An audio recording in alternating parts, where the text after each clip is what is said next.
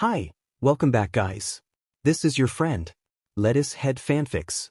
Back with amazing fanfiction. This is the series of What If Deku Had Night Sight Quirk.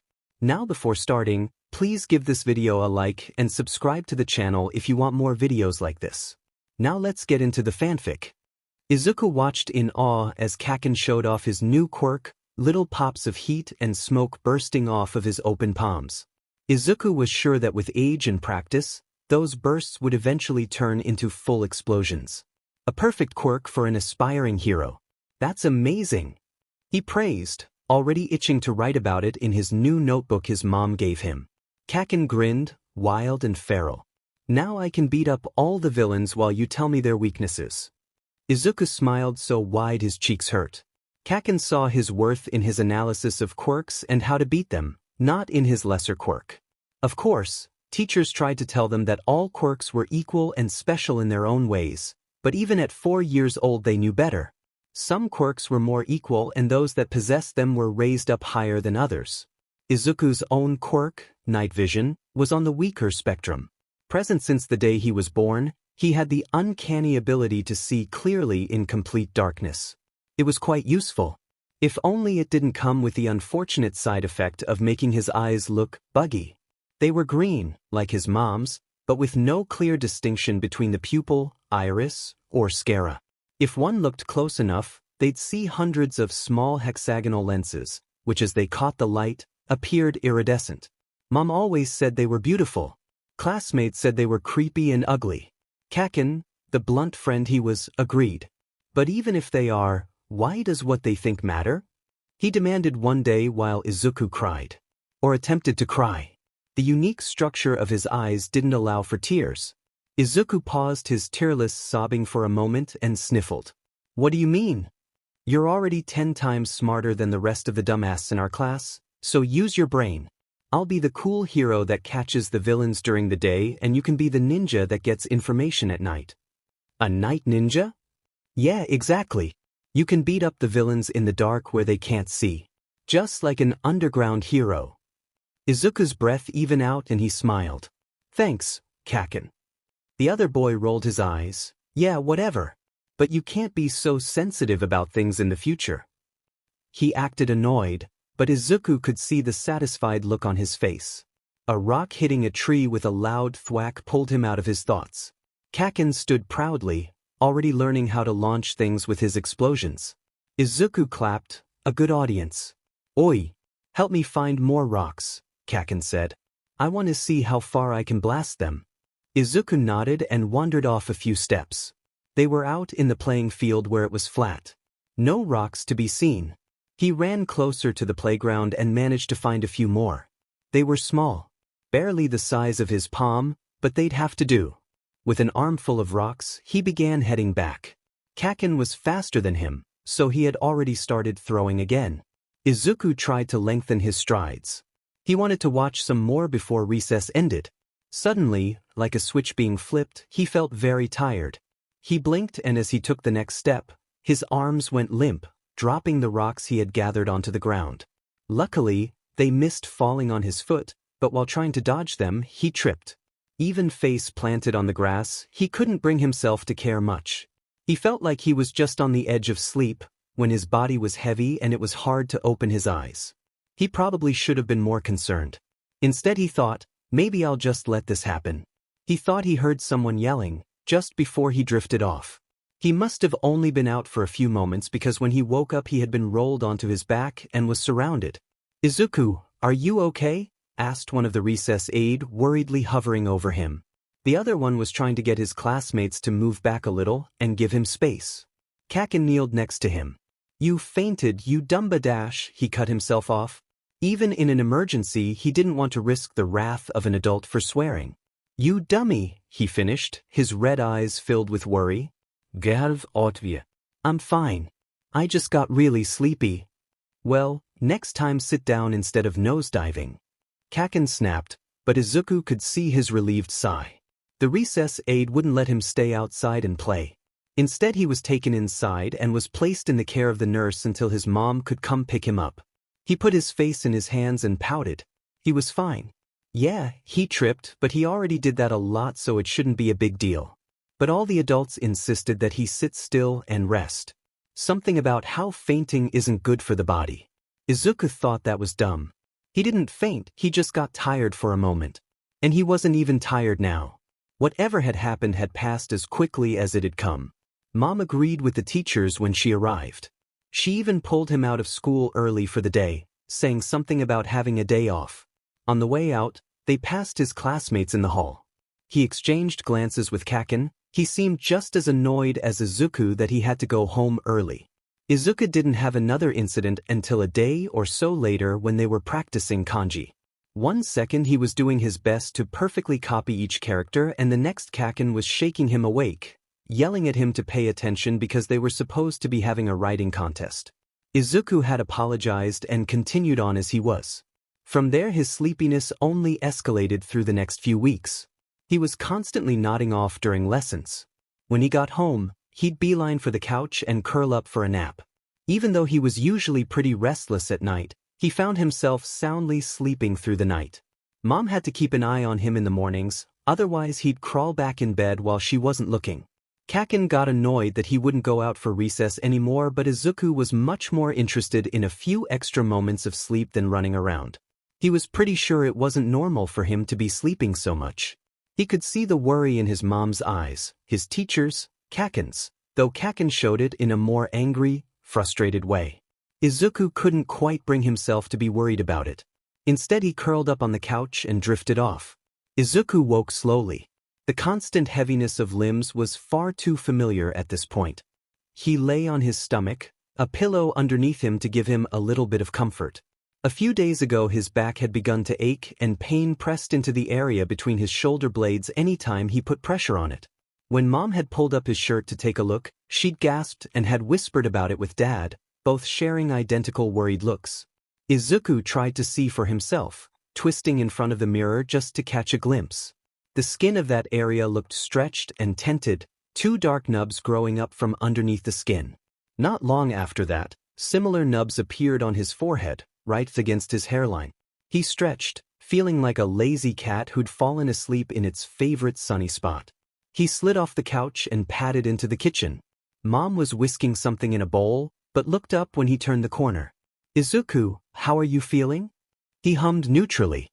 He'd just woken up, but already his eyes were drooping and he swayed a little.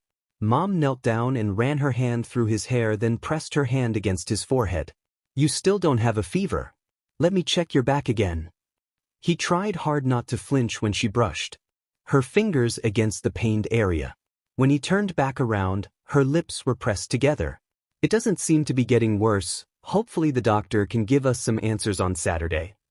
"Okay," he rubbed his eyes and yawned. "Whatcha doing?" "I'm making a cake for your birthday tomorrow. Do you want to help?" If it had been any other time, Izuku would have immediately jumped to help. He loved to help Mom, and plus, maybe she'd even let him lick the batter or give him a big spoon of frosting as a reward. But the couch was calling and his back and forehead were aching. "No. I'm tired," he mumbled, lightly tapping on his head nubs and wincing. That did nothing to soothe Mom's worries. She bit her lip, then stood and pulled a glass out of the cupboard. "At least eat a little something in case you sleep through dinner again." He nodded and stumbled to the table to sit in his favorite spot. While he waited, he nearly nodded off again, but the warm smell of noodles roused him enough to eat. He ate slowly, picking through the noodles to get at the chicken parts he liked, occasionally sipping from his glass of milk. Mom continued bustling around the kitchen making his cake. Chocolate, his favorite. A part of him was frustrated that he couldn't help, but that was buried under the apathy of needing sleep. Finally he finished, and without saying anything, he drifted to the couch, instantly falling asleep the moment he collapsed on the cushions. It was dark and cool when he woke. He wasn't on the couch anymore but was curled into a ball on his bed. Moonlight streamed through the cracks between his blinds, making white trails across the room. It was more than enough light for him to see thanks to night vision. He sat up.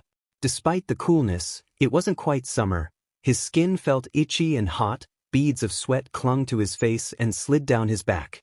He had become used to the continuous ache from the nubs on his back and head. Even painkillers didn't do much other than keep it at bay for a while.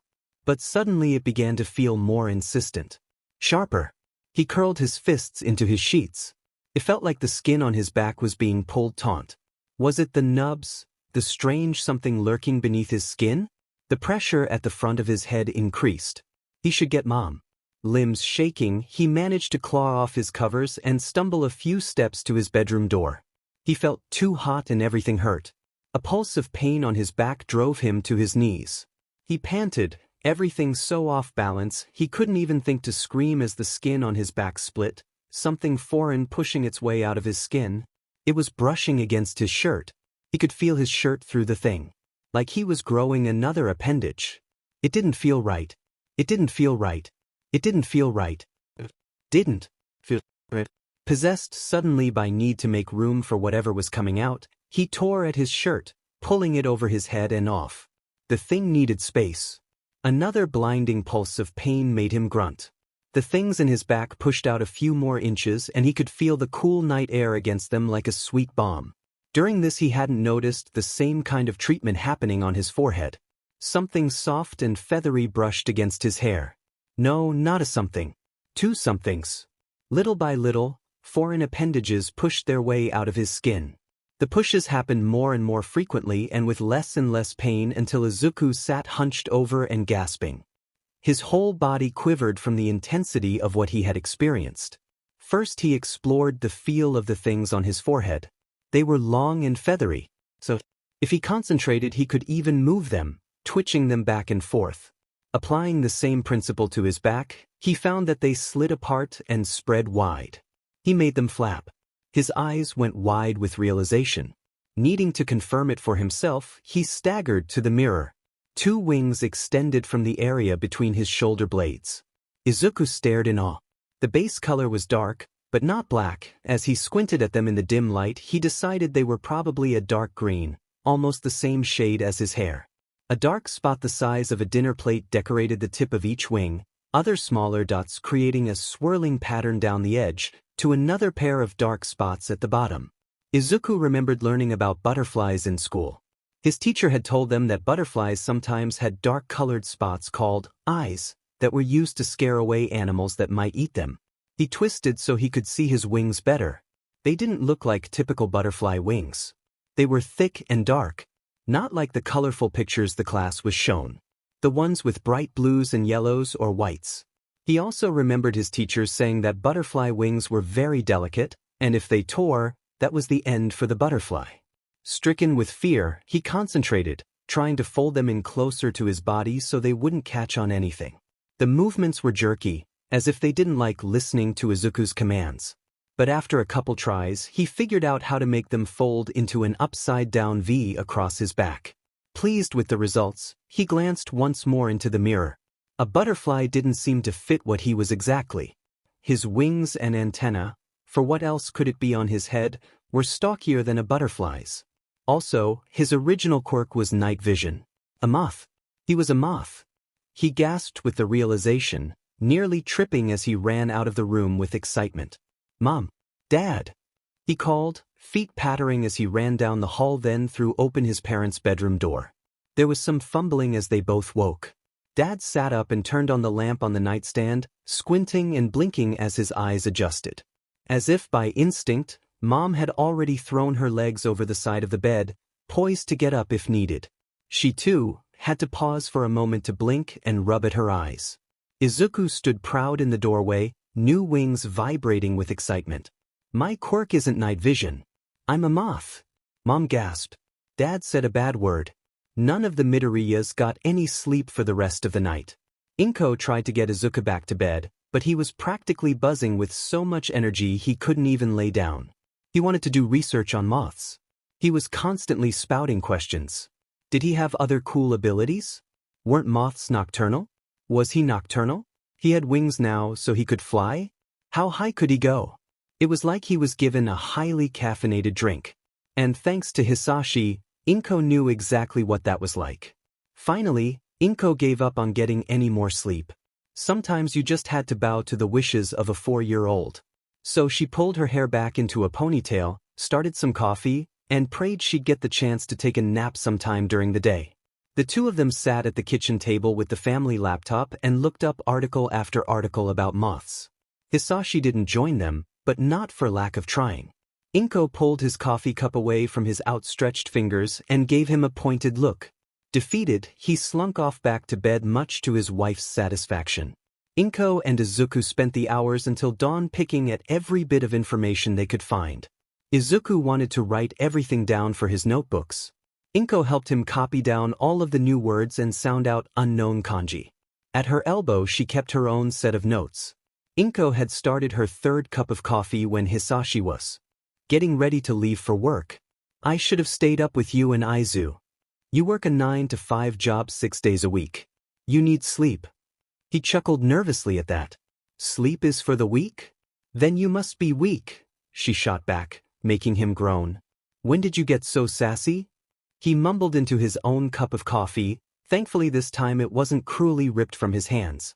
He glanced over at Izuku where he was entranced with Moth pictures. "He's still going? Thought by now he'd be tired. Or cranky. You look a little cranky. Are you sure you're up to dealing with a horde of screaming children today?" Inko set her cup down. "I'll be fine. Izuku needs some time with his friends. All he's been doing for weeks is sleep. I think it'll be good if he's a little active. I'll keep the party short though, just in case he does crash." Hisashi hummed. "Tell me how that goes. While you're at it, are you canceling that doctor's appointment?" Inko nodded. "Yeah, but I'm going to look into a specialist or analyst. I don't even know where to begin with all this." Hisashi drained the last of his coffee then crossed the room to give her a peck on the cheek. "I wish you the best of luck today then. Tell me about it when I get home." He popped over to where Izuku sat at the table. "Hey, do I get a hug before I go?" Even with missing roughly 5 hours of sleep, Izuku was showing no signs of slowing down. Quietly, Inko was relieved. After those weeks of Izuku barely having the energy to do anything besides sleep, it was wonderful to see him up and about, ready to lend a hand where needed and be his usual cheerful self. Though it was a bit hard to keep him from attempting to fly every other second. She slid a chair against the wall and stepped up onto it so that she could hang the happy birthday banner. On the ground, Izuku jumped up and down, dark green wings vibrating as he still was working out how to move them properly. "Mom, I want to do it. Let me help." His wings fluttered desperately, but they didn't have the control or strength to get off the ground yet. "I don't want you flying yet, Izuku. I don't want anything accidentally broken or for you to get hurt." His face twisted into a pout as he settled his feet firmly on the ground. Inko truly felt bad about souring Izuku's excitement, even if it was just for the moment. She was well aware of the kind of mischief kids with newly developed quirks could get into. She had done it herself after all. And Hisashi, he had been full of mischief at Izuku's age. Some of the stories she'd heard from her in-laws made her hope Izuku doesn't inherit Hisashi's reckless behavior. "Izuku," she said, waiting patiently until he turned his eyes up to look at her. "I promise we'll do some flying practice before your party. Can you help me and then we can do that for a bit?" Izuku bit his lip, then nodded. Inko smiled. "There's some paper plates and cups on the counter. Can you set those out for me?" Inko had to praise the wonders of 4-year-old attention spans. Within minutes Izuku was wholeheartedly distracted by the excitement of having a birthday party. When Inko finally climbed down from the chair, the banner successfully hung. Izuku had not only done as she'd asked but also found the party hats she'd bought and looped the string through his antenna so it could rest on his head. She made sure to snap a picture when he wasn't looking. She straightened the plates and cups on the table, gave instructions to Izuku to place a hat by every spot, then moved to the fridge to pull out the birthday cake to put on the counter. It seemed like everything was ready. The house was pre-cleaned the day before and a few small group games were set out. She'd originally planned for a short party, but since Izuku was much more awake and energetic, perhaps she'd tell the parents that staying a little longer would be fine. There was just enough time for a little practice. "How much can you move your wings?" Inko asked, feeling entirely out of her depth. Immediately Izuku's wings snapped out to their complete length, startling her. Even on a small child, they were big. Almost a meter long tip to tip. She couldn't imagine how much bigger they'd get as he'd grow. Earlier, after Hisashi left, She cut open one of the backs of Izuku's old shirts so he had something to wear instead of running around naked from the waist up. Internally she sighed. He'd need all his shirts modified, if not an entirely new wardrobe. Specially designed clothes, maybe. She'd hesitantly touch them while helping slip the shirt on Izuku and move his wings in place. She had felt the ridges of the scales under her fingers. They were extremely small. Not even the size of a pea and the same dark green as his hair. On the upper tip of each wing was a black circle highlighted with white. A similar, but smaller pair also sat at the bottom edge of his wings as well. Eye spots. They'd read about those earlier that morning. Black dots made a swirling pattern down the edges and around the eye spots. Inko was half reminded of a decorative edge on a piece of fabric. Or the freckles Izuku inherited from Hisashi. She pulled away, wiping her hand on her jeans. He hadn't complained or made any pained noises during her examination, but it was still nerve-wracking. She shook herself out of her thoughts and smiled while Izuku continued to wait for instructions. Alright, for now let's just practice moving them, okay? Izuku nodded, and his brow furrowed into a serious glare, which was honestly more adorable than anything else. When he'd first woken them up, his wing movements were a bit clunky and awkward. And it didn't take long after that to notice how they seemed to flutter and twitch in tandem with his chaotic emotions. She started him off with simply practicing opening and closing them across his back, each repetition becoming smoother and easier than the last. During one of his open stretches, Izuku attempted flapping. It hadn't done much other than fan Inko's hair back, but she smiled encouragingly when he frowned. It's okay, Izuku. It might take a little practice to get off the ground. Okay.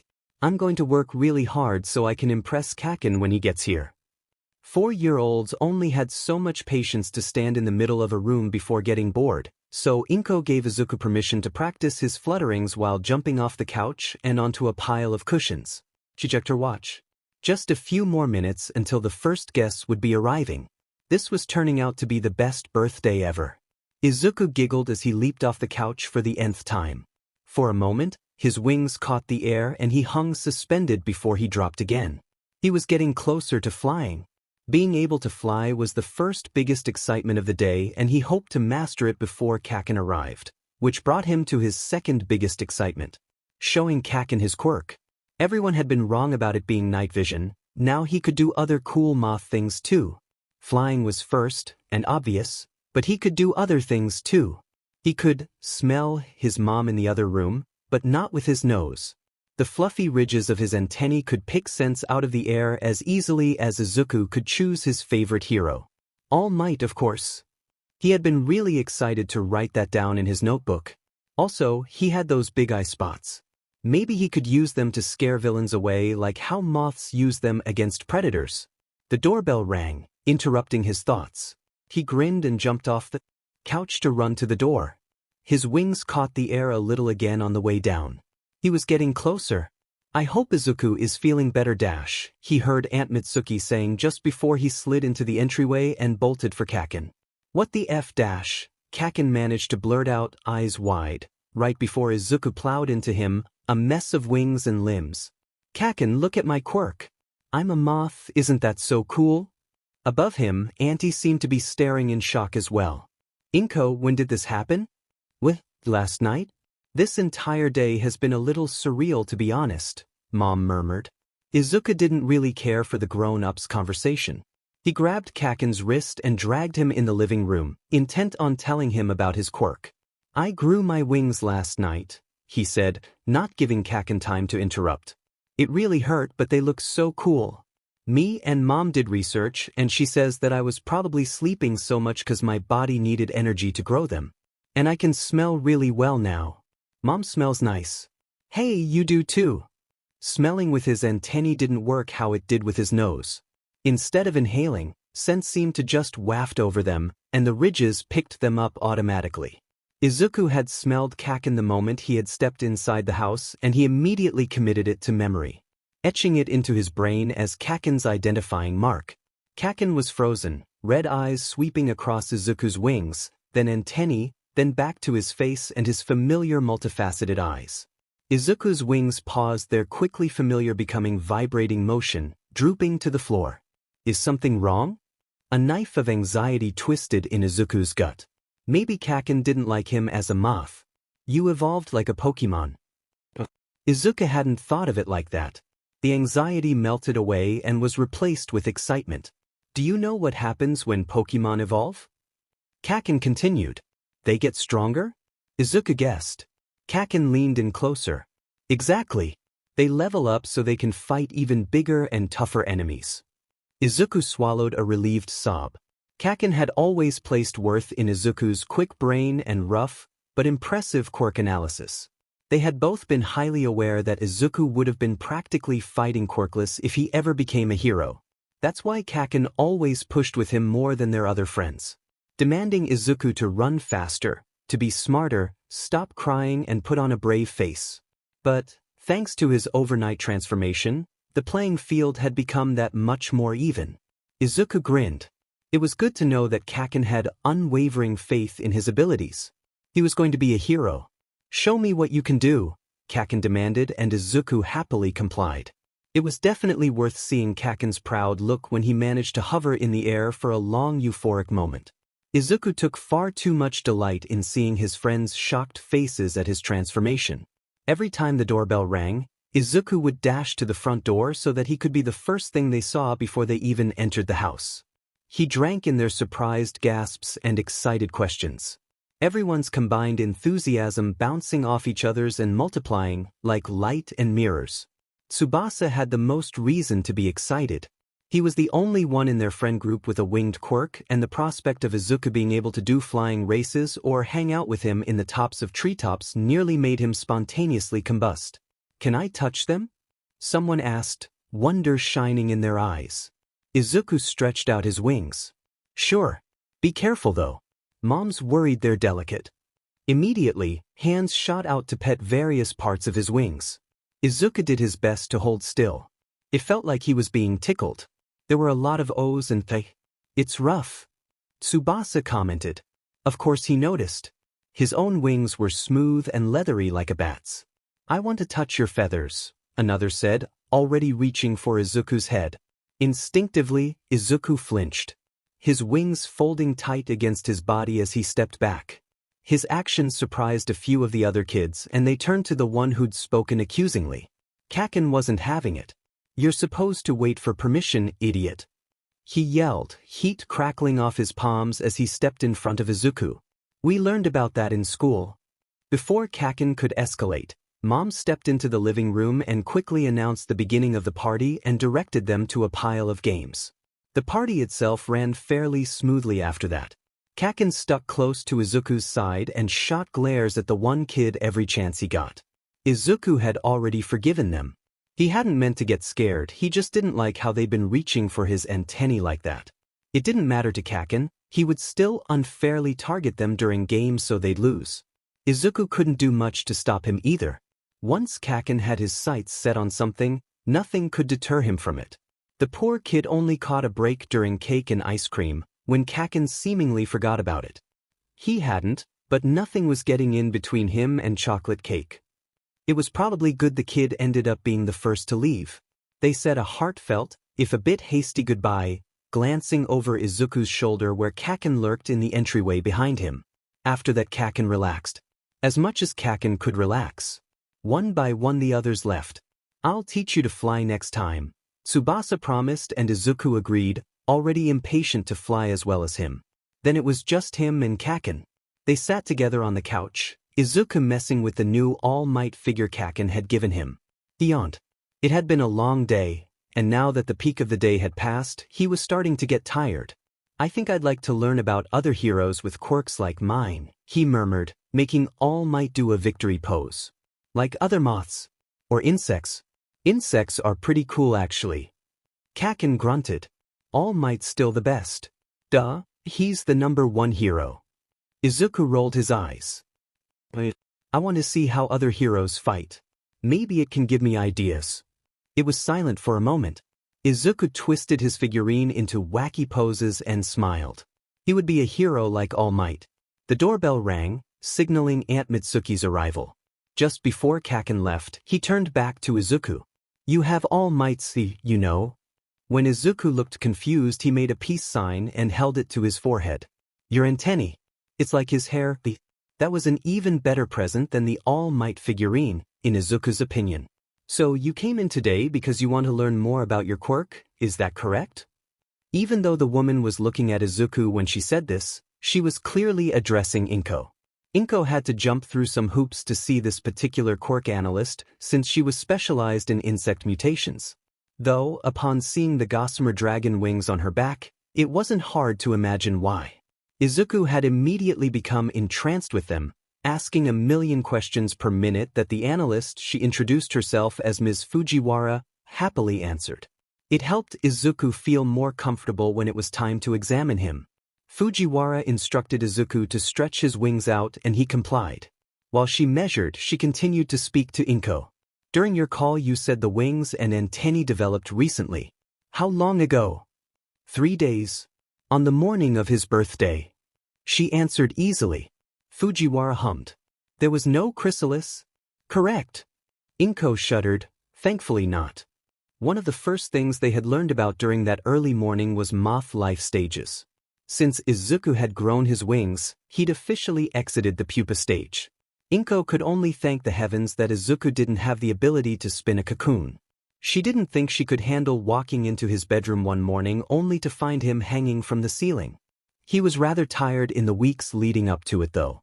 That's what we were originally going to go see a doctor for, but ever since he seems to have perked right up. She continued. That sounds like his version of a pupa stage. Fujiwara noted. Inko agreed. Everything seems to have come out all right. No infections where his wings or antennae came through. The wings will get stronger as he gets older but still need regular exercise, just like the rest of him. I'd recommend taking him to a quirk gym where there's lots of flying space and padding in case of accidents. Inko nodded and scribbled a note down on a sheet of paper.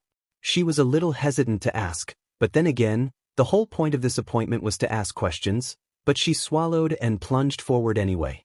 How tough are Izuku's wings? I'm worried that they'll be damaged somehow. She'd touched them a few times.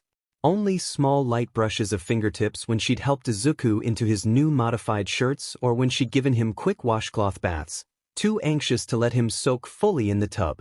Fujiwara shut her tape measure and made a note on her sheet. They're pretty hardy, so I wouldn't be too anxious about it if I were you.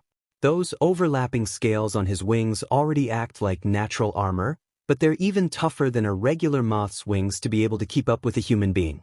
It's pretty standard for insect mutations. She stretched out her own wings and addressed Izuku. You can touch them if you want. He didn't hesitate to run his hands along the vein-like lines down the length of her wings, quietly mumbling under his breath. She turned her head to continue to talk to Inko while Izuku was distracted. It differs from insect to insect, of course. Mine definitely aren't as durable as his, but it still takes quite a bit to make them tear. Or even threaten to tear. For Izuku, I'd compare his wings to hard leather probably. It should be fairly hard to scratch up or bend to the point of being broken. I wouldn't be worried if he decided to play rough with friends or family. The worried knot in the bottom of Inko's stomach began to loosen. It had been such a constant for the past few days that it was only now that it was leaving that she realized that she had it at all. Thank you, that really takes a load off my mind. It's no problem. Any other questions? Baths. Shower and bathe normally. Don't scrub too hard or scales can come off and that could affect flying. Flying is nigh impossible with wet wings, so wait until they're dry before attempting that. Oh, and obviously don't fly in the rain. It's not a good idea. She said that last bit a little sheepishly, as if she had personal experience. Inko carefully copied that information down and glanced at her still extremely long list with a wince. They were mostly just trivial questions. Hisashi told her not to overthink it, but she had some new terrible scenario she hadn't prepared for looping in her head. As if knowing exactly what she was thinking, Fujiwara smiled gently. You aren't my first client to have their child unexpectedly develop an insect mutation, so I'm aware that there's a lot of anxiety. I think you're doing wonderfully, all things considered. That simple reassurance was all Inko needed to begin to cry. An hour later, mother and son left the office. Eyes dried and chin held high, Inko felt a little more prepared for the future. Izuku crouched on top of the monkey bars and locked into his next target, the climbing wall. With a frenzied flutter of wings, he flew the few meters to the top of the wall. A brief touchdown, hardly lasting a second, and he was springing off again, this time to the top of the lower spire that was part of the playground. He zigzagged in this manner, as if he was a flying pinball, until he reached his final destination at the highest point on the playground. It was difficult to land solidly. The hard plastic was wet from the previous night's rain, and it took a bit of extra flapping and a strong grip on the spire to be completely secure. Successfully perched, he paused for a moment to catch his breath and folded his dark wings against his back. Him and Tsubasa had been playing a non-stop game of tag, though it had quickly intensified into an odd mix of both tag and hide and seek.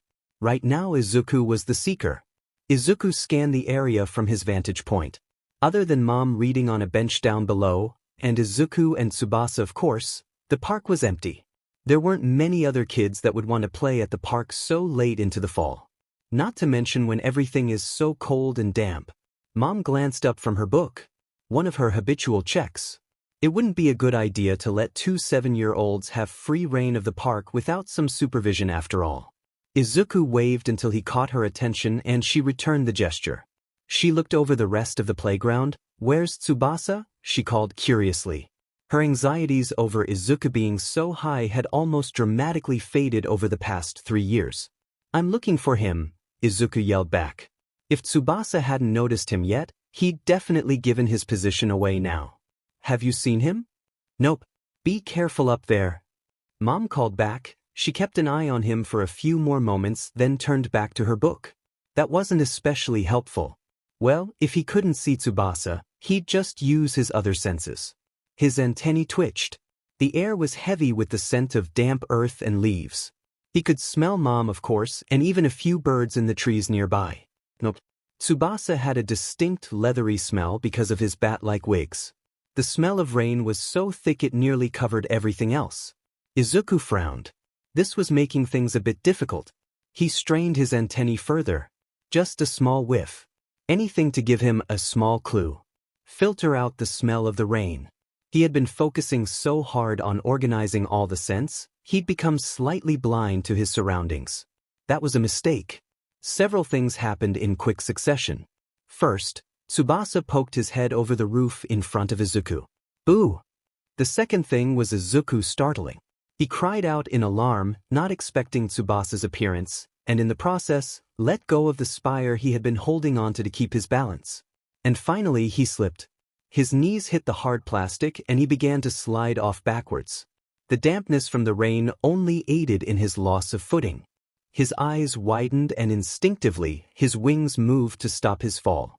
But they were being too slow. Too stiff. The cold had seeped in when he'd been distracted searching for Tsubasa's scent. They wouldn't open, much let flap, in time to catch himself as he usually would in this kind of situation. A spike of fear lodged itself in Izuku's chest as he began slipping off the edge. His fingers grasped desperately. There weren't any handholds to clutch on. Even the edge of the roof was too steep and wet to grasp. Without working wings, Izuku suddenly understood why someone would be afraid of heights. It wasn't the height itself they were worried about. It was what would happen when they hit the ground. "Help!" He managed to yelp just before gravity completely took hold. For what seemed like forever, Izuku could only watch as the ground rushed up to meet him.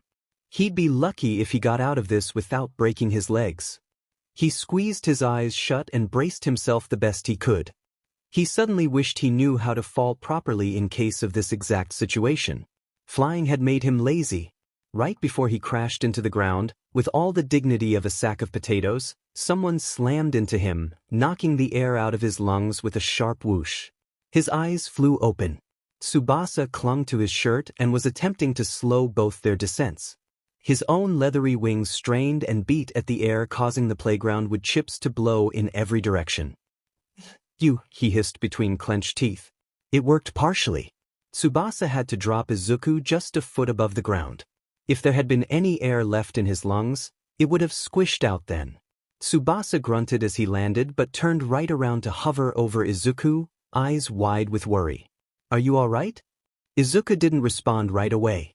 He was still trying to get his breath back. The combined terror of falling and being body slammed had rendered his lungs useless. The clouds were dark and heavy in the sky, full as wet sponges. Just one little poke and all the water would come squeezing out. Tsubasa was yelling something. Izuku pulled himself out of his head and gasped, lungs finally opening up for business. He could hear the sound of footsteps crunching through the wood chips. Tsubasa finally took his eyes off him and glanced up. Mrs. Midoriya dash. Izuku! Mom swooped in and dropped to her knees on the other side of him. Izuku, talk to me. Are you okay? The tightness in his lungs was loosening. He coughed. I'm good, he wheezed, sounding like a deflating balloon. Slipped a little. Wings froze. It wasn't the best explanation, but he was also still doing a very impressive imitation of a fish. That didn't help with Mom's frantic worry. Oh no. I knew I shouldn't have brought you out to the park when it's so wet and cold. I swear from now on you're wearing your coat, no matter how much you hate it. It's nearly winter anyway. Tears appeared in her eyes. Izuku closed his eyes. It was true. He only had his wings uncovered this far into the cold season because he'd convinced Mom that they'd be fine as long as he constantly vibrated them to keep his flight muscles warm. The first snow of winter marked when Izuku would be grounded from flying except for when they go to the Quirk gym on weekends. Thanks to today's accident, he'd have to cover up early. She helped him sit up slowly and fretted for a moment more, checking his wings for tears. There weren't any, and bruises definitely will be. After him, it was Tsubasa's turn. I'm going to cut this short, Mom told them when she was done. I know we haven't been here very long, but no more today. Izuku couldn't even blame her. It was technically his own fault. You two stay put. I'll go get my things. She headed off back to her bench on the other side of the playground. Izuku gingerly touched his ribs and hissed. He ached everywhere, but especially there. Thanks for catching me, he said quietly to Tsubasa. His friend was quick to shake his head, face twisted with guilt. No, I'm sorry. It's my fault you fell in the first place. I shouldn't have tried to scare you. We should just leave being scary to Kaken. He's much better at it. Tsubasa laughed. It was a weak laugh, but still a laugh. Izuku gave him a reassuring smile. That was pretty smart, hiding under the roof where I couldn't smell you. I never even saw you hide there in the first place. How'd you do it? Tsubasa grinned fully now. That's for me to know and you to find out. Izuku huffed. He'd figure it out. Eventually. Mom returned with her things and he was helped off the ground. He had to hobble a little as he walked, but it was infinitely better than breaking his legs thanks to Tsubasa's fast reflexes.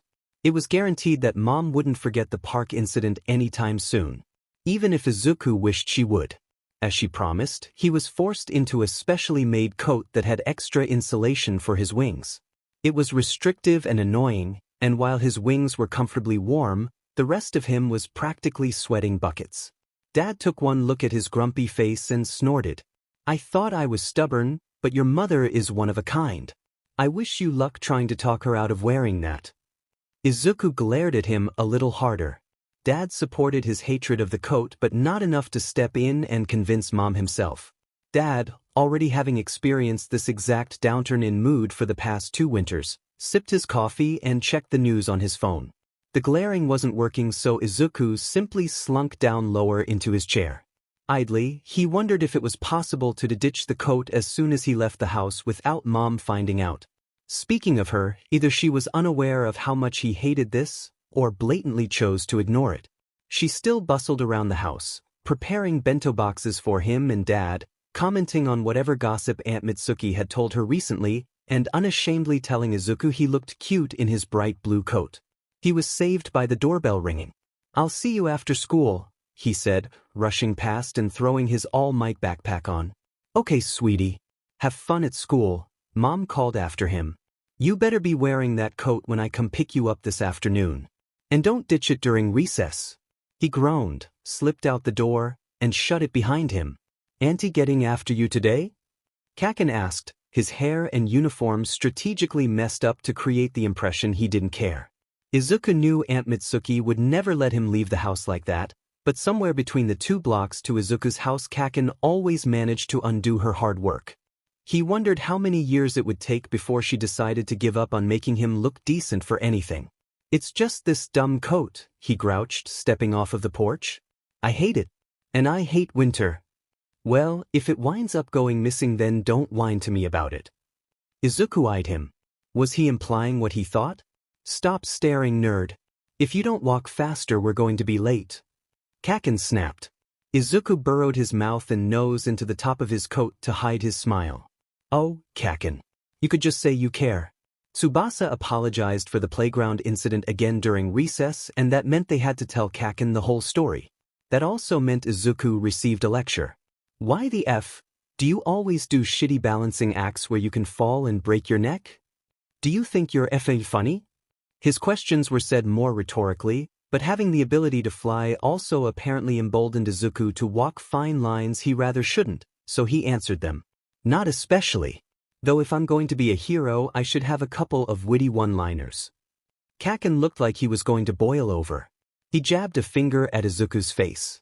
"You're on thin fing ice. Your hands are smoking." Indeed they were. Kaken growled, marched a few steps away, and fired off a few explosions into the air. He really must have been worked up if he could do even that much when it's so cold. The recess aides and other students barely blinked. Kaken using his quirk in the outfields was almost normalized at this point.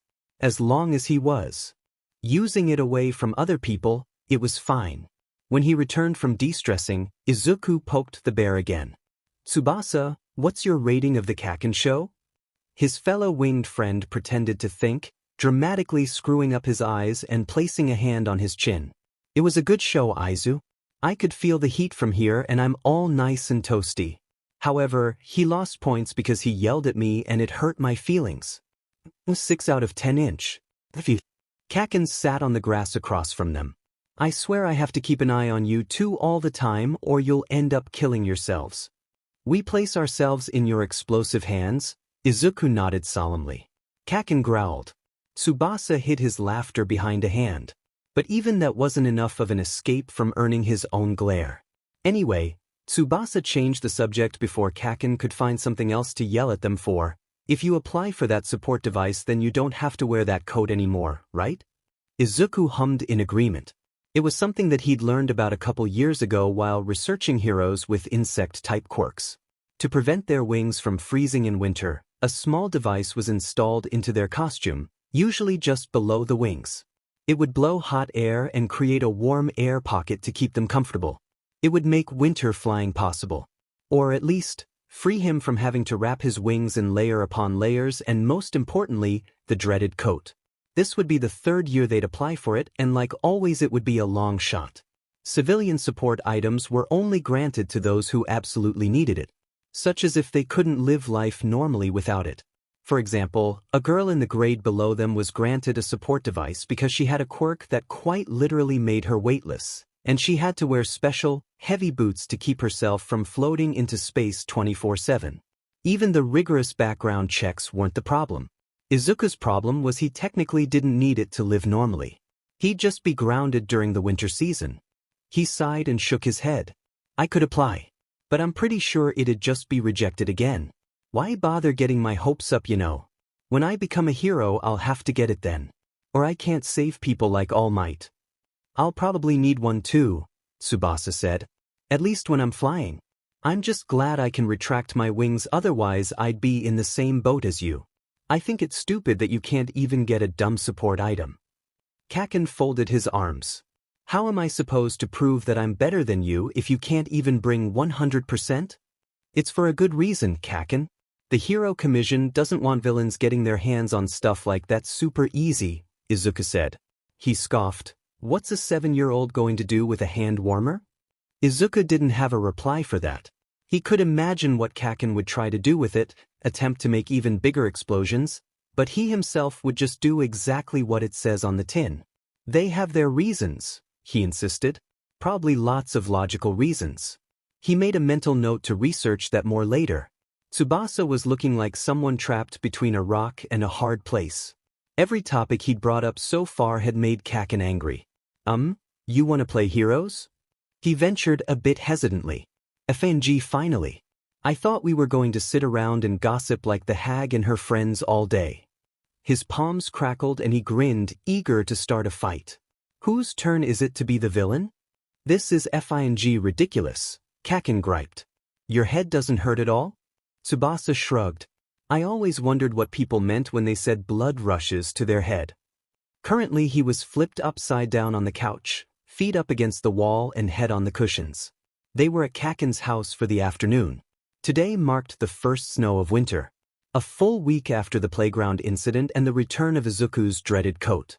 While they'd initially started with playing Smash, one thing had led to another, as they tend to do when facilitated by 7-year-old boys. Izuku didn't look up from his notebook. It's been 15 minutes now with no pain or dizziness. Your quirk might have some slight bat physiology other than the wings.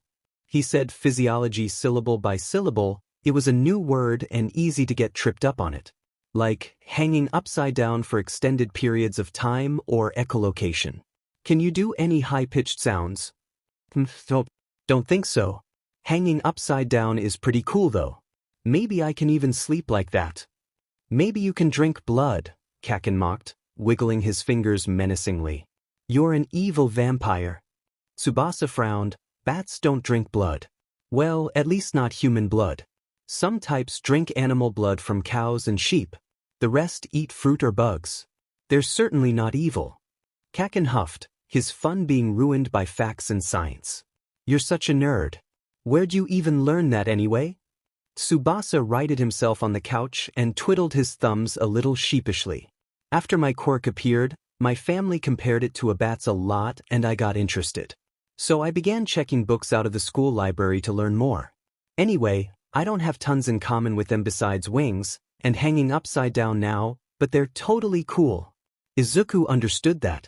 He himself had a small collection of books on moths and other insects. He'd even dedicated an entire notebook simply to heroes with insect-like quirks. He wondered if Kaken had books about bombs in his room. On second thought, that's probably not a good idea. I'm surrounded by nerds, Kaken groused. Izuku pointed his pen at him. You got 100% on your quiz today. You have to FING study if you want to go to UA.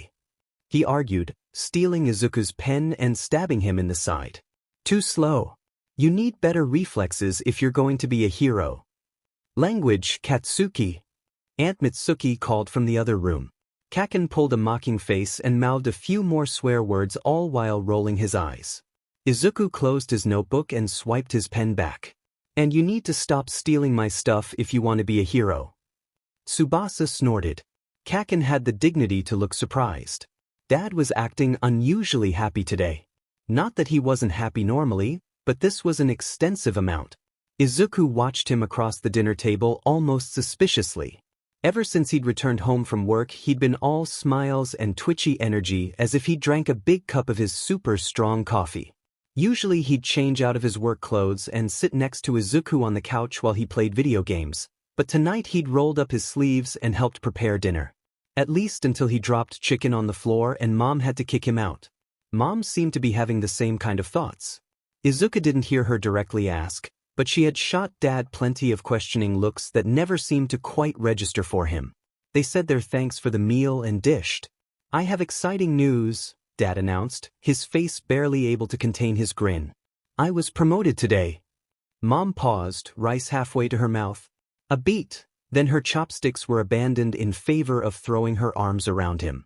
Hisashi, that's amazing. He returned her hug. Izuku didn't have the same kind of enthusiasm as his parents, but promotions usually meant more money and Mom stressing less about budgets and bills, so that was good. He ate a bite of chicken. If he ate quickly, then maybe he'd get to play video games after dinner. Dad wasn't finished though. After he and Mom stopped hugging, he pulled back and continued, it does come with some strings attached. Strings? Mom echoed. They want us, well me, to move overseas to America for work. The entire atmosphere suddenly switched. Mom was more subdued now, but Izuku was ecstatic. America. He'd always dreamed of visiting the country All Might had lived in for several years following his graduation from UA. It was where he'd first made his debut as a fully fledged hero. Izuku had a whole list of cities and states he wanted to visit. America was also where the world's first hero system began and the same one Japan's was modeled after. Hisashi, maybe we should talk about this after dinner? Izuku would love it. He's already got a good grasp on English, and he'll only become more fluent with immersion. And he's got the right kind of spunk to fit in with Americans. It'll be great. We could take road trips across the country. Visit every state. It'll be a blast. Dad was getting more energetic, Izuku following right along. Mom looked pained. Calm down. Moving out of the country is a big decision. I really wish you had told me this in private. That last sentence was quieter, but Izuku clearly caught it. Wait, America is pretty cool, but it's also really far away from Japan. What about Tsubasa and Kaken? In his initial excitement, he'd forgotten all about his friends. He definitely wouldn't be able to see them again. At least, not in person. Izuku's stomach dropped. How was he going to make friends with complete strangers in a foreign country anyway? What about my friends? He asked. Dad hesitated. Well, you can always make new ones. There's even some great hero schools. It's not you, but... Izuku stopped listening. Dad's answer firmly cemented his decision to not go. He still would love to go to America, but on his terms. He didn't want to leave his friends behind or his dream school. UA was where all might went and he was going to go there too. Mom stood up from the table. This isn't a conversation for the dinner table. Hisashi. Bedroom. Now. He made as if to argue, then seemed to think better of it and pushed back from the table and left the room. Eat your dinner, Izuku. We just need to have a little chat. You can play your game after dinner if you'd like. She pressed her lips into a thin line and sighed, staring at her barely touched food. Don't worry. Things will work out. She left and Izuku sat alone with 3 barely touched plates and the clock on the wall to keep him company. Mom's words did little to soothe his worries. Mom and Dad didn't emerge from their bedroom for nearly an hour. In that time, Izuku ate his dinner, wiped off the table, turned on his game, turned it back off, stewed in anxiety, and considered eavesdropping. When they finally came out, Mom's eyes were puffy and the tense atmosphere was so thick that not even the sharpest katana could slice through it. They microwaved their cold dinners and ate in silence. Uncomfortable, Izuku swiped the house phone off the hook and shut himself in his room. The number for the Bakugas was saved into the phone directly, but Izuku also had it memorized as a secondary emergency number. He dialed it in himself. There was something soothing about the beep of each button, calming his anxieties. The dial tone rang for a few seconds, then there was a click as it picked up on the other end. Hello, Bakugu residents. It was Uncle Masaru. Probably the only one in their household to answer the phone, answer anything calmly. Hi. It's Izuku. Oh hey kid. You want Katsuki, right? It'll just be a moment. There was some shuffling on the other end and muffled screaming before Kaken picked up. What are you doing calling so damn late on a school night? He demanded. I just needed to talk. Izuku curled onto his side on top of his sheets and spread his wings behind him. He tucked the phone under his head so he wouldn't have to hold onto it. Dad got a promotion today. FING big whoop. Now, what do you really want? You know I don't give 2 shits about what your bastard old man does for a living. Be nice, Kaken, he said, but the words fell flatter than his usual teasing tone. Izuku bit his lip. His boss wants him to move to America for his job. Big opportunities and stuff like that. Kaken was silent, but Izuku could hear him breathing on the other end. He continued. Dad wants to bring the whole family. Mom didn't like him talking about it at the dinner table, so they went in their room and now I think they're mad at each other. At first I thought that living in America would be fun. All might live there for a while after all. But now I don't think I want to leave. I like it here. I like my house and my room and being friends with you and Tsubasa, and I don't want to leave that. The words poured out like a dam had broken. He realized that his breathing had started to get faster and his lip trembled, the closest he'll ever come to crying. He blinked and wondered what it would be like to have water come out of his insectoid eyes. If you don't want to go, then they can't make you. Kaken said. Izuku made a small noise of disagreement. Pretty sure they can. If you don't want to leave, then you're not going to. Kaken repeated, more insistent. Grown-ups are shit and think just because we're kids we shouldn't have a say in things, but that's utter bullshit. If your bastard dad even thinks about trying to move you, I'll blast him to hell and back. He giggled. The image of Kaken squaring up against one sassy Midoriya Hisashi was a bit funny. It was like pitting an angry Pomeranian against a cat that couldn't care less. Thanks. You're a good friend. I'm the best FNG friend you'll ever have. Even above Tsubasa, that dumb nerd. Anyway, even if your dad does move away, you could live with us. We have a shit ton of room. Izuku imagined living with the Bakugas. It'd be noisy with Kaken and Auntie yelling at each other constantly. He might lose his hearing. How Uncle ever found peace was beyond him. Or, perhaps, Izuku mused, he could just hide in Kaken's closet by his nice sweaters and become an actual moth. What would I do without you? He asked nobody in particular. Probably FNG die. Kaken deemed him with an answer. I'm going to bed. Good FNG night. There was a click and Kaken hung up. Your dad and I came to an agreement last night, Mom told him over Saturday's breakfast.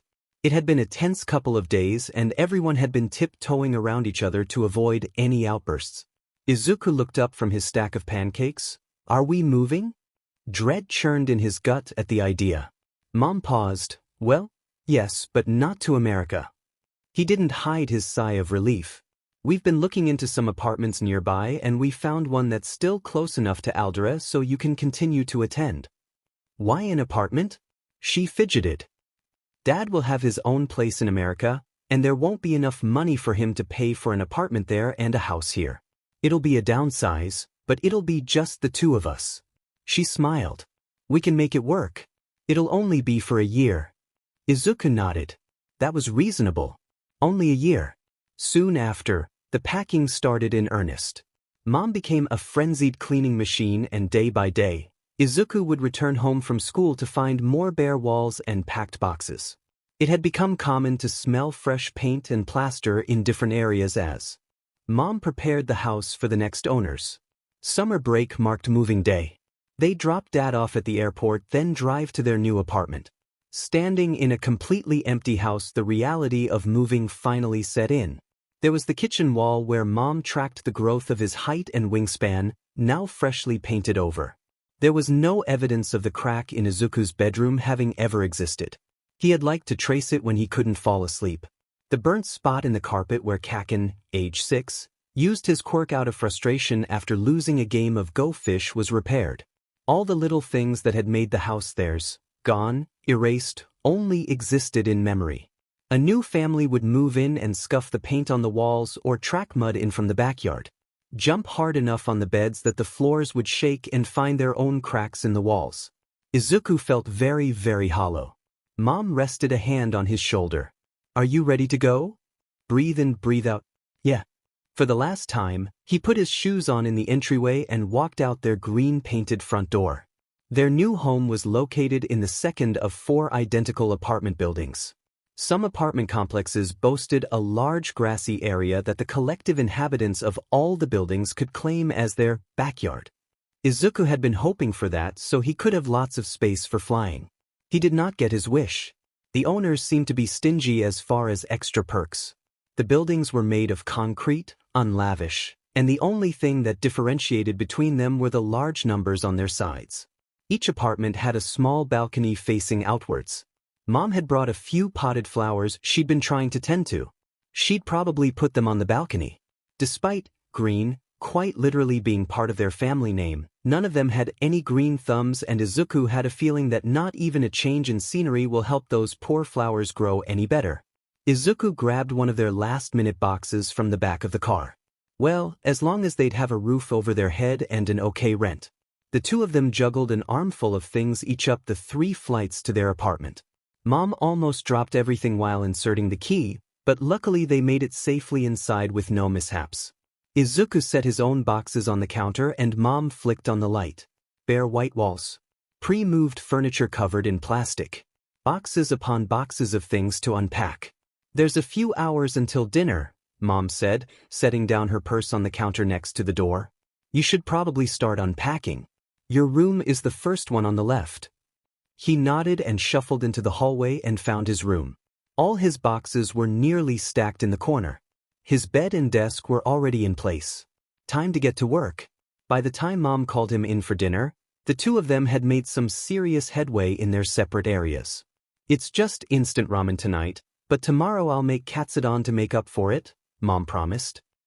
I haven't gotten around to putting all the dishes away yet. Izuku didn't mind. He hadn't even gotten around to putting his clothes away yet.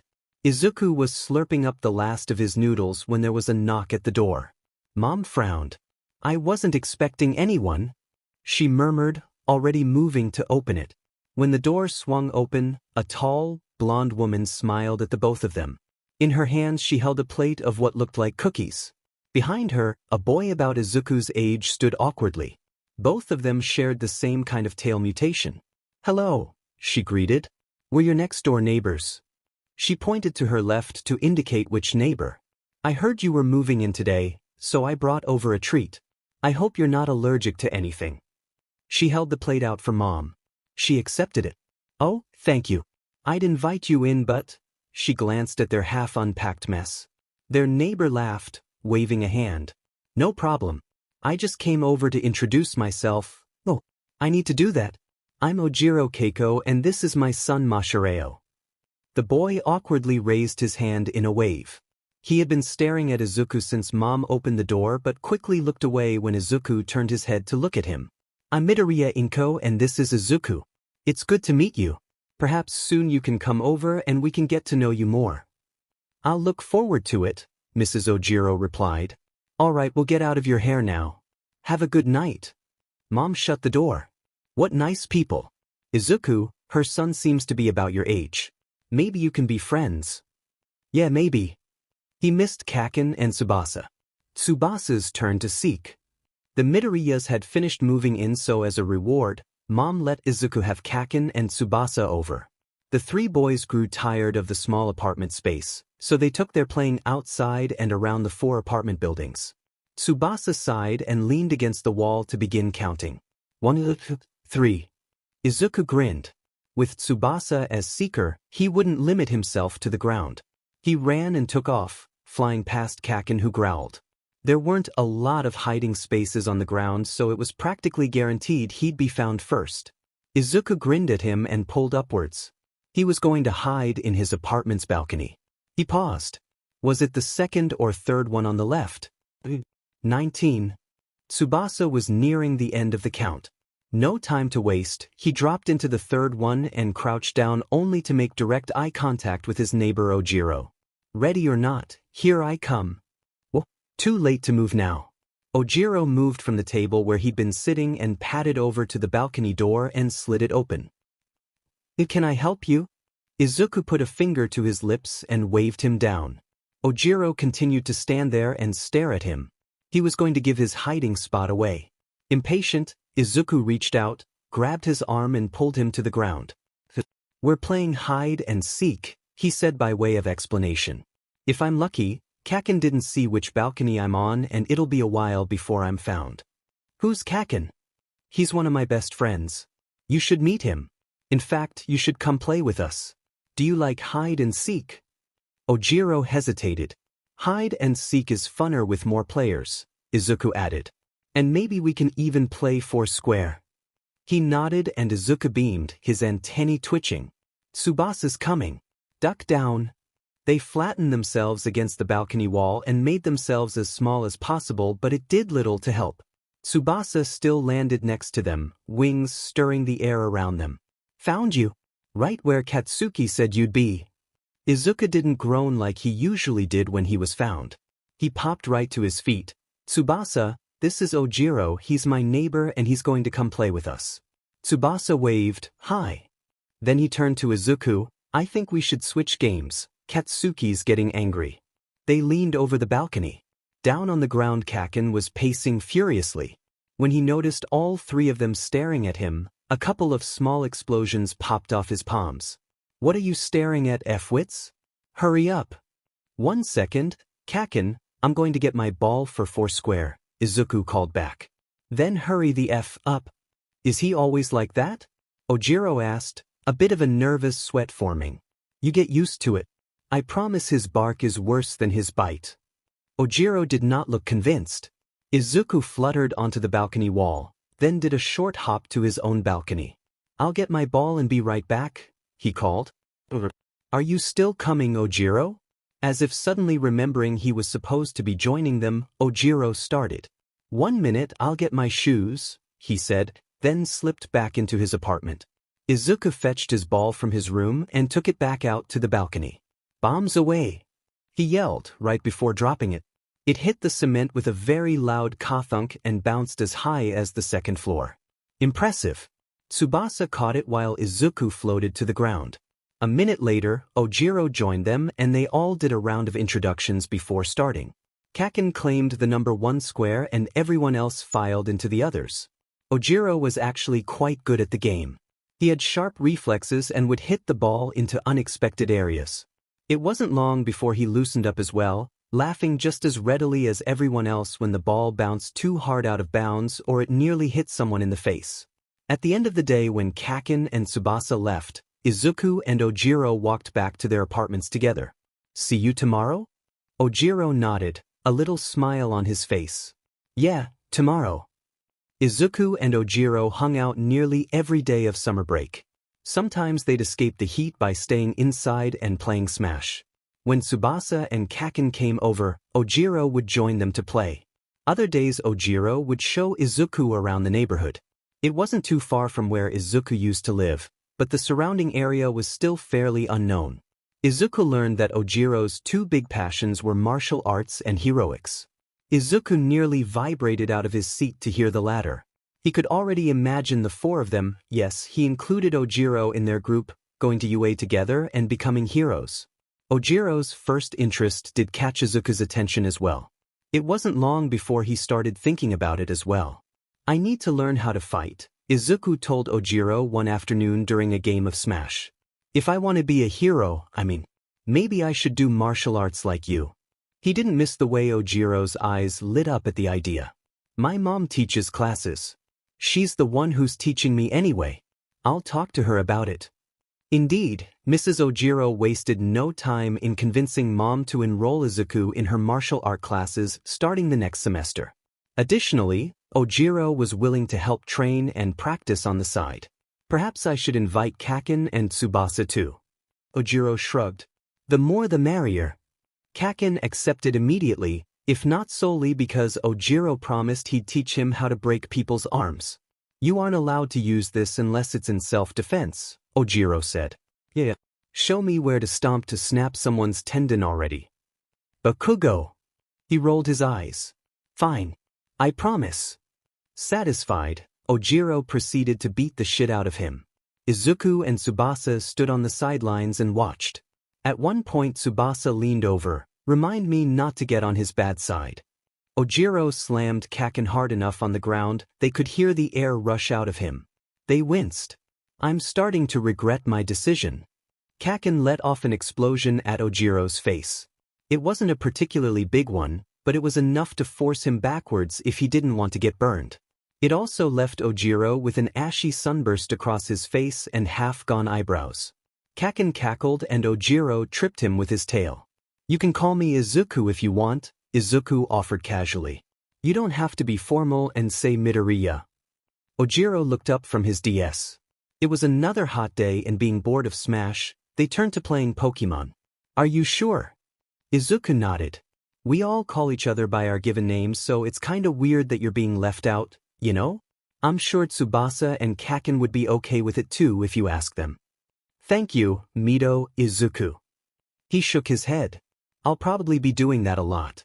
You might as well use my given name as well, Mashireo. I should give you a nickname. I have one for Kaken and I tried to just call Tsubasa, Basa, but it never stuck. Let's see. Mashireo. Mashed potatoes. He threw a pillow at Izuku, knocking him off the bed. I won't hesitate to judo flip you. Alright, I'll just stick with mash. Mashed potatoes could be your code name. Mashireo tossed his DS onto the bed and swiped the pillow off the floor. That's it. Izuku squeaked and stumbled to his feet. Oh. He ran into the hallway, Mashireo hot on his heels. Get back here, Midoriya. Izuku, he reminded, laughing.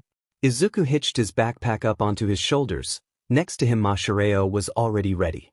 Mom handed him his bento and gave him a quick hug. Have a good day at school. Are you sure you know the way? Yes, Mom. It's the same route I used to have but with an extra half-kilometer before it. I'll walk with Mash for the first bit then meet up with Kaken and Tsubasa for the rest.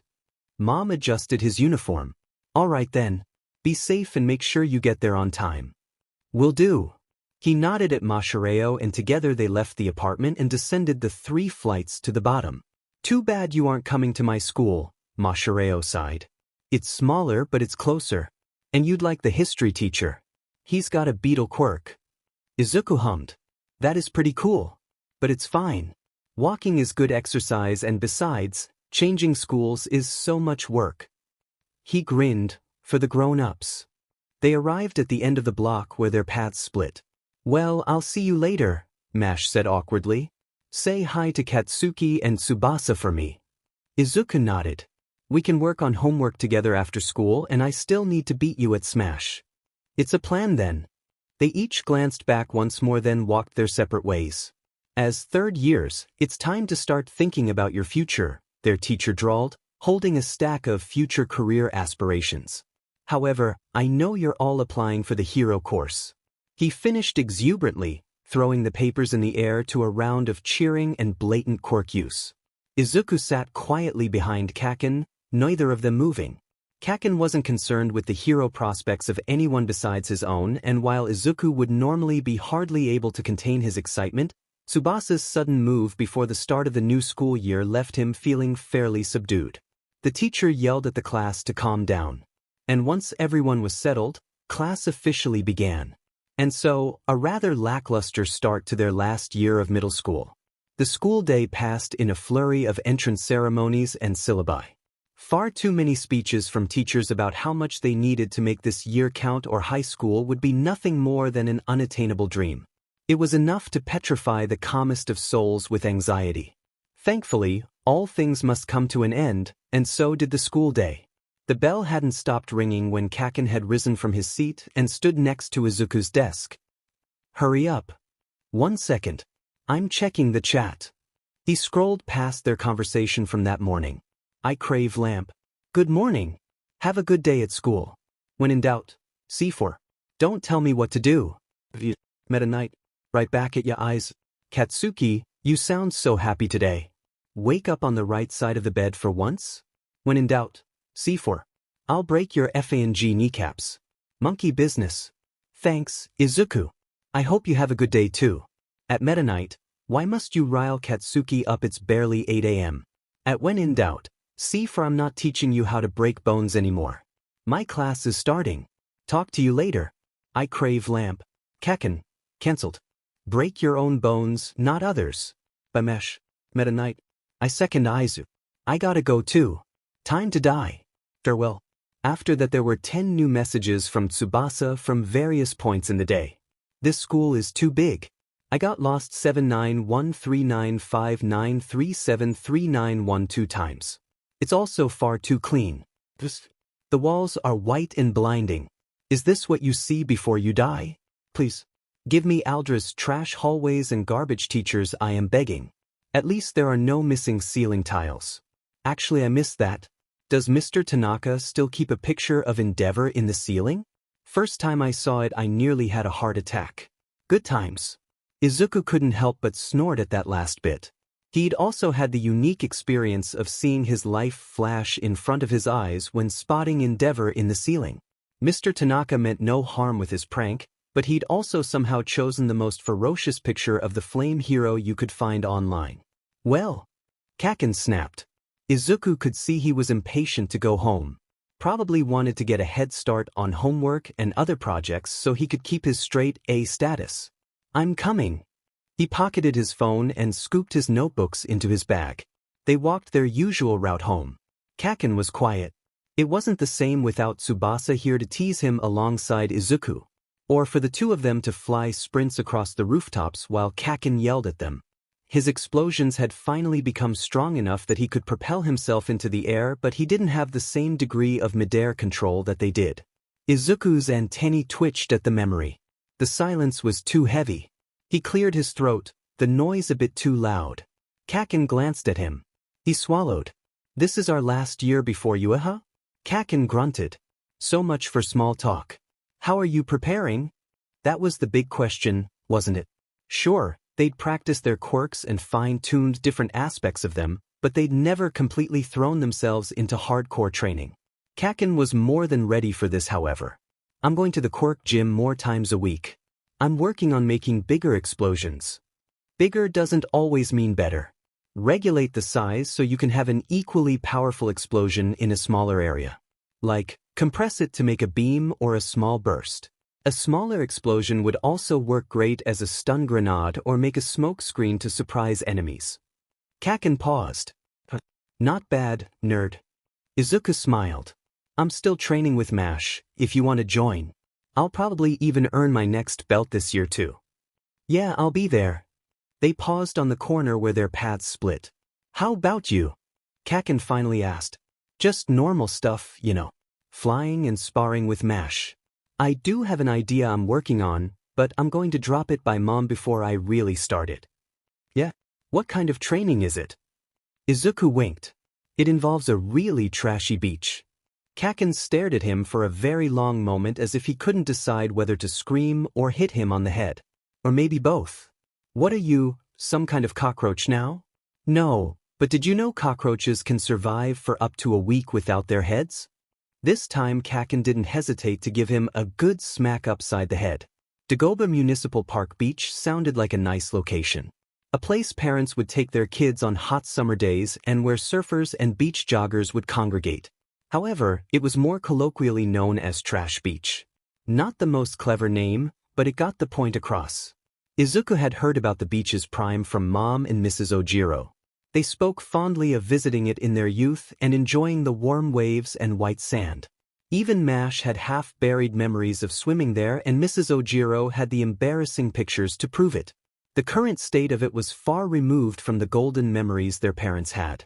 More akin to a junkyard jungle, it was nearly impossible to see the sparkling sand underneath and would take several minutes of careful squeezing between precarious stacks to see the blue waves. It was a major eyesore for the neighborhood and it stank. That last part only bothered Izuku though. For most people, the smell would only be noticeable if they were passing right next by. Thanks to his antennae, Izuku could smell it from a kilometer away, and on days when the wind blew in from the shore, he swore he could feel his antennae shrivel up from the bad odor. So he decided to kill 2 or 3 birds with one stone. I've decided to invest some time in community service. He told Mom over dinner. It'll be good exercise and will help the community. Besides, All Might has always said that the root of heroism began with service. Mom nodded in agreement. I think that's a wonderful idea. Will you even have time for it though?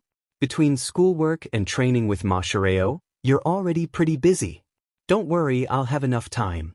By the way, do you happen to have any heavy-duty gloves? Yes. They're in my closet. But Izuku? He paused, turning back to face her. Yeah. Where exactly are you doing this community service? Trash Beach? She pinned him to the floor with just her gaze. She told him years ago she didn't want him playing down there. She didn't need to tell him. The smell was enough to keep him away. A tense moment passed before she sighed. Promise me you'll at least wear sturdy shoes. There's lots of broken glass and rusty parts you could step on. Izuku shot her a thumbs up. Her trust in his idea spoke volumes. I got it covered. MASH is helping me out too, so it's not like I'll be alone. She hummed. All right, as long as you two are being safe. And keep your phones on you in case there's an emergency. The next afternoon, him and MASH walked down to the beach to assess it. The more they stared at it, the more daunting their project was looking to be. I don't know, Izuku. Do you really think we can clear all this before the entrance exam? MASH looked a little uncertain. If you want to build muscle mass, you could just lift weights instead. Izuku shook his head. This is for the whole community. Don't you think people would love to visit the beach again? Sometimes it just takes one person to spark change. He stepped closer to one of the stacks, his stomach rolling from the disgusting stench. We'll start with the smaller objects and move up from there. We could probably even get Kaken to come and blast some bigger items into smaller pieces. He'd enjoy letting off some steam at least. Well, I still don't think we'll clear it all in time, but it doesn't hurt to try. Izuku grinned. That's the spirit. I'll even make you a bet. If we clear the beach, I'll buy you a month's worth of your favorite soda. Mash squinted at him. Aren't bets supposed to work the other way? Like, I owe you something if you win. Not this time. I'm giving you proper incentive to help. Mash groaned. Why are you like this? I have no idea what you mean. The pair fell into a regular pattern over the next few days. After they both returned home from school, they'd walk down to the beach and clear it for a few hours, go home for dinner, eat, spar for a while, then finally do homework late into the night. Rinse and repeat. Kaken passed on beach cleaning duty, finding it beneath him, but eagerly volunteered to blast apart larger pieces of trash. Izuku would take what he could get. As they soon discovered, cleaning was actually much harder than they initially thought. The constant back and forth across the sand as they sorted trash into more manageable piles to take to recycling or an official landfill worked up a quick sweat, and they started to take extra water bottles to avoid dehydrating. Izuku didn't always walk across the sand. Seeing a prime opportunity to practice flying, he'd hover just above the ground as he picked through trash, took it to its designated pile, and went back for more. A few years back, out of sheer curiosity, he timed how long he could hover in the air continuously before tiring. The results were embarrassing to say the least, but not completely unexpected. As a civilian, he wasn't supposed to use his quirk in public, although that never completely stopped him. For the most part, when he flew, it was short, fast dashes a few meters at a time. Not long, sustained flights that would be expected of a patrolling hero. So the plan was to strengthen his flight muscles by slowly increasing his sustained flights and be able to carry more and more heavy objects. Simple, really. He managed to herd Mash into a selfie to post on the group chat. It was mostly for Tsubasa, so he didn't feel out of the loop, but maybe Kaken would like it too. Meta Knight. Ooh, that is one disgusting beach. Like, I know you said it was gross, but that is on a whole other level. WTF. When in doubt, C4. You better not come to school smelling like trash or I'll kill you. Monkey business. Did you forget to turn off caps lock again? When in doubt, C4 has changed Monkey Business's name to Mashed Potatoes. Mash glanced up from his own phone and leveled Izuku with an incredibly flat gaze. Unlike Kaken, he didn't even have to get angry to make Izuku sweat bullets in fear. He could already feel the bruises forming from the future ass-kicking he'd definitely receive during their sparring later that night. Mashed Potatoes has changed when in doubt. C4's name to Boom Boom Boy. Mashed Potatoes has changed I Crave Lamp's name to Moth Jail for Moth Crimes. It was Izuku's turn to give Mash a flat look. Meta Knight. Love the new names, guys. Glad I'm not a part of this party. Boom Boom Boy has changed Meta Knight's name to Blood Drinker. Boom Boom Boy. Now shut up, I'm trying to do homework. Blood Drinker. I just had to open my stupid mouth, didn't I? Moth Jail for Moth Crimes. Love the name Mashed Potatoes. I know where your spare key is. I can break into your apartment and smother you in your sleep. Now change my name. Moth Jail for Moth Crimes. Right away. Moth Jail for Moth Crimes has changed Mashed Potatoes' name to Kung Fu Fighting. Moth Jail for Moth Crimes. Please don't kill me. Kung Fu Fighting. Not yet. Moth Jail for Moth Crimes. Yet? Why haven't you changed my name? Kung Fu Fighting. You deserve to be in jail for a little longer. Maybe if you're good I'll let you on parole. Moth Jail for Moth Crimes. Sad face. It was barely 2 weeks into the school year and Izuku already had an essay to write. He tapped his pencil to the rhythm of his music and tried to think of how to start. Beginning sentences were always so hard to think of, but he needed it to be able to write anything else. A text notification interrupted his music. He picked up his phone. For barely doing any work, he needed a distraction. Hero 2 Blink, How to Be a Moth. Found you another moth meme. Izuku clicked on it and watched the short clip. He laughed and sent a text back. Lamp addiction. I'll add it to the file. Thanks. How's it been? Batman is typing, appeared then disappeared a few times. Izuku turned back to his homework for a moment, finally thinking of an opening line. His notifications dinged and he opened the chat again. So the whole point of moving was so that we can see Gramps more, but even now we barely see him. He's always working at the hospital or doing other projects. It's kinda dumb, really. It'd make more sense if he was retired and lonely, but really it's like he's ignoring us. Lamp addiction. I'm not going to complain though. This is probably rude to say, but I like Mom's side of the family better. At least I have cousins on that side. Lamp addiction. That's understandable. Somehow I became the only kid in the world with no aunts or uncles. Anyway, I don't want to be mean to Gramps. It's just that he's never quite there when you talk to him. Unless it's about quirks. You two would probably get along swimmingly. Doing the whole analyzing quirks thing. Lamp addiction. He's a quirk specialist, right? Seems to be all he cares about most days. Anyway, I don't want to cause family drama or anything, so I'm going to change the subject. I've been thinking about how you and Mashareo have been working out by cleaning that beach. We don't have a gross beach I can clean up, but I'm looking into weight training. Maybe lift weights and fly like you're doing. What do you think? Lamp addiction. I think it's a great idea. Tell me how it goes. Izuku stared at the very small dent the two of them had made into their beach project. A month had already passed and Izuku's initial predictions for clearing the sand was not shaping up the way he thought they would. I think we should invest more time into this. Like maybe a couple hours in the morning as well as after school. Mash sighed. What time should I set my alarm to? Summer vacation passed in a blur of beach cleaning. They'd cleared a big enough section that a window of sea could be seen and there was more than enough room on the sand for sparring. With no school, they switched to working all day with intermediate breaks to grab a treat from the nearby convenience store or to spar. Such as they were doing now. They'd cleared the sand and smoothed it down to form a makeshift sparring ring. They both had kicked off their shoes a few meters away and now circled each other warily in their ready stances. The sun was directly overhead, so neither of them could gain an advantage by maneuvering the other, so they were blinded. Izuku was the first to make a move. He jabbed forward, aiming at the soft flesh of Mash's stomach. It was easily blocked, but he'd expected that. It was just to feel him out. Mash spun, a powerful kick that Izuku barely avoided. He jumped back, wings fluttering to help give him distance and keep his balance. His feel slid precariously close to the boundary line they'd drawn, smudging it a little.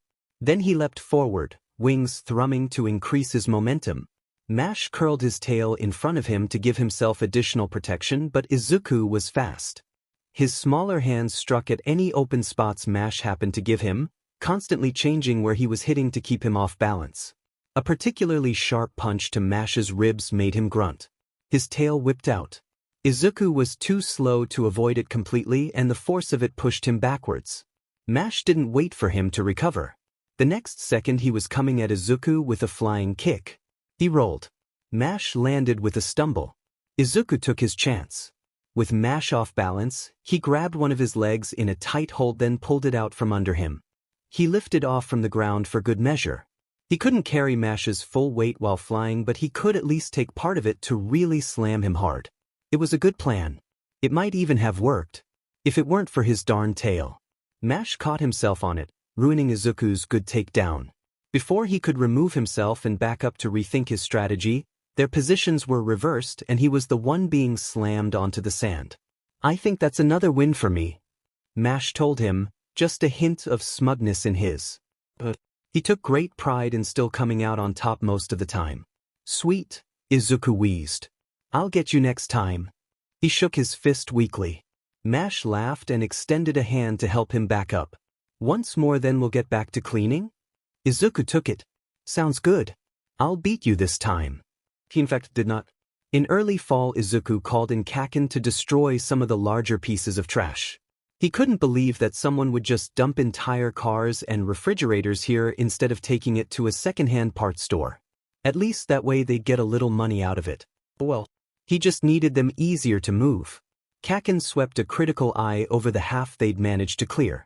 The only things marring the sand were those few large objects him and Mash couldn't move. Not bad, he grunted. He slipped off his jacket. Where do I start? Doesn't matter, Mash told him. Just leave the stacks alone, we're still working on those. He nodded once, sharply, then stalked towards a nearby abandoned car like a tiger hunting prey. Izuku pulled out his phone. Mash glanced at him. What are you doing? Filming. He hit the record button right before Kaken screamed, "Die!" and let off a blast big enough that the heat shockwave blew their hair back. I don't think there's gonna be any car left when he's done, he said. Tsubasa's gonna love this. Mash rolled his eyes and dragged him a few steps backwards so he was out of the blast zone. Budrush. Okay, so I was talking to Gramps today and mentioned I wanted to be a hero. And that I've been working out and stuff for UA's entrance exam. Searching for a light snack. What did he say? Budrush. He's hella interested in helping me out. Like this is the first time I've had a full conversation with him about anything. So he says he wants to help me train and strengthen my wings, which is awesome. Searching for a light snack. That's great. That's nice to have a quirk specialist helping you out personally. By the way, are you still going to those martial art classes? Mash wants to know. Budrush. On Tuesdays and Thursdays. Noon there is on the same level as him, but now I can actually win some spars. Gramps comes with me to the quirk gym during the rest of the week. 1cc I have a pick. Searching for a light snack. Mash will definitely be happy to hear that. Let me see the pic. Budrush. In the forefront is Tsubasa smiling, his iconic red wings spread behind him. In the background stands a short, old man. He has a bushy mustache and wears round glasses. He is smiling faintly. Searching for a light snack. He looks nice, glad you can bond with him. Maybe you'll find stuff in common. Budrush. I hope so too. Anyways, I have homework so I gotta go. Searching for a light snack. Winter had always been Izuku's least favorite season. Actually, scratch that. It was his most hated season. But this year brought on an even more consuming sense of urgency for him. With every day that passed, he could feel himself slipping behind. The weeks of disuse that winter brought made his flights shaky. For the first few weeks it was warm enough to fly. Like he had to relearn riding a bike. And visiting quirk gyms weekly did little to stave off that weakness. While all of his friends were steadily honing their quirks, he had once again been grounded. He'd been making significant progress with his flying strength, but could feel that progress unraveling as his wings were forced to be sedentary. His only consolement was that he was still building up muscle. He couldn't help the twinge of jealousy when he saw Mash use his tail to beat some discarded pieces of metal into something easier to carry. Tsubasa told him about a new speed record he'd made at the gym, or Kaken demonstrated the size and speed he can make explosions. Izuku put on a smile for his friends, but anxiety was starting to break him down. UA's entrance exam hung right on the edge between winter and spring, when it was equally likely that it would be too cold to fly or just barely warm enough. He couldn't afford placing trust in the weather. Murphy's Law will screw him over if given the chance. It had been years since the last time he'd even attempted applying for a support device. He gave up hope after the third year in a row. Third time's the charm is a blatant lie. Please, he prayed, sending his application off in the mail. If I'm ever going to be accepted, this is the year for it to happen. The response came back the same day as the first snowfall of winter. Ironic. The universe laughed at him. It was a rejection. Fourth time's not the charm either, it seems. He allowed himself a minute to wallow in sadness, then time to move on. He had homework to do and a beach to clean. He turned to his calendar. Was it possible to squeeze in more hours at the quirk gym and still do everything else? There wasn't enough room to practice at home. His wings were too big and Mom had banned it after he'd broken a vase when he was 7. He tapped his chin. He might be able to, if he only slept for 4 hours a night. Kaken and Mash might simultaneously kill him though. If Tsubasa didn't come through his phone screen and strangle him. He sighed and circled the week before the entrance exam. The snow needed to be mostly gone by then if he wanted his flying to be in the best shape he could get. He placed himself in fate's hands. Izuku and Mash stood on the shore of the previously known trash beach and watched the sun rise. Golden rays touched down on the azure waves and sparkling white sand. They'd both risen early that morning, determined to finish cleaning before the entrance exam. We did it, Mash breathed, face flushed both from the early morning chill and from running back and forth combing the sand for any more small pieces of trash. He'd learned his lesson after walking barefoot on a cleared-out stretch of sand and getting a shard of glass embedded in his foot. I didn't think it would be possible, but we actually cleaned it all off. Yep, Izuku replied. If anyone even thinks about dumping trash here again, I will personally set Kaken on them. It'd be good exercise for him, Mash nodded. They stood there for a moment longer, then Izuku startled. Oh, that reminds me. He jogged back to where they'd dumped their bags when they first arrived, lifting his suspiciously bulging bag. I believe I won my bet. Izuku, you didn't? I did. He appended the bag, sending dozens of root beer cans everywhere. Mash looked like he was going to have a stroke.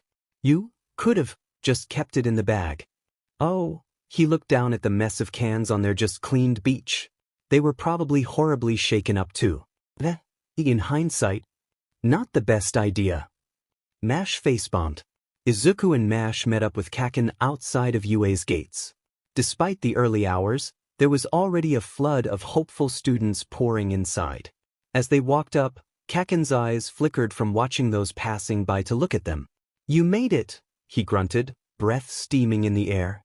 It was cold now, but by the time they took the practical part of the exam the sun should be at its zenith and the weather much warmer. Izuku was just glad winter didn't drag on this year or he really would have been in trouble. Changing the subject, he glanced around the plaza. No Tsubasa yet? I haven't heard anything from him in a few days. How about you guys? No. He better FNG hurry though. I'm not waiting for his late ass to get here. Mash frowned at Kaken's language but also shook his head. But haven't heard from him either. He's probably been busy doing last-minute cramming like everyone else. I'll just send him a quick message. Just to see where he's at. Mothball. At Meta Knight, hey. We're at the front gates if you want to meet up before the exams start. Plus Ultra. He slipped it back into his pocket. Let's just give him a few minutes. He does have to travel farther than us after all. They shuffled to the side where they wouldn't be in the way. Izuku watched intensely as more and more people passed by, his antennae twitching as they searched for any hints of Tsubasa's scent. He hadn't seen him in a year, but scents don't lie, and he was sure to recognize him that way. In other areas of the plaza, other friend groups were forming and heading inside. Next to him, Kaken was getting more impatient. He began curling his fingers into fists then stretching them out again, over and over. He was looking forward to the practical portion, excited at being allowed to release his explosions full force with no consequences. Mash was also getting impatient. Not to the same extent as Kaken, but he was shifting his feet and he leaned over Izuku's shoulder every time he checked his phone. Kaken growled. I'm not waiting around forever. Tell that asshat he needs to be more punctual when he gets here. I'm effie going inside. He stormed off, scattering a small group of fellow examinees like a flock of pigeons. Izuku checked his phone again. Still no response. Just their conversation a week ago about school. Both of them doing little to hide their excitement and anxiety over the entrance exam. Mash shuffled his feet. Izuku, I think we should head inside now. It's been 10 minutes now and we don't want to be late. He paused. Maybe he's already inside or we just missed him. There are a lot of people. Izuku was fairly certain he wouldn't miss Tsubasa passing by. He had his scent just as deeply ingrained and memorized as Kaken's or Mom's.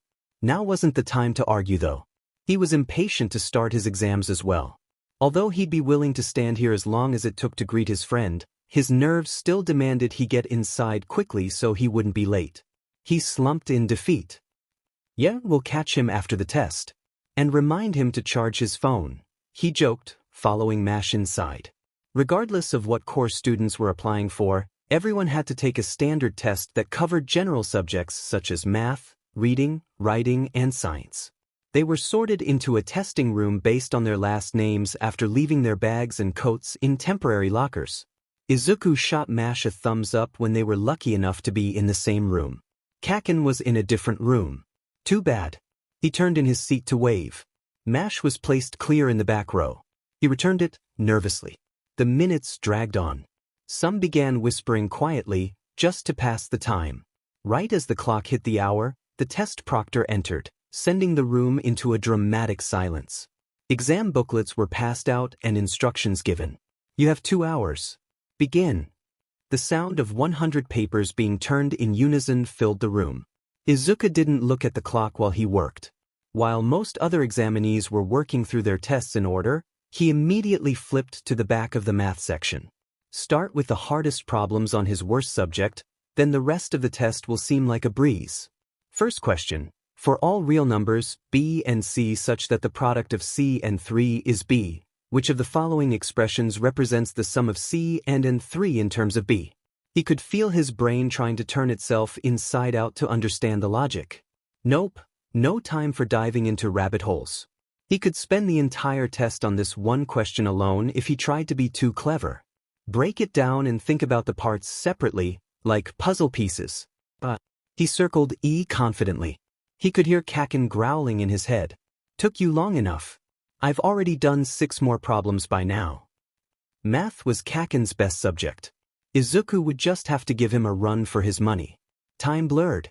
He flipped page after page, answer bubbles carefully darkened. He flipped through a final time, double and triple checking for any unmarked answers. Satisfied when there were none, he finally glanced up at the clock. He'd finished with 10 minutes to spare. While he sat and waited, he wondered how everyone else was doing. Kaken had definitely finished by now. He'd make a point to be the first to finish in his testing room, just to prove he was the best. Izuku would turn around to see how Mash was doing, but he didn't want to be accused of cheating. He'd find out soon enough. The proctor called 1 minute, sending a few examinees into overdrive as they desperately tried to at least have an answer marked for any remaining questions. Pencils down. Close your tests and leave them face up on the desk. They will be collected shortly. Prospective hero students, you will be going to Auditorium A, support course students. Izuku released a huge sigh of relief he hadn't known he'd been holding. He'd made it through the first half, but the worst was yet to come. It was time for the practical exam. Kaken had looked quite smug when they met up with him outside the testing room, so Izuku assumed he felt he did well. Mash looked like he wanted to turn into a puddle on the floor. I wish I had studied trig more, he groaned. And I'm no good at writing under a time crunch. I just hope it's enough to pass. Don't worry, you'll do great during the practicals. That's what they really look at anyway for the hero course. Izuku tried to cheer him up. You've been doing martial arts since you could walk. You wiped the floor with sparring. Mash gave him a very dubious look. It'll be just my luck if the test doesn't include fighting other people. By the way, what do you think it is? Izuku just shrugged. UA's hero entrance exam was notorious for being difficult and mysterious. The school did everything in its power to keep it under wraps, even if some of its measures seemed extreme. A common rumor is that of students being expelled for revealing details even to hero students from other schools. As long as I get to beat stuff up, I'm happy, Kaken said, smacking a fist into his palm. Izuku turned to Mash completely deadpan. Maybe fighting Kaken is the true exam. I heard that. He growled, attracting stares from many nearby students. Some edged away slightly. Izuku ignored him. He still hadn't seen Tsubasa at all today. He twitched his antennae, trying to catch his friend's scent. It was difficult to pick anything out. Several hundred examinees were all there at the same time. It was enough to give him a headache as he tried to sort through them all. Finally, he just gave up. He'd have to rely on his eyes. Perhaps he'd spot him in the auditorium with the other hero examinees? There would still be a lot of people, but it'd be cut down to a fraction of the size it is now. They were shuffled into an auditorium and given a handout. Izuku had a big G on the corner of his. He glanced at Kaken's. Mash held up a D. Another sorting method? He asked. Seems like it, Izuku responded, taking a seat near the middle of the auditorium. Thankfully this time they were allowed to choose where to sit. The lights dimmed, and Present Mike stepped onto the stage. Hello listeners. How's everybody feeling? He was met with awkward silence. Izuku buzzed in his seat. He loved mix radio. It was his main station to listen to and it was always top quality. Between the excellent track choices and Mick's natural enthusiasm and charisma, it was one of the most popular radio stations in the area. Kaken kicked his shoe under the table. Be quiet, he growled, and Izuku packaged his fanboy tendencies up for later. The wide smile didn't drop from Mick's face. Woof, tough crowd today. Not even that could get a chuckle out of anyone. Alright, never mind. I'll move on from the jokes. Look at those nifty handouts we gave you. A screen turned on behind him, showing the same visuals they had as he continued explaining. Here's the rundown. You're assigned to one of 7 of our battle centers A through G. They're all exactly the same, so don't go thinking that you're superior if you're in A and your friend is in F, alright? In your testing sites you will find 3 types of robots worth either 1, 2, or 3 points. Your job is to disable them using your quirks. For each one you do so successfully, you earn those points. Mash turned to him and mouthed robots, very pointedly. Whoops, no sparring here apparently. Keep in mind though, as the points increase, so does the difficulty in overcoming these robots. 1-pointers are fast, but easily breakable, and 3-pointers are big, strong, and mean. A figure a few rows forward shot up. Excuse me. There appears to be a 4th kind of robot on the handout that you neglected to mention. If this is a misprint, then it is quite shameful to UA's reputation. Cool it, listener. Sit down and I'll get to it. Once they sat again, Mike continued. Thank you for the concern, but it is not a misprint. This robot is worth 0 points and is thrown in there as an additional obstacle. It really won't be a big deal, so don't even worry about it. With all that said, you'll be taken to your assigned city by bus, so make sure you're going to the same one that's on your packet. Plus Ultra. Plus Ultra. The auditorium repeated. Yeah, that's the spirit. Get out there and break some robots. Izuku waited in line to board the bus assigned to Battleground G.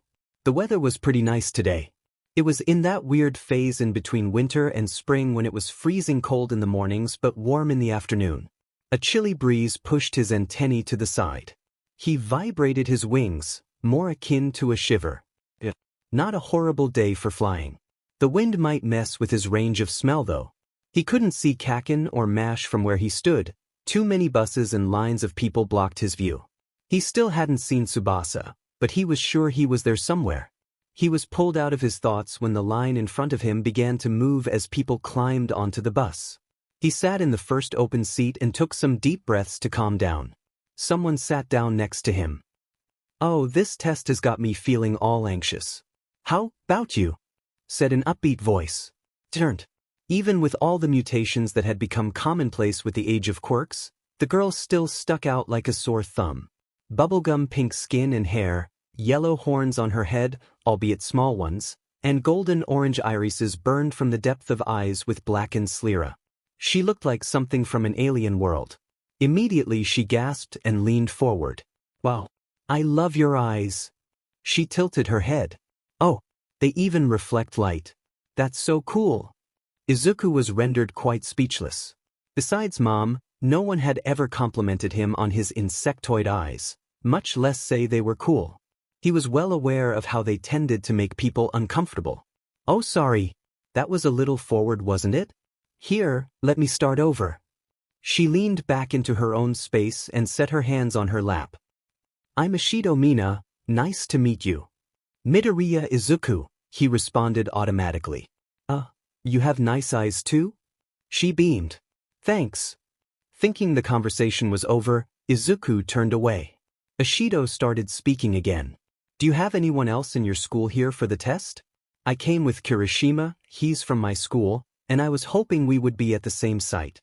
Just to support each other and stuff. But then they split up everyone from the same school up. She pouted a bit. It's probably to keep people from helping each other out. To prevent cheating. Ishido sighed. I know, but now I'm even more nervous than before.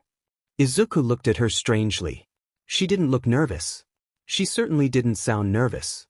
In fact, she was quite the chatterbox. As if understanding exactly what he was thinking, she grinned. Dude, my heart is about to burst out of my chest. My legs won't hold still. He glanced down. Earlier when she'd placed her hands on her lap, it wasn't to seem more respectable or polite. It was to keep her legs from shaking. I'm probably annoying you, she said, her grin fading and voice growing softer. But talking about something else helps, you know? Otherwise, all I'll think about is how much my future depends on this test and how I'll screw it all up if I fail. Izuku thought about it for a moment, then slid closer. I have friends in Site A and D right now. He silently wondered what site Tsubasa was in. My friend Kirishima's at Site D. Maybe he'll see your friend. He's got, black hair and his quirk is hardening. He's really into manly stuff. Says it all the time. It's like a meme now. Izuku nodded. My friend's Ojiro Mashireo, and his quirk is tail. He's blonde, kinda serious. He does martial arts. If Kiri was here, he'd be like... She clenched one of her fists to her chest and made her voice deeper. So manly. She released the pose.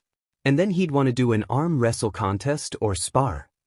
Izuku laughed. He sounds like a fun guy. He really is. He's been kinda hard on himself lately, so I hope he does well. It would be awesome if we both could make it in. And even be in the same class. She poked at Izuku. You need to get into. Then we can be cool eye buddies. And we both even have head thingies. She pointed at her horns, then Izuku's antennae. See? I have horns and you have fluffies. Her ridiculous name for his antennae made him laugh. The ridges on them did kinda make them look fluffy. Her enthusiasm was beginning to rub off on him. He completely relaxed for the first time that day, worries about the practical forgotten for the moment. He hoped they could be classmates as well.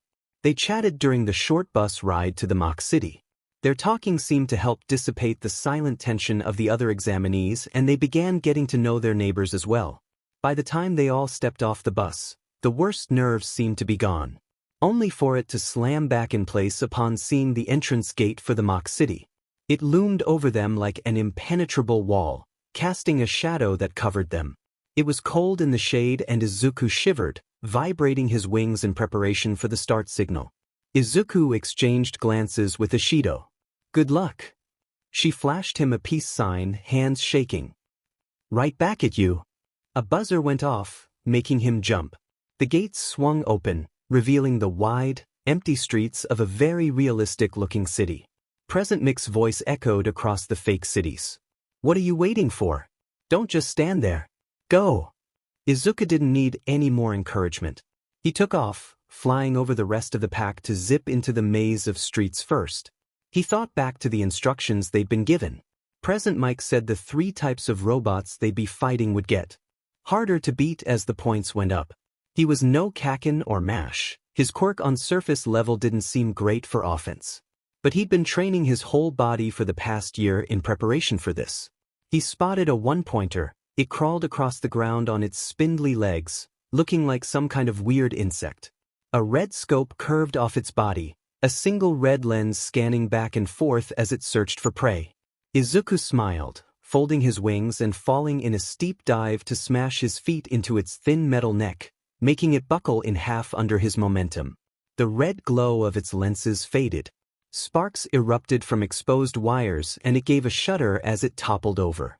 Izuku leaned with the momentum to spring off and into the air again, bringing back memories of doing a similar move on playgrounds in his youth. All in all, it had been surprisingly easy. But then again it was only 1 point. He flew away, antennae twitching in search of his next target. The robots would be easy to find. They smelled very distinctly of metal and oil. He spotted another one-pointer. Rise and repeat his motions from before, and now he had 2 points. Then he had a third. Smashing one-pointers was fun and all, but he was starting to think he should look for bigger prey. Perhaps it helped that none of the robots looked up. In fact, people rarely did either. Izuku used that to his advantage in hide and seek. It also applied now. The name of the game was Speed and Stealth. He'd find a robot, circle around behind it, drop from the sky, and make quick work of it. 2- and 3-pointers were too tough to break with a single leg kick, but sometimes it was enough to dent their metal so he could slip his fingers inside and pull random wires until they stopped working. Izuku dived at a 3-pointer, hitting it squarely on the back of what could be called the head. It dented a little, but not enough to reach inside. He flew back up for another try, wincing at the ache in his legs. If this was going to become his fighting style, he might have to look into leg braces or shoes that could take the heavy recoil. Remember kids, jumping onto metal at high speeds is bad for your bones, he thought sarcastically. He floated over the robot, trying to aim at the same spot again. It didn't seem to have even noticed the first hit, still rolling along like a war tank on a mission. He needed to drop right now. He dived, tensing his legs for the impact, wind whipping through his hair and antennae. Suddenly, vines erupted from underneath his target, retraining it and pulling it apart at the joints with a great screech and grinding of metal. Surprised, Izuku snapped his wings back out and pulled up into a hover. The vines retracted, returning to where they'd been extended from a girl's head in place of hair. She ignored him and ran off into another side alley. He just sighed and flew onto the nearest rooftop to reconvene. A couple blocks over he found 3 one-pointers. They had backed a female examinee against a wall and were now trying to break through a semi-clear shield that separated them. The girl glanced up and made eye contact with Izuku, her face full of fear. Izuku didn't hesitate. He dropped into another familiar dive, smashing the robot in the middle. Immediately, the other 2 turned, clunky arms outstretched. Izuku jumped back, wing flapping as he launched upwards for a second round. The one-pointers scanned the area where he had been moments before. Could they even look up? He dived. He was less like a moth, and more like a predatory hawk. As expected, the second one was destroyed just as easily and now the third one was confused. It spun in circles, unable to look up to see the room heading towards it. Smash. All 3 destroyed, he landed on the pavement, making sure to continue vibrating his wings for a quick takeoff. The girl dropped her barrier and stepped over the first robot he'd destroyed. "Are you okay?" She nodded, wiping some tears from her cheeks. Thank you for saving me. I thought I wanted to be a hero, but I don't think it's for me anymore. This is too scary." She shivered. He could see this was something he couldn't convince her out of. A shame. Her quirk would have been great for a hero, creating shields to protect civilians or entrapping villains. Instead he pointed off to his left. "I think the exit is that way if you want to leave. There shouldn't be too many robots cause they're looking for people deeper in." She nodded and started off in the direction he indicated, then paused and turned back. "Thanks again. Good luck." He watched her turn the corner then opened his wings. It felt like he'd been destroying robots for hours, but it couldn't have been longer than 10 minutes. Right before he took off, the ground began to shake. Concerned, he took off again, just enough to land on the roof of the closest building. He clung to the roof while the building shook. Down below, an examinee ran by, eyes wide with fright. Izuku frowned and glanced in the direction they came from, more examinees pouring out of the maze of side alleys and streets to run away. Then he smelled it. Metal. Lots and lots of metal. An electric shock ran up his antennae. It was like 100 robots were coming his direction all at once. The ground trembled again and he saw it. The silhouette was instantly recognizable as the zero-pointer. "Really won't be a big deal," Present Mike had said. "Don't even worry about it," he said. Well, Izuku was looking at it and he could confirm that Mike was a straight-faced liar because it was big. Really, really big. The zero-pointer towered over the mock skyscrapers, 8 burning red lenses sweeping over the area for a poor kid to squish. Each step it took rattled the buildings and left huge dents in the concrete. Perhaps the real reason why UA was so tight-lipped about the exam was out of fear for what parents will do if they knew about this. Izuku could certainly imagine Mom, normally quite mild-mannered, bringing all the hell and fury she could muster straight down on the heads of UA's admin for child endangerment. In any case, all he had to do was avoid it. Just like Mike said, it was big, slow, and he could keep tabs on it through his sense of smell. His antennae twitched and wait. The zero-pointer had seen people run this way. Izuku could smell the majority of examinees off in the same direction the robot was moving. UA would have to shut it down, right? They would just let a bunch of kids get cornered by their death robot, right? The zero-pointer took another shuddering step forward. A huge metal claw gripped the side of a building and easily tore a chunk off. Concrete the size of cars fell to the earth. If someone had been standing there. Izuku shuddered at the thought. The point was, the robot wasn't going to stop, and if someone didn't step in, it could potentially injure someone. Izuku wished he knew how much longer the test would be. He'd been running on adrenaline since it began, and all concept of time had been thrown out the window. All right, time to do something stupid, he supposed. He jumped off his perch and caught the air with eased practice. He flapped until he was right in front of the robot's face where it couldn't possibly miss him. "Hey, you dimwit. You piece of metal shit." He graciously borrowed from Kaken's vocabulary. The zero-pointer paused its stomping. "Yay, you see me? How about you follow this?" He ducked off in the only direction where there weren't any people. It turned its head to follow him, metal groaning as it did so. "Yep, keep coming this way." The zero-pointer swiped at him, but it was easy enough to dodge. He landed on a building and whistled. "This way." Finally, like an old dog learning a new trick, it turned its whole body and began to come in Izuku's direction. He jumped to the next building. It was still following, thankfully leaving a path of destruction where it wouldn't hurt people. Just to make sure he had truly managed to turn the robot around, Izuku flew off the building where he wasn't visible and circled around to a building behind it. The zero-pointer tore at a skyscraper as it continued to go after a non-existent Izuku. Satisfied, Izuku flew off. Maybe there was still time to get some points. In an observation room, most of the UA staff watched all this play out in confusion. "So he just turned it around?" Midnight asked. "But what's the point of that?" Eraserhead leaned against the wall at the back of the room. It was an interesting tactic to say the least. Far different than another examinee's, who practically went feral to destroy it using explosions. The principal, an odd conglomeration of mouse, bear, and dog, simply smiled and took a sip of his tea. It seems he noticed the potential danger his fellow testers would be in if that zero-pointer continued in that direction. "Meaning?" Mike dared to ask. The principal was more than happy to provide an answer. Most of the testers in Site G were congregated in a corner where they could have been easily trapped if this was a real event. He managed to defuse the situation without ever laying a finger on the robot. Quite impressive, I may add. I believe this should be worth a healthy amount of rescue points, don't you? Everyone was quick to agree.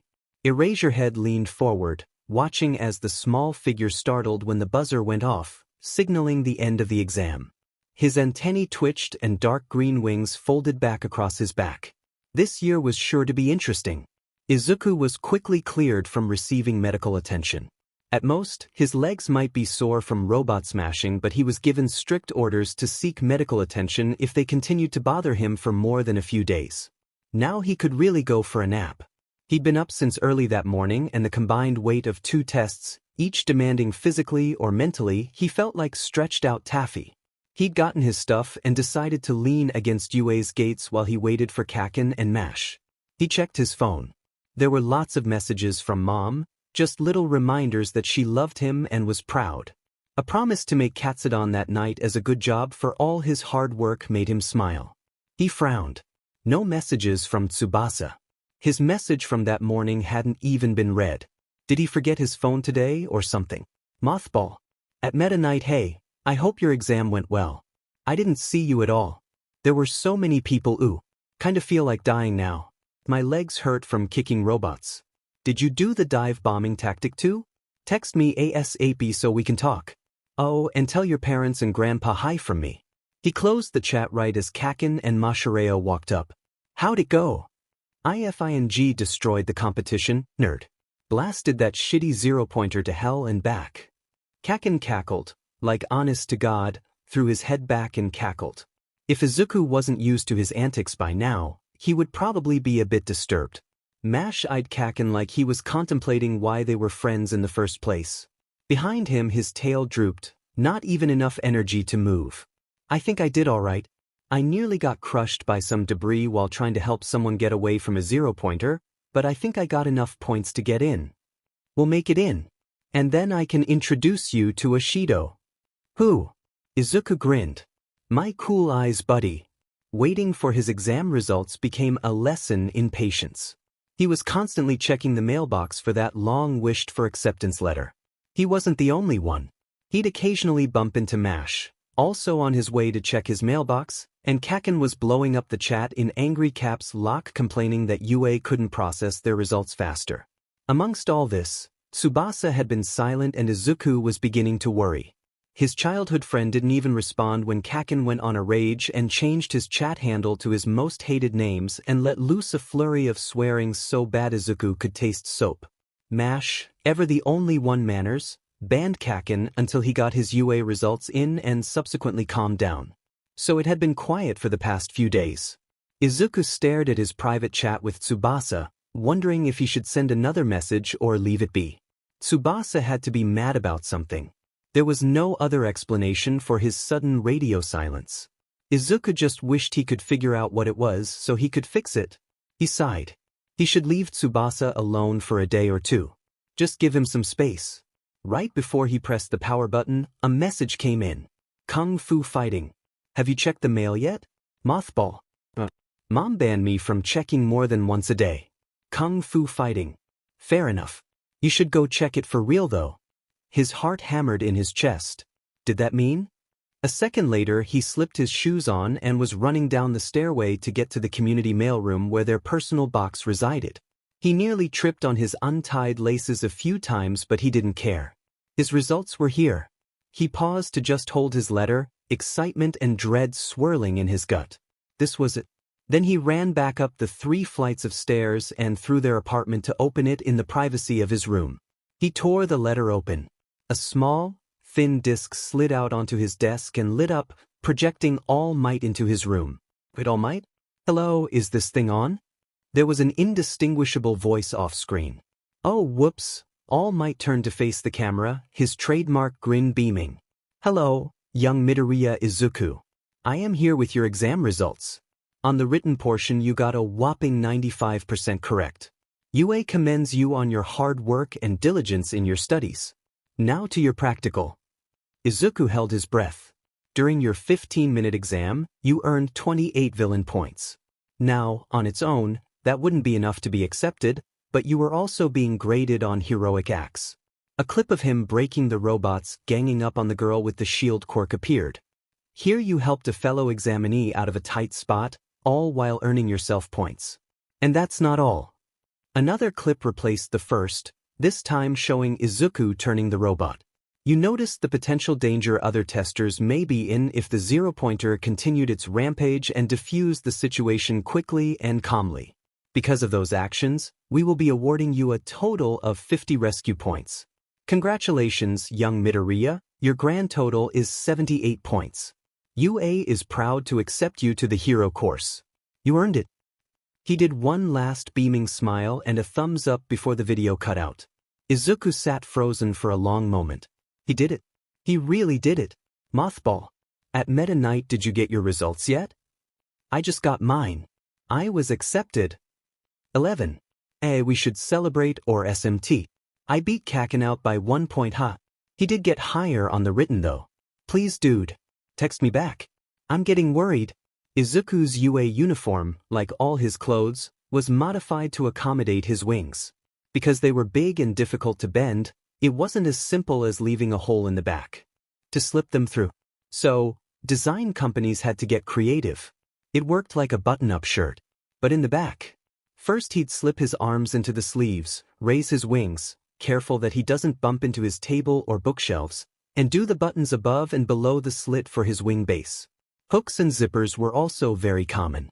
As if to create the illusion that he'd put the shirt on normally, UA had the fabric sewn so it really looked like it was buttoned in the front. Izuku personally thought it was a bit silly. He had another dress shirt that didn't bother with adding such flourishes to appear normal. But it was a uniform, and they are meant to be uniform. The corresponding jacket was the same as his shirt. It appeared like it was the same as everyone else's in the front, but the small buttons in the back betrayed the whole illusion. Izuku sighed and put it on as well. Last was the tie. It ended up crooked and wouldn't lay flat. Well, Izuku, Mashireo's here. Mom called from the other room. I'm coming. He grabbed his yellow messenger bag and swung it over his shoulder. For the first time, Mash walked with Izuku to school. Well, as far as Kaken's house to pick him up. Then they'd all take the train to UA. Izuku rang the doorbell. Inside, there was the usual screaming and cursing before the door flung open. Get off my back, hag. I can take care of my own shit. Like hell I will. I'm your mother and I'm taking care of your ass until you're an adult. Good morning, boys. She finished sweetly, turning to them. The change in tone could give someone whiplash. Mash was fated to be its victim. This being his first time witnessing the peculiar train wreck that was the Bakugu family on school mornings. All he could do was nod, eyes darting between mother and son. Izuku waved, unbothered. Good morning, Auntie. You both look so nice in your uniforms. Here, Izuku, let me help you straighten that tie. Kaken was vibrating with anger. Seems Aunt Mitsuki still hadn't dropped fixing his hair and uniform before he left the house. Can we effing go already? He growled. Mind your manners, she snapped back. She smiled at Izuku and Mash. Look after him, won't you? Keep him from picking a fight on his first day. Yes, ma'am. Oh, good. Mash found his voice again. She patted them both on their shoulders, pulled Kaken's ear to yell at him to be nice or else, then went inside. Is it like this every morning? Mash asked, sweating a little. Izuku hummed, it's only this lively on the first day, then it tends to cool down. Stop standing there, a-holes. We have a train to catch. We're coming, Kaken. Mash was rendered speechless for the second time that day by Kaken's quick transformation from a school prince to the borderline delinquent they knew and loved. Thanks to years of practice, he could do it in less time than it took to walk a block. Kaken shoved his tie into his backpack and ran a furious hand through his hair, returning it to its usual spiky state. Not even attending one of the most prestigious schools in Japan could deter him from doing what he wanted, it seemed. The train ride was fairly normal. Izuku scrolled through the latest hero news while Mash listened to music. Kaken stared out the window, huffing occasionally, like a cooped-up dog. Then they arrived. UA's bright blue gate, open and waiting. Just beyond it, the 4 towers for each of the courses. Before he walked inside, Izuku pulled out the map and class schedule he'd received in the mail. All 3 of them were lucky enough to be placed in the same class. He led the way, occasionally checking his map and following helpful signs. The doors for each classroom were huge. Were they castle gates or a classroom door? Finally he found it. 1A. He poked his head in the open classroom. A few people at desks glanced up. Disappointingly, none of them were Tsubasa. Kaken stomped past him to claim a spot on the far side of the classroom. Izuku and Mash followed, Izuku claiming his usual seat behind him and Mash next to him. Kaken threw his legs on the desk and leaned back in his chair with a scowl. A familiar voice echoed loudly down the hall. This school is a maze, I tell you. I'll never find my way around. Of course you will. At least we have a map. The pair turned the corner.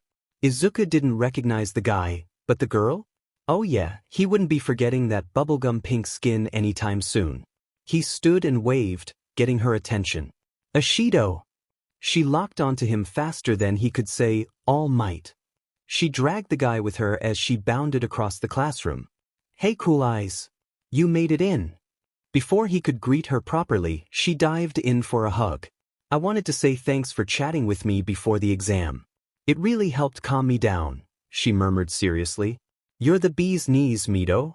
More like the moth's knees. She snorted, pulling away.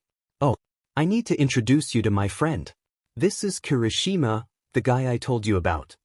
The boy in question waved. His fire engine red hair was sculpted up into sharp spikes. I heard about what you did for Ashido, that super manly dude. Izuku glanced back at her. He really does say manly. She laughed. Yep, that's Kirishima for you. Izuku caught Mash's confused face out of the corner of his eye. Sorry, I should introduce you to my friends too. This is Ojiro Mashireo, he was at City D with you, Kirishima, and this is Dash. I can introduce myself, dumbass. Kaken interrupted, taking his feet off the desk to face them. Bakugu Katsuki.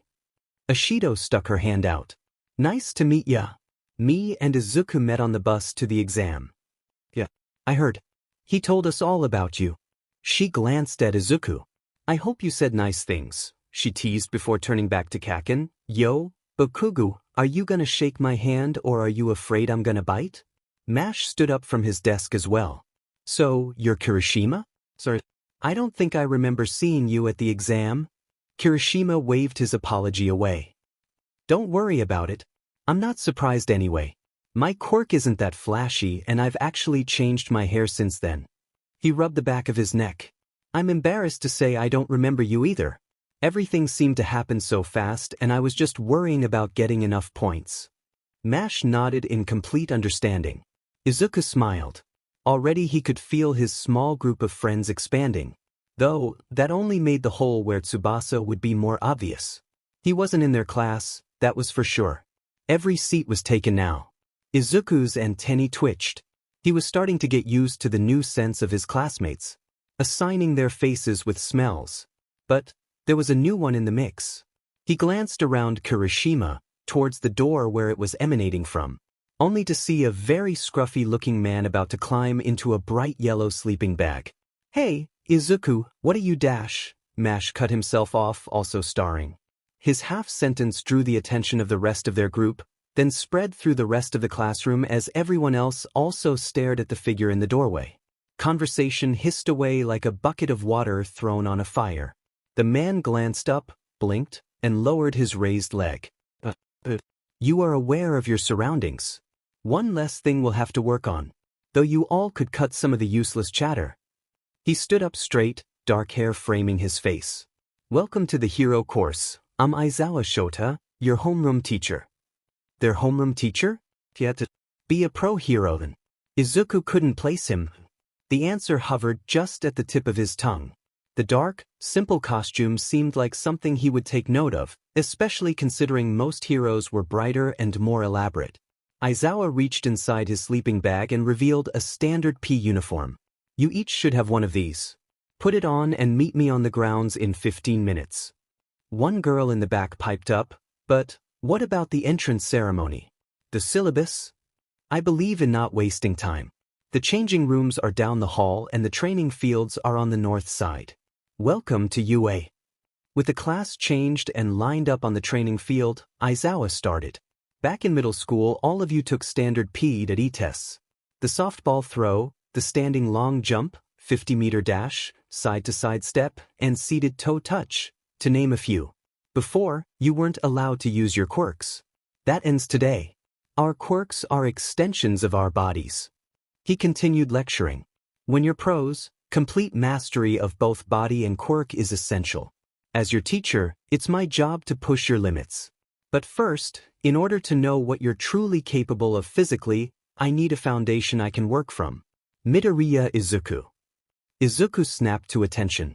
Aizawa waved him forward and after a beat of hesitation, he stepped out of line. "You placed first in the entrance exam. What was your record in middle school for the 50-meter dash?" He frowned. 7.49 seconds. Here, he led Izuku to a white starting line.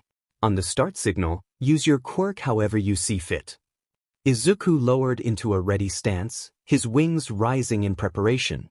The machine next to him gave a short beep and he kicked off, wings humming as he shot forward. Some nearby classmates had to shield their eyes as loose dirt was flung into the air from the wind. The short sprint was thrilling. The last time he'd gotten to go this fast was at the entrance exam. His stomach curled into his spine from his acceleration, exhilaration thrumming in his veins. 3.34 seconds. The machine at the end of the track chirped as he flew by. Izuku flapped in a backwards motion, slowing and landing. He grinned. He'd shaved off more than 4 seconds just by flying. Behind him, there were exclamations from his classmates. The excitement of using their quirks without restraint was an appealing one. Izuku started jogging back, but then remembered that Aizawa had specifically given permission to use their quirks, so he took off again, skipping off the ground just to hover a few centimeters off the ground. He returned to the group, smiling broadly. "Do you think this is a game?" Aizawa asked. His words cut through the air like knives. A few people flinched from the force of it. Izuku halted in his tracks, his own excitement at using his quirk seeping away. He'd been too far away to hear exactly what his classmates had been saying, but whatever it was, it majorly ticked off their teacher. Being a pro means risking your life daily. One wrong move and you could be killed. It's certainly not fun. Aizawa smiled. All teeth and no actual mirth. A shiver ran down Izuku's spine. "How about we raise the stakes then? Whoever places last across all 8 events will be immediately expelled." "That's not fair," someone cried. "Life's not fair," Aizawa responded, unsympathetic. "Out of hundreds of applicants, you were the ones selected to be here. So prove to me why you deserve your spot." With that said, the tests began in earnest. Izuku had already demonstrated the 50-meter dash, so that was their first test. He didn't get the highest score of the class, but he was proud to say that he was in the top 3. It was also when he first got to see Ishido's quirk. She skated forward on corrosive acid, earning her a score of 5.3 seconds and also simultaneously forcing others to sidestep it to avoid melting their shoes. The ball throw started with a bang. Quite literally. Kaken threw the ball with the punch of an explosion behind it. He turned, a smug smile on his face. Aizawa didn't even blink. He revealed his score of 705.8 meters, then called the next person up. Ishido gawked at Kaken. Dude. That was wicked. Kirishima offered his hand for a fist bump. That was so manly. Good job. Yeah, of course it was shitty hair, he snapped, but still did the fist bump. The only people who beat his score was a girl with a ponytail who shot the ball out of a cannon, which Izuku thought would be cheating, but Aizawa just shrugged. Good quirk use, he said flatly. The other was another girl with a short bob who quite literally sent it flying into space. Her infinity score nearly gave half the class a conniption. Besides the 50-meter dash and the long jump, there weren't many other tests Izuku could inflate his score with wings. Though, thanks to his and Mash's beach training, he was able to score fairly well all things considered. He watched as Kaken was able to gain a few extra meters on his long jump by using his explosions to launch forward. He noted that the blonde's control had gotten better in the last year, thanks to whatever training he'd done at the gym. His firing off of explosions was more steady and controlled, more like a punch to keep him moving than a full-scale explosion. Out of the corner of his eye, he saw people shift away as one particular boy with purple balls on his head moved closer. Earlier, Izuku had felt bad when he'd noticed classmates avoiding him. All it took was Ishido repeating some of the gross comments he'd said to not just her, but to some of the other girls, to change his mind. One of the girls suddenly stepped into his peripheral from behind. He recognized squat legs and long webbed feet right before his whole body flinched. Automatically, his wings shuttered out, half flaring his eye spots at her as if she really was some kind of predator looking to eat him. His antennae twisted, catching more of her scent. He turned, raising his hands up. Sorry. Just dash. The logical, insect side of his brain was yelling, danger, as if his classmate would actually attack him. He'd seen her a few times already, but always from a distance. It wasn't hard to work out her quirk, given her mutation type like him. Earlier, Izuku had watched fascinated as she cleared a full 5 meters in a single bound without breaking a sweat. She waited patiently while he wrestled his wings back into their upside-down V shape across his back, no sign of judgment or annoyance on her face. Sorry. I didn't mean to do that. They just moved, and I know you're not a threat, but then, the Moth side is kind of freaking out and I'm so sorry for reacting like that, he rambled. He could feel his face getting redder and redder. It's all right, she replied, putting one finger up to her mouth in a thoughtful gesture. It was my fault anyway. I didn't know you could see so far to the side. I've been meaning to talk to you but didn't want to accidentally startle you. Izuku finally managed to hold his wings down so they wouldn't snap out and hit anyone nearby. They were staying folded for the moment but still trembled slightly along with his antennae. Well, I've been meaning to talk to you too. I have some questions about your quirk, and I had no idea I would react like this in the first place. Another thing to add to his notebook. I'm not surprised you did. I was the same way when I first met my best friend. She has a snake quirk. A snake quirk? She nodded. She used to make me nervous too. But she's really sweet once you got to know her. She smiled slightly. I hope we can be friends as well. Izuku smiled as well. I hope so too. Does the jumpiness ever leave? Eventually, she assured. Though, sometimes it can happen if you're startled enough. I'll do my best to let you know I'm here so I don't scare you. Thanks, I really appreciate it. They stood awkwardly for a moment, unsure of what to say. He started. I never caught your name. Ajuitiu. But just call me Tsu. He grinned. He wouldn't have to think of a nickname for her. Though, speaking of, he'd have to think of something for Ishido and Kirishima. You're Midoriya, right? She asked. Aizawa said you came in first in the entrance exam. Congrats. Yeah, but I only barely got 1 point more than Kaken. She tilted her head. Kaken? Oh, sorry. Bakugu. We've been friends since we were kids. The explosive guy? He nodded. Yep, that's the one. Tsu raised an eyebrow. Does he ever chill? Our entire friend group has been trying to figure that out for years. Midoriya, Aizawa called, interrupting their conversation. I'll be back. It was nice meeting you, Tsu. You as well, Midoriya. Don't be afraid to talk to me. I won't, he promised. She was very nice, actually. He wouldn't mind having her as a friend. Animal quirks were few and far between, so it'd be nice to have someone that understood all the wacky effects that came with it. With all 8 tests over, Aizawa revealed their scores. The ponytail girl, Izuku had learned her name was Yaoyorozu, had placed first. Not surprising, her versatile quirk had allowed her to create the perfect tool to get the highest score on most of the tests. Kaken had placed third and Izuku sat at a solid 6th place. Ashido and Kirishima high-fived, taking 9th and 10th place respectively. He glanced at the end of the list, wondering who was the poor student that was being sent home. Mineta Minoru, please leave UA grounds. Someone will collect your things from the classroom and have them sent to your home. Aizawa said, voice flat. He clicked off the screen showing their scores and turned away. We're done here for the day. Your syllabi are on your desks back at the classroom. Wait. The great boy, Mineta, ran forward, tripping slightly in his haste. You can't expel me. Their teacher had no empathy. Yes, I can. You showed the least amount of promise of everyone here, so you're leaving. But, he pointed an accusing finger. This is a school. Isn't it your job to teach us, no matter the promise we have? That very well is true, but regardless of your score, you would have been expelled anyway. So you've been biased against me from the beginning? He shrieked. His desperation was getting more and more sad the longer everyone watched. Aizawa took a step forward, and then another, his long hair rising eerily and his eyes flashed bright red. I refuse to teach someone who views others as objects for sexual attraction. Or did you think I'd let those comments slide just because you want to be a hero? Mineta stumbled backwards. If you want even the chance to return to UA in one of our other courses, I suggest you change your actions and words towards your female classmates. Mineta didn't argue again. He shuddered under Aizawa's gaze, then turned tail and ran. Nobody was sad to see him go. Aizawa released his quirk.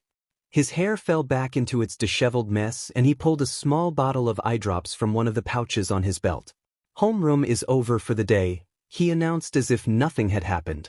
Get some lunch before your other classes. Yes, sir, they chorused and left. Ashido leaned towards Izuku.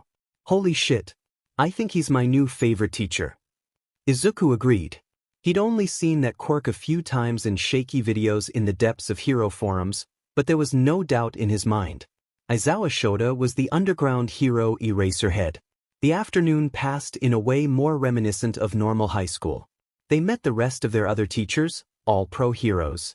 Izuku could hardly stay in his seat, and there were no more threats of expulsion, so everyone felt they could relax. Izuku swung his bag over his shoulder, the last bell fading out. Ashido materialized by his desk. Hey, do you take the train at Tetsudo Station? Izuku nodded, catching Kaken's eye. Yeah. We're just going to go say hi to a friend real quick. Oh, a friend? Does he have cool eyes too? Izuku laughed. Not like us, no. Just normal. Too bad. She slid closer. I've been keeping an eye out for more people to join our Cool Eyes Club dash, she snorted. Ha, an eye out. Anyway, I'm thinking we should recruit the tall guy. Face mask. 6 arms. You know who I'm talking about, right? Yes. But his eyes looked normal to me. Well, quote, unquote, normal. Izuku really wasn't one to judge. Nah, I saw him make a couple eyes at the end of his tentacle things. She made a fist and twisted it around like it was seeing. Then it turned into a mouth. She moved her fingers like a puppet's mouth while she kept talking. That's way cool. He needs to join immediately. Izuku's fingers twitched, committing the info to memory for his notebooks. He'd seen the guy make hands during the tests, but eyes and mouths as well? How did that work? Was it only related to the 5 senses? So far being sight, touch, and taste. Could he make an ear? A nose? He buzzed with questions and possibilities. His antennae reacted faster than the rest of him, swiveling in search of a scent he hadn't quite memorized. Unfortunately, he'd already left along with most of the class. Izuku Siget. We'll have to talk to him tomorrow, I guess. Wait, I don't think he left that long ago. I can still catch him. Ashido exclaimed, jumping up and moving towards the door. Here's the plan. You go get your friend, 'cause I still want to meet him. I'll find Ninja Guy. Then we can all walk together. I'll meet you down at the lockers. All right, break. She grabbed Kirishima, let's go, and dragged him out of the classroom. Hey, if you see Tsu, invite her as well. Izuku shouted after her. Tsu who? Ashido jogged down the hallway backwards. Ajuitiu. Frog Quirk, he clarified. Ashido raised 2 thumbs up. Oh, got it. They turned a blind corner and disappeared. Ashido was starting to make a habit of pulling him into her shenanigans out of control pink tornado. Izuku found it exhilarating, even if he was left breathless and dizzy from it all. He turned to Kaken and Mash, who had been ready for quite some time. No Tsubasa? Mash shook his head solemnly. I happened to see most of class be leaving and I didn't see him. With the excitement and anxiety of the first day, thoughts of his friend had slipped from his mind. Izuku's antennae twitched. Nothing here in the hall. But that couldn't be right. Maybe he was just tired and not picking through the scents properly.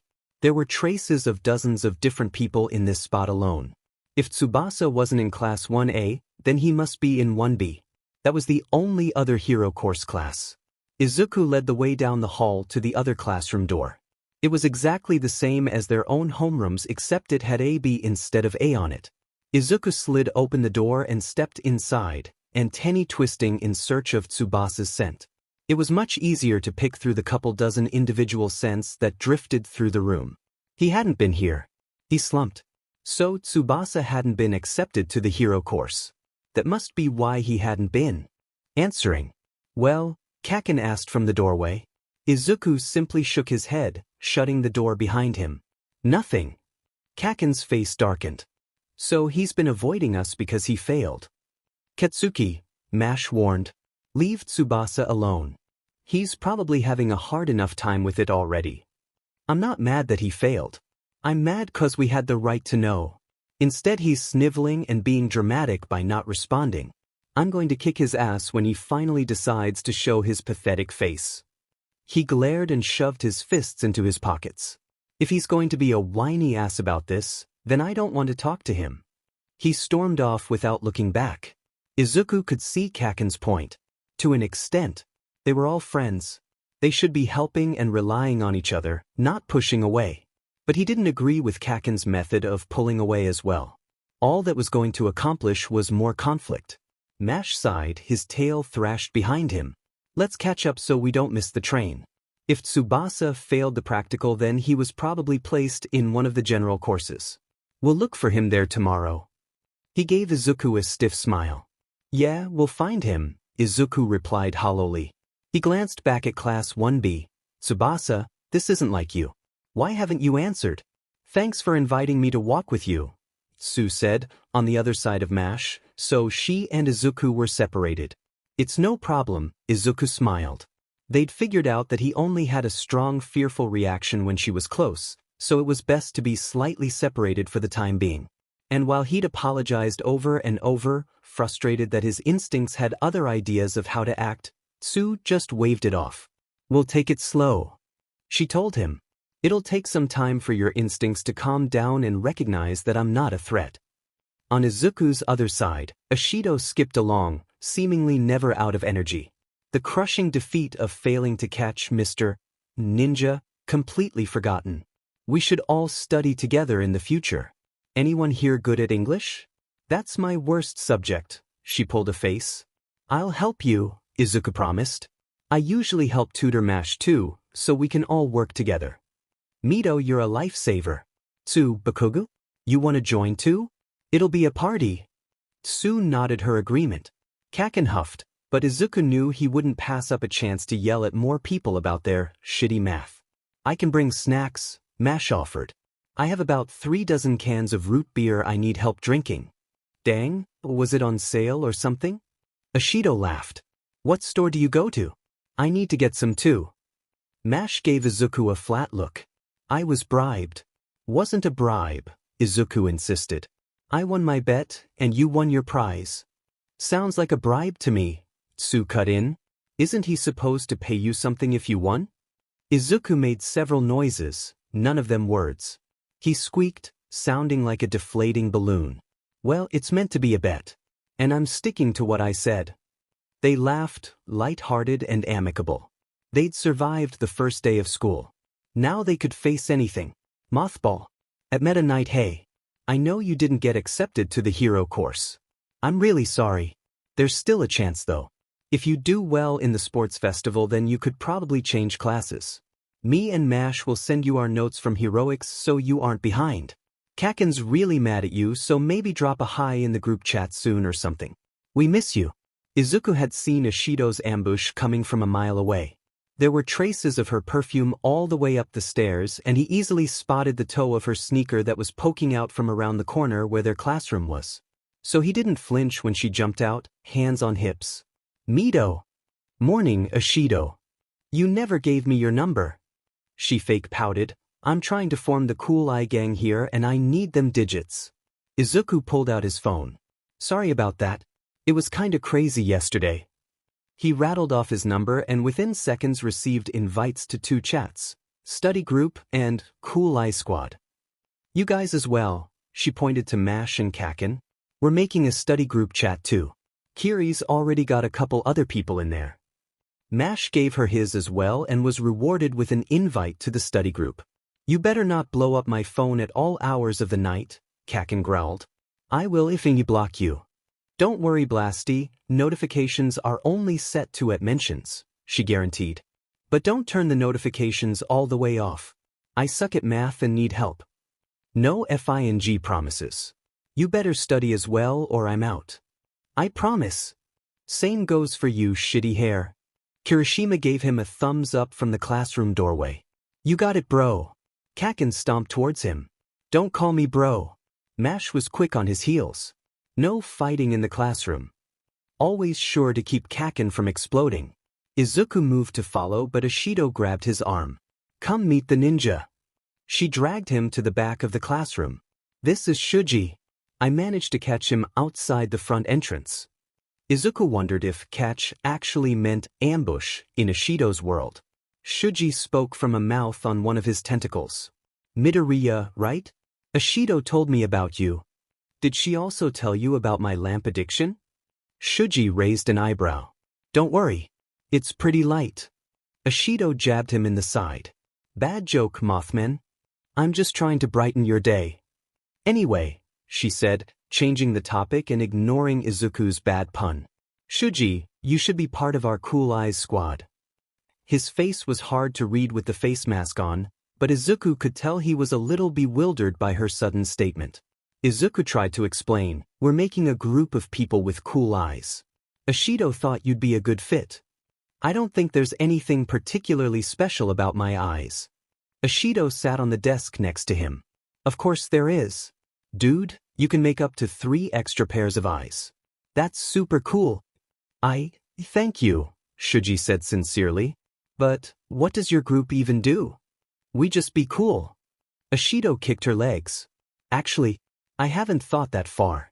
I have a group chat you can join and we can hang out. What do you usually do after school?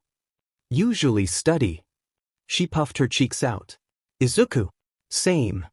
You guys, I swear, we're going to do something fun together after school.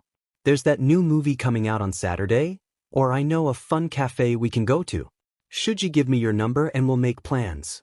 If Ishido's quirk wasn't acid, it would have been naturally making friends. They'd only been speaking for a minute and she'd already coerced Shuji into giving her his number, but also extracted a promise to text her if he had any ideas for what they could do this upcoming weekend. Izuku caught Aizawa's scent coming from down the hall. Hate to cut this short, but class should be starting soon. Nice talking to you, Shuji. You as well. Ishido scampered to her seat and Izuku followed close behind.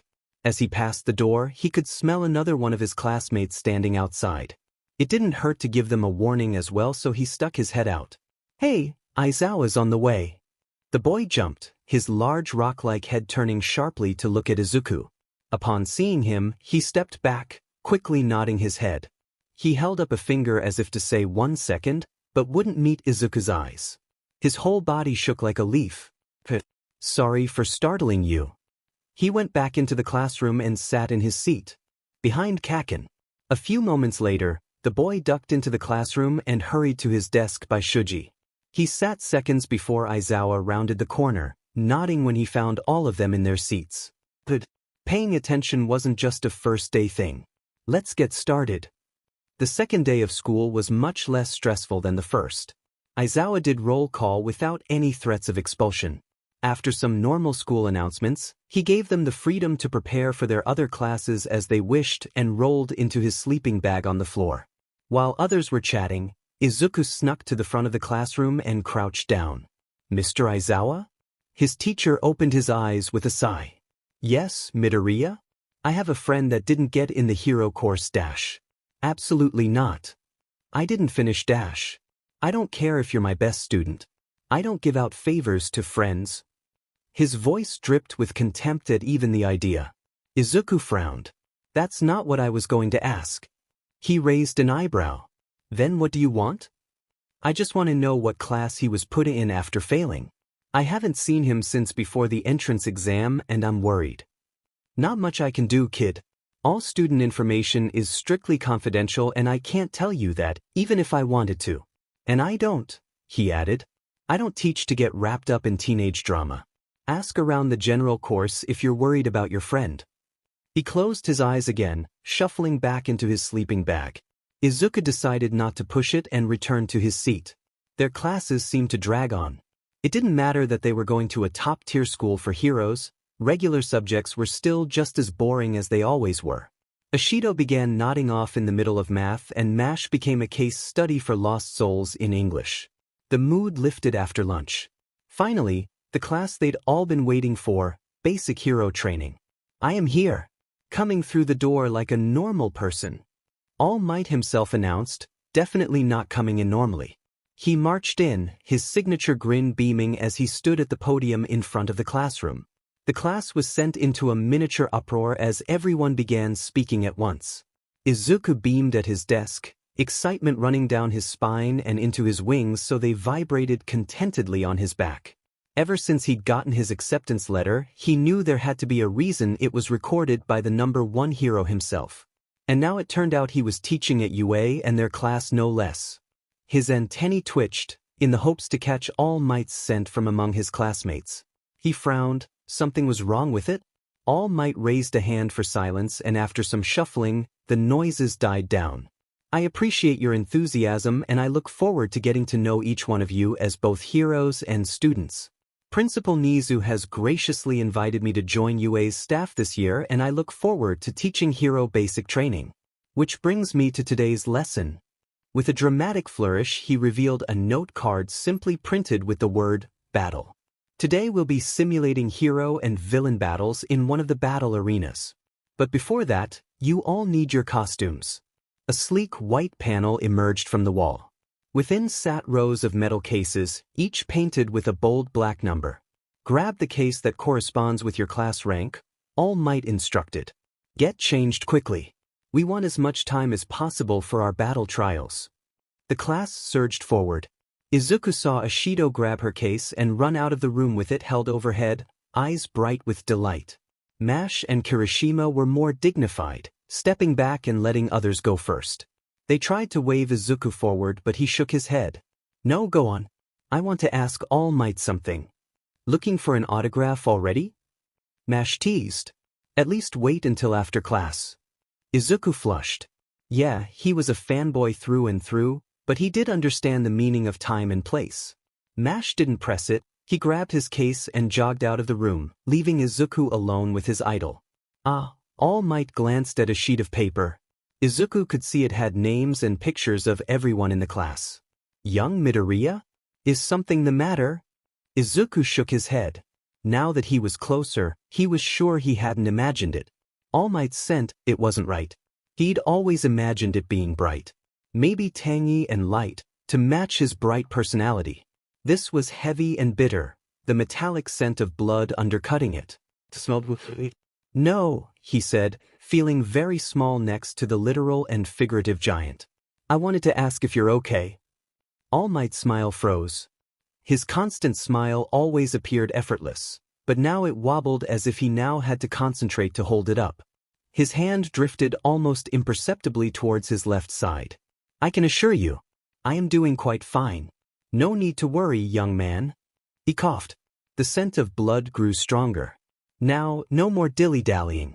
We have battle trials to get to. Grab your case and I'll see you in a minute. Izuku hesitated. All Might waved him forwards. Don't want to keep your classmates waiting. Izuku let himself be shooed out of the classroom. Perhaps it wasn't such a coincidence that All Might began teaching this year, if he truly had been injured. But the question was when and how. In Izuku's costume application, he asked the support company for a relatively simple design. His focus was functionality and practically. It consisted of armored shirt and pants, both a dark green to match his wings. He had extra padding for his knees and elbows in case of a rough landing, and the hole for his wing base was a bit wider at the bottom to account for his thermo device for winter. The shoes were sturdy and black, with a bit of spring in them for landing. He'd thought of that after the entrance exam. All of those requests were met perfectly. The rest of the design was surprising. Whoever his designer was, they didn't stop at a basic green color. Small black dots swirled down his arms and legs, reminiscent of his eye spots. There were also some thin, white bands running the lengths of his arms and legs that served as accents. All in all, Izuku was extremely happy with it. And wearing it really set in the feeling of being a hero. He glanced at the shiny new thermo device that was still nestled in its padding. He shouldn't need it. It was well into spring now and it was more than warm enough. But something nagged at him. He grabbed it before he could reconsider. A hero was always prepared after all. He was the last one to step out into the training field and got a good look at everyone's unique and colorful costumes. Ashido's one-piece suit fit her wild personality and only made her more colorful with its turquoise base and splashes of purple. Mash went more simple. His looked exactly like one of his martial arts uniforms, though a black utility belt circled his waist and the designer had added faux fur on the collar to match his tail. He brushed at it now, looking slightly annoyed. He definitely hadn't included it in his application. Kaken's costume screamed explosive, but that was mainly because his gauntlets were modeled after grenades. Sue waved, getting his attention, then stepped closer. His wings flinched, but he paid them no mind. He was getting used to his own knee-jerk response. Nice costume, she croaked. Thanks. Yours looks nice too. They both had a green aesthetic, but while Izuku's was dark, Sue's was bright. Like him. She also kept her costume fairly simple. A pair of goggles sat on her head, most likely for swimming. Students! All Might waved from the front of the pack to get their attention. Now that you all look the part, time to move on to the exercise for today. All of you have been assigned a number and will be drawn from these baskets to form random hero and villain teams. First up, All Might reached into each, extracting 2 balls. Todoroki Shuto and Shuji Mizo are the hero team, versus Azuitsu and Midoriya Izuku as the villains. They caught each other's eye. He continued his instructions. Hero team, you will be given the building blueprints and location of the weapon. Your objective is to either secure the weapon by touching it, or to apprehend the villains. Villain team, your job is the opposite. Don't let the heroes reach your weapon and don't get caught. The game ends when time runs out or either of the hero objectives are met. Both teams, you will be given ear communicators and 5 minutes to prepare as you see fit. Use your time wisely. Each battle trial will last 15 minutes and will be observed by the rest of your classmates in the CCTV room. Now go. Plus Ultra. Izuku walked around the weapon they were tasked to protect. A flimsy papier-mâché rocket that looked more at home as a prop for an elementary school play than a convincing bomb. I have some ideas, he told Sue. From what I observed during Aizawa's quirk tests yesterday, Todoroki has an ice quirk. I'm not completely sure of everything his quirk can do, but he has some strength enhancement and he can create things like eyes and mouths on the ends of his tentacles. Todoroki will be a problem for me. If it's too cold, I can end up slipping into hibernation to preserve body heat. It's a problem for me too. My wings stiffen in the cold and become unusable. Izuku Siget. It was a wildly bad matchup. The two people in the class with weaknesses to cold up against an ice Quirk. This could only go wrong. Izuku placed his chin in his hand. The best thing to do was avoid Todoroki if at all possible. He had a slightly better advantage than Tsu because he brought his thermo device, but a head-on battle still wouldn't be good. They'd have to be sneaky and avoid conflict if possible. Maybe even wind down the clock. He considered their easy movable weapon. Do you think there are any rules against relocating? The buzzer rang, signaling the start of the fight. I'm in position. Tsu murmured in his earpiece. Let's hope this works. Izuku nodded to himself. He'd wedged himself into one of the blind corners of the room.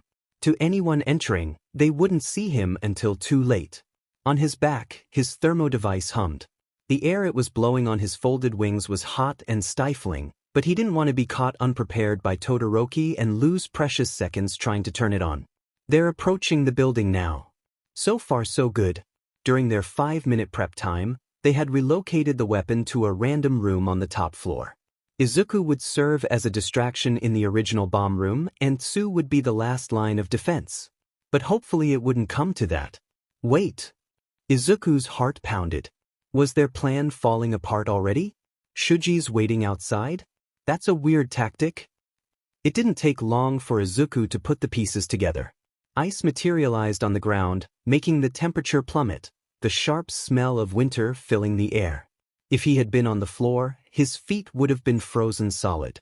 Izuku's breath fogged as he breathed outwards. He was doubly glad that he thought to grab his support item. He shivered slightly. Are you doing all right, Tsu?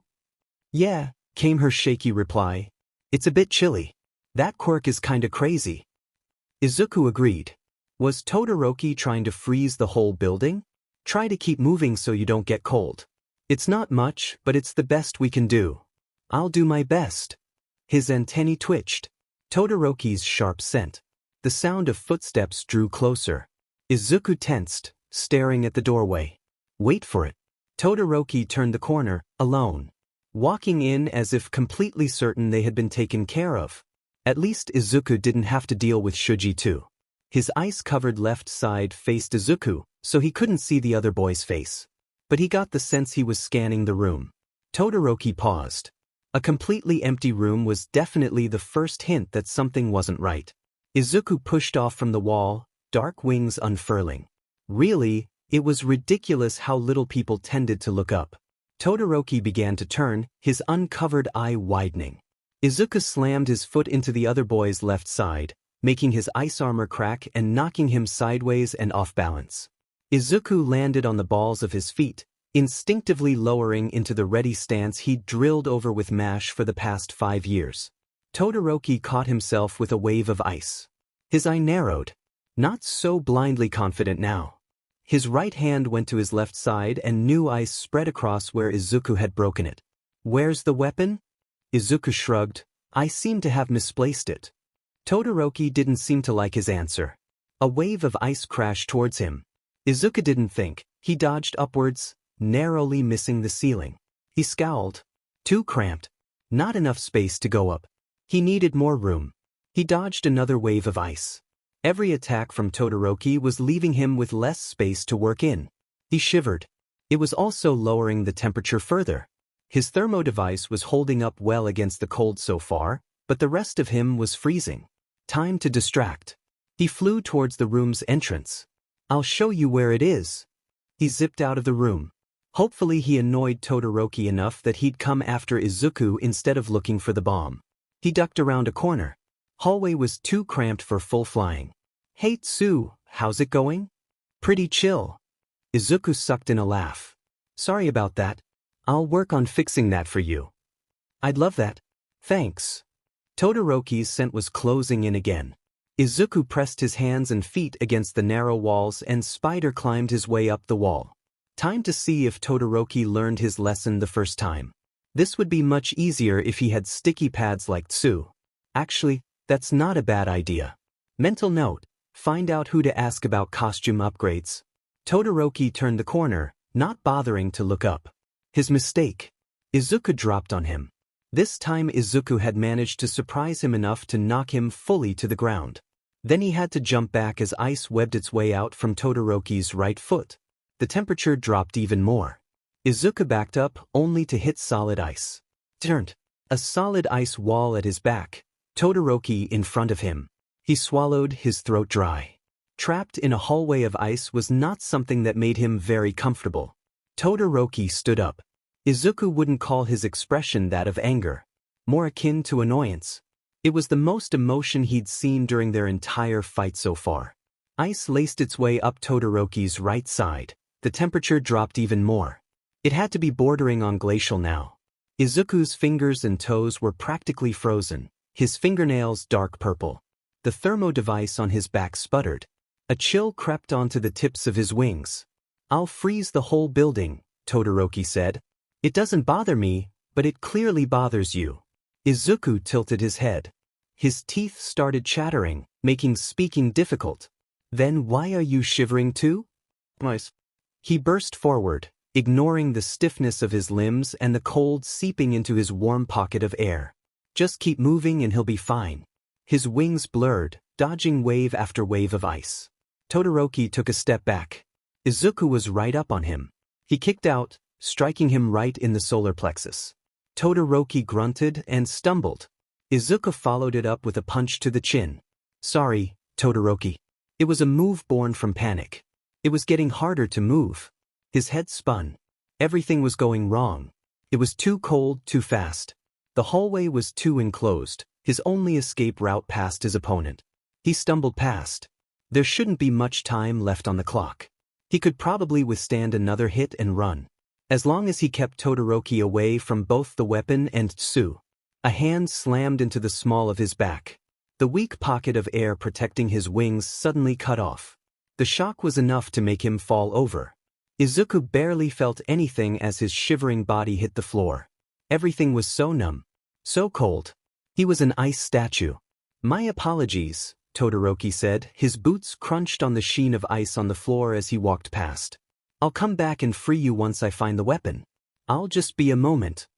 Izuku listened to the sound of footsteps fading away. "Tsu," he coughed. "Todoroki, on way." "Midoriya, are you okay?" "You don't sound good." She sounded concerned. "Cold." It hurt to move. He wanted to pull his legs and arms in closer, for some semblance of warmth, but it would take too much effort. Izuku lay face down on the floor, chest heaving. His breath steaming up the ice under his head. His thermo device was completely frozen. Now it was just a giant ice cube strapped to his back and making him more uncomfortable.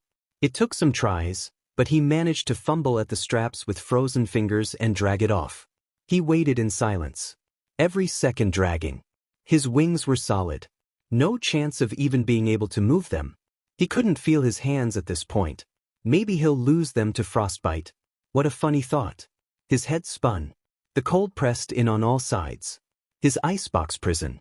He'll just close his eyes for a moment, take a nap. He was very tired. Team wins. All Might's voice boomed. Izuku's eyes snapped open, antennae twitching. He was still in the frozen hallway. Without Todoroki's influence, it had started to melt a bit. Drops of water fell from the ceiling. Shakily he huffed on his hands. The round was over now. He needed to leave. He rolled onto his side. No, too tired. He closed his eyes again. He'll get back up when he's rested some more. Midoriya. Would people stop waking him up? Todoroki kneeled next to him. The ice that had covered the left side of his face was gone. He looked down with concern. "Can you move?" Most of the ice in the hallway was gone. His wings fluttered against his back. "I suppose," he slurred. Todoroki helped him to his feet, putting one arm over his shoulder. "You need to see Recovery Girl. I left you in the cold too long. You probably have hypothermia." "Never had hypothermia before, don't like winter." Izuku glanced up, meeting two different colored eyes. One gray, one blue. Heterochromia, he believed it was called. That was pretty cool. "Wanna join our gang?" he asked. He didn't get to hear Todoroki's response. His knees buckled and his vision went dark. Consciousness faded in slowly. The first thing Izuku was aware of was how comfortably warm he was, as if he had fallen asleep in a patch of sunlight. He used to do that often as a kid, prompting Mom to tease him. "Are you a cat or a moth?" She laughed, bending over to tickle him awake. He squirmed away from her wriggling fingers and giggled, "Meow. I'm a cat moth. I've never seen a cat moth before. Come here so I can look for your tail and whiskers." "No," he cried as she planted kisses on his cheeks and brushed fingers over the sensitive skin of his sides, making his stomach hurt with uncontrollable laughter. He sighed in content, wings shifting out to catch more warmth. Sleep tugged at him, dreams of happy childhood days calling. "You thick-headed buffoon. You should have called the fight. I might have gotten a little carried away dash." "A little? A little?" "I had to fix up 3 students all with cold-related injuries on the second day because you were too invested in watching a bad matchup. A warning for the future, don't put students sensitive to the cold against someone with an ice quirk." There was a loud thump. Izuku opened his eyes. He was laying face down in a hospital bed with a curtain drawn around it. Above him, a wide heat lamp was centered on his wings. That part hadn't been a dream. Nestled along his sides were several heat packs in various colors. He rolled onto his side, then sat up, careful to not bump into the heat lamp. The air smelled like anesthetic. The nurse's office then. He easily recognized Sue's scent coming from behind him, and on the other side of the curtain in front of him, All Mights and someone else. Most likely the nurse. He drew back the curtain, catching the attention of the 2 adults. "Oh, there you are, dearie. How are you feeling?" The small, old woman smiled pleasantly, her tone much softer and patient than what he'd overheard just a minute ago. "I'm okay," he mumbled, glancing at All Might. His idol, who faced villains every day for decades with an unwavering confidence, now looked like he was about to bolt. "What happened?" "Your team lost, despite all your hard work, I'm afraid." The nurse told him, handing him a handful of gummies. "It was an unfair matchup from the beginning. I'm surprised you managed to hold out as long as you did. Both you and Mississippi Azui succumbed to hypothermia and Mr. Todoroki overworked his quirk, leaving him with the beginnings of frostbite." She huffed. He really should have made better use of his partner, instead of leaving him standing outside while he fought you 2 alone. Perhaps that way you'd have avoided the worst of your injuries. She patted his hand. "Don't worry though. I fixed you all up so you're good to go." All Might, judging it was safe, detached himself from the wall. "Recovery Girl is the best in the business, so you were in good hands. Though, it'd be best to avoid getting such grievous injuries in the future. No need to push yourself too hard." Recovery Girl jabbed her cane at him. "You'd do well to remember your own advice." She scowled and turned back to Izuku. "School's over for the day, so you can go home. Some of your friends dropped by earlier. They're probably still outside." Izuku slid off the bed. "Will Tsu be okay?" "She'll be fine. She just needs some extra rest for the time being. She'll be good as new by tomorrow." "Thank you." Izuku bowed first to her, then to All Might. "Bye." "Bye, dear. I don't mind visitors, but I'd rather not see them as patients so early in the year." He slipped out the door, closing it quietly behind him. Mash leapt up from where he'd been leaning against the wall. "Izuku!" Kaken pushed himself to his feet as well. "Hey, I can't believe I missed the other matches." "That's what your FNG worried about?" Kaken stomped forward. "You passed out and Ice Bastard's partner had to carry you to the nurse's office." "Oh, Shuji had brought him? Is Todoroki okay too?" "Like I give a shit." Mash smacked him with his tail. "Chill. You're not some kind of rabid dog that always needs the last word." Kaken growled but didn't argue. Mash turned back to Izuku. "I think you did a good job, all things considered. Themes were super unbalanced, but you nearly won, so that's something." "Yeah. The cold wasn't great." He shivered at the memory of it. "But what about your fights?" Kaken brightened at that topic. "Our team crushed it." Izuku raised an eyebrow at the word "our," not the usual "I." "That ponytail girl can make grenades." "Oh, that explained it. Good to see he's making friends." Mash shook his head. "They're a force to be reckoned with. Ours didn't do very well, to be honest. We were beat almost right out the gate. Kinda hard to notice someone who's completely invisible. He sighed. Oh, by the way, Izuku, Koda told me about this morning. Izuku looked at him, puzzled. It might have just been a really long day, but he barely could remember what had happened that morning. And he wasn't too familiar with everyone's names yet. The really quiet guy? Sharphead? His quirk lets him talk to animals. Izuku nodded. He remembered now. The boy who was standing in the hallway before homeroom. Well, he kinda was rude? Apparently. I didn't get details, but he wanted you to know he was sorry about that. He found you a little unsettling but didn't want to hurt your feelings. I understand. Lots of people find my eyes kinda creepy. Mash grimaced. It isn't just your eyes. He's afraid of, he paused and bit his lip. He has entomophobia. The fear of insects. Izuku first learned the word back in elementary school. A girl in a lower grade screamed the first time she saw him, thinking he was something out of her nightmares. When he tried to apologize, she burst into tears. Both of them had to be shuffled off by teachers that overheard the commotion. When he returned home from school, he had been consumed. Entomophobia, the fear of insects. Other, more specific cases included apophobia, fear of bees, myrmecophobia, fear of ants, and finally, lepidopterophobia, the fear of moths and butterflies. One long word that described why some people shuddered at the sight of him. Oh, Izuku murmured. Yeah, Mash rubbed the back of his neck. It's not your fault, you know. I know. Psst. Tell him thanks from me. I need to think about this. Izuku tapped his pencil against his desk, mind whirling. Entomophobia. His moth quirk. He sighed. It wasn't Koda's fault for being scared any more than it was Izuku's for being born with the quirk he had. Neither of them could help it. Mash had told him that Koda was really nice. Yes, he was quiet, finding sign easier to use than speaking most of the time. Like the exact opposite of Kaken. Izuku wouldn't mind being friends with someone like that. He didn't want anyone to be afraid of him. He didn't want Koda to be afraid of him. He remembered the first time he'd talked to Tsu, and how irrationally fearful he'd been, despite knowing she wasn't going to hurt him. How frustrated he'd been that he couldn't carry on a simple conversation without wanting to bolt. Maybe he and Koda had something in common. He opened his laptop and grabbed a sheet of paper and pencil. Tsu was helping him overcome his fears. Maybe he could help Koda overcome his. Last message to Meta Knight sent yesterday at 7:38 p.m. There was a flock of reporters outside UA's gates early Wednesday morning.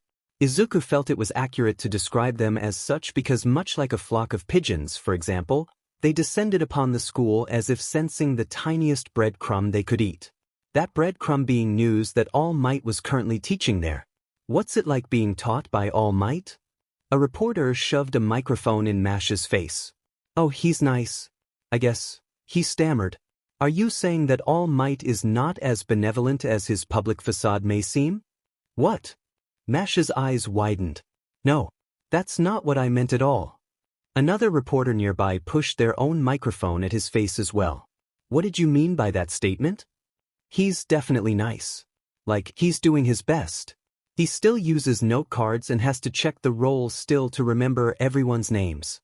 Kaken grabbed the handle of his backpack and pushed him forward past the two reporters. Get a move on or we'll be late for class. When they tried to ask him questions as well, he let off a small but loud blast that made every mic in the area peak. I don't care for your shitty questions about All Might. If you want to ask questions, then get an interview with him and stop FING harassing students. Izuku, you coming or what? Right behind you. He led the way though the sea of reporters. Any that dared to try pointing a mic at his face got a glare strong enough to melt Todoroki's ice with its heat. Izuku changed his mind. These reporters weren't like pigeons. That would imply that while annoying, they were relatively harmless. No, they were more like vultures, looking for any scrap they could pick over and slice to be completely unrecognizable. Just before he could step past the gate, a reporter grabbed his shoulder, pulling him to a halt. Hey, I'm not leaving until I can get some kind of scoop. Just give me some details and I'll let you go to class. No, sorry, I need to go. His protest only aggravated her further. Come on, kid. I'm trying to do my job here. How about this? What did you learn about yesterday in his class? I'm sure the number one hero has all sorts of practical experience he can tell you about. She was too close, too aggressive. The crowd surrounded them, forming a ring that cut off his escape route. His wings shuttered out, black eye spots glaring at her. Izuku tried to get them under control. It was just an aggressive reporter. He'd have to deal with lots of those when he eventually became a pro. She moved closer and his whole body tensed. Thoughts of being cornered rushing through his head. His wings snapped out, smacking into those on either side of him and making them cry out. Then Izuku was perched on top of Yue's gate, the reporters below murmuring and staring up at him. "Hey, get back here." The aggressive reporter took a step forward and the heavy metal gates of Yue slammed shut. Izuku could feel the vibrations underneath his feet. That ticked off the reporter more and she started yelling. "Time to dip." Izuku hopped off the other side of the gate and glided to the ground with a few flaps to rejoin Mash and Kaken. "Are you all right?" Mash asked worriedly. He nodded. "That lady has some anger management issues." "I'll show her anger management issues," Kaken snarled. "Who does she think she is, harassing students for interviews? I'll kill them." Mash clicked his tongue, not happy with the way Kaken spoke. Between him and Aunt Mitsuki, they did a fairly good job of policing him on his manners. Aizawa emerged from around the corner of the building. "I'm inclined to agree with you, Bakugo, though your methodology is extreme." He faced the solid steel wall that blocked the front entrance and sighed. Normally the press is annoying but fairly harmless. News of All Might teaching here seems to have whipped them into a frenzy, however, and now they're an even bigger nuisance. I don't need them distracting my students. "But how are you going to make them leave?" Mash asked. "We could always toss them All Might," Aizawa mentioned casually, as if the number one hero was a stick to keep the reporters distracted. "But for now we'll issue a warning to not attempt to pass the UA barrier and open the gates back up. There are still students who will be arriving. Now get to class. I don't need you standing around and bothering me." He shooed them away, the three of them walking towards the front entrance. There wasn't anyone else in the plaza due to the early hours and their footsteps carried. They reached the door when Aizawa called back to them again. "Midoriya." Izuku turned to face his teacher. The walls around UA are equipped with motion sensors that trip a silent alarm when you fly over them. I suggest you don't. "A warning?" He nodded. He'd used the front gate like everyone else. The reporter fiasco was quite a way to start the morning, but Izuku accomplished his mission. They were the first ones in the classroom. While Mash and Kaken sat at their desks, Izuku slipped over to Koda's desk on the other side of the room. He'd spent a long time the previous night thinking and writing and rewriting what he wanted to say. He didn't want to sound aggressive about wanting to help, so he stuck with something short and simple. "Koda, hi. Nice to meet you. I'm Midoriya Izuku. I'm sure you know who I am. Ojiro told me that you have entomophobia, so I'll do my best not to accidentally scare you. I hope, despite everything, we can still become friends. If you ever want to talk to me, my number is XXXXXXXX. Midoriya." He decided to go the same route Sue did when they first met. He'd try his best to not scare him and offered the hand of friendship. If Koda decided to take it, he'd just have to wait and see. "I've reviewed your battle trials and grades from yesterday." Aizawa began class, setting a manila folder on the podium. "So, let's review." "Todoroki." The dual-haired boy glanced up from his seat in the back. "I don't need to remind you of the affects cold can have not only on yourself, but others as well. Please be mindful of your two classmates that are more sensitive to it and take necessary precautions." Todoroki nodded, his face blank. "Midoriya and Azui. I took the liberties of having the support course redesign your costumes so they're able to withstand colder temperatures. We don't want you getting hypothermia every training session. You should get them back in the next day or so." Izuku raised his hand. "Who do we talk to about costume changes?" Aizawa's eyebrows shot up. Perhaps it was a bit surprising that Izuku needed modifications after only 2 days of school, but seeing Tsu stick to walls had given him an idea. "You can talk to Power Loader in the support course. He oversees all modifications." Any other questions? There were none. With that out of the way, let's move on to the individual reviews. Now he turned solely to Izuku. "Midoriya, You have a habit of jumping before flying. Is that necessary to take off? His brain froze. That was a curveball he hadn't expected. But when he thought about it, he did tend to jump or leap to first get into the air. It was something he had done since he was a little kid, and he didn't think twice about it. I'm not sure, he admitted, frowning. Is it a problem? For the moment, no. It's most likely just a habit from childhood. In the future, however, you may want to be quiet or reduce extra movement. Look into it when you have time. He nodded. Aizawa moved on. Bakugo, I'll forgive you for destroying half a building, but you need to be more aware of your allies and possible civilians. Homeroom continued in that manner. Aizawa went from person to person, pointing out areas they could improve in, asking about applications of their quirks, and occasionally throwing out a flat-voiced compliment for innovative quirk use. He marked some things in the file he carried and snapped it shut. Now I have an announcement. Everyone tensed. Did he choose the next person to be expelled? You need to choose a class representative. I don't care how you do it, just get it done in the next 10 minutes. He pulled his sleeping bag out from under the podium and wrapped himself in it. Wake me up when you're finished. Then he fell asleep. The classroom descended into chaos. The majority of people immediately started shouting over one another. Class representative would be a tedious job in any other high school, but for UA, and the hero course at large, it provided an opportunity for leadership. Ashido launched halfway out of her seat. Make me president and I'll turn this class into a full-time party. Like that's happening. Kaken slammed a fist on his desk. What kind of school do you think this is? You'd make for a shitty president anyway. It should be someone that actually has brain cells in their head. Oof, Bakugo, no need to be so rude. She folded her arms. Let me guess, you want to be president instead? I'd do a better job than you, he snapped. They stared at each other, neither willing to back down. Mash sighed from his desk. Guys, it's just choosing the class presidency, not a death match. A hand shot up from the other side of the room, a voice rising above the commotion. Please, let us conduct ourselves in an orderly fashion. If we only argue amongst ourselves, a decision will never be made. The noise died down as everyone turned to look at who said it. Izuku dug for his name. Ida, he thought. He recognized the glasses and dark blue hair. What should we do then? Someone asked. Ida lowered his hand. I propose we put it to a vote. Democracy will suit us best in this situation. There were low murmurs of agreement. While Ida and another classmate prepared voting strips, Izuku leaned towards Mash. Who are you voting for? He rubbed the back of his head. Is it too forward to say myself?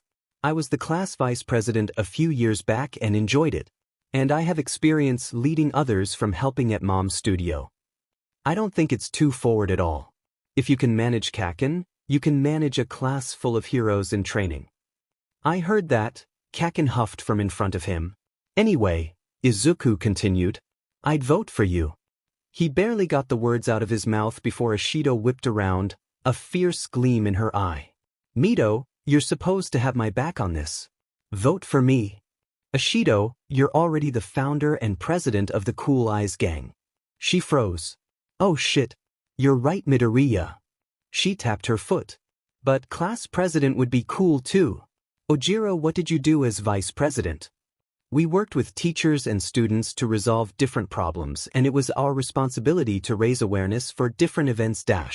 Wait, I thought you got to plan parties and dances. Those kinds of things. Well, yeah, but there weren't many of those, so we did other stuff.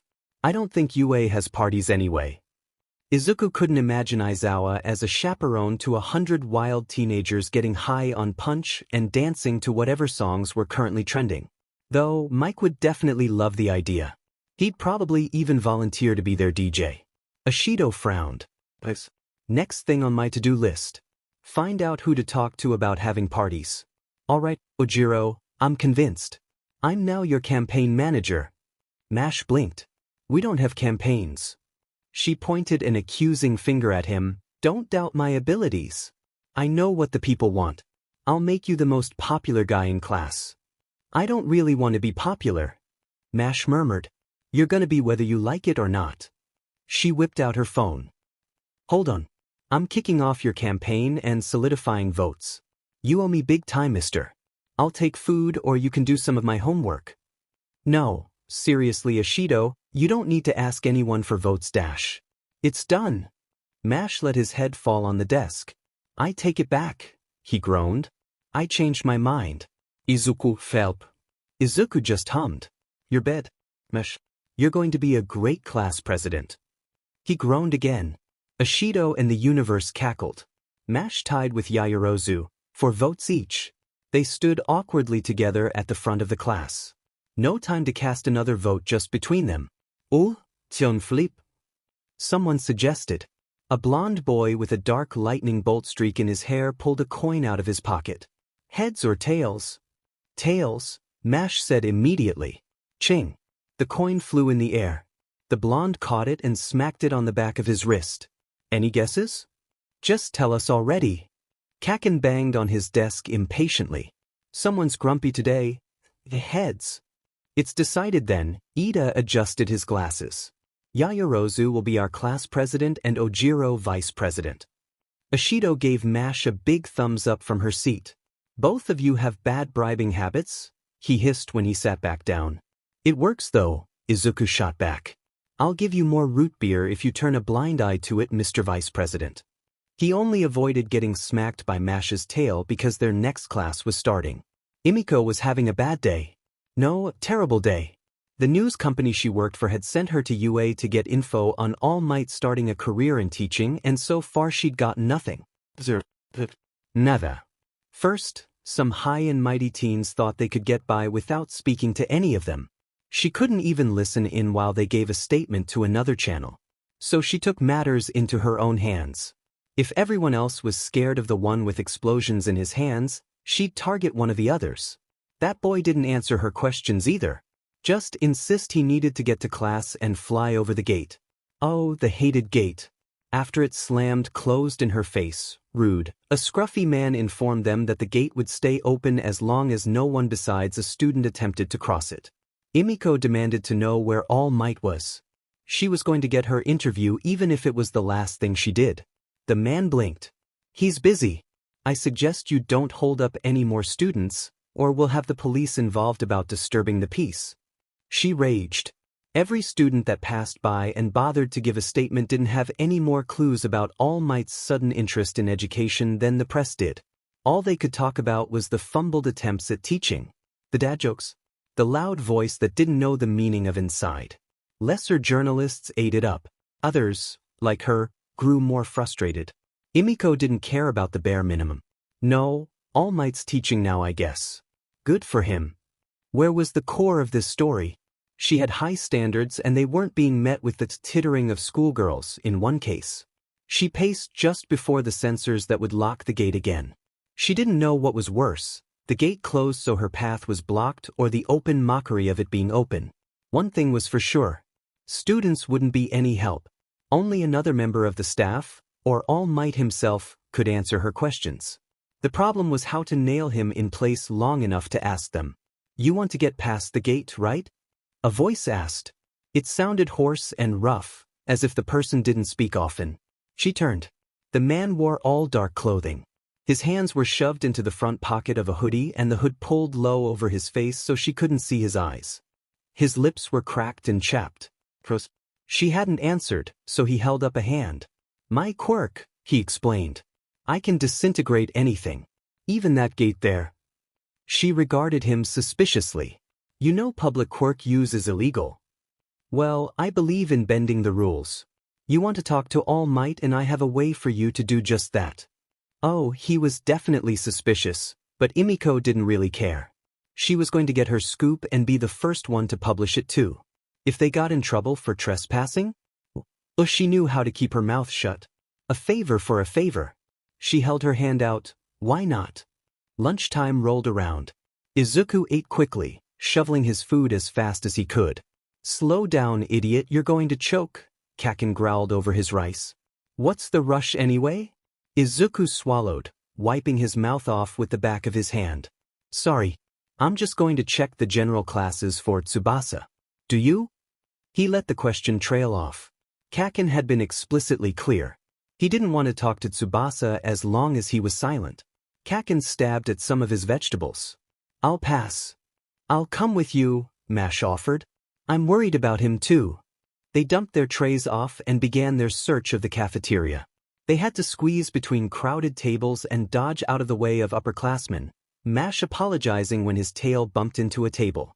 Much like during the entrance exam, Izuku's antennae were useless as far as trying to pick out Tsubasa's scent from the chaos. Unless Izuku walked right into his childhood friend, he wouldn't be able to find him. Hey, a voice called from a few tables over. A girl stood up and waved. Izuku checked behind him. Yes, you green boy. She slipped between the tables.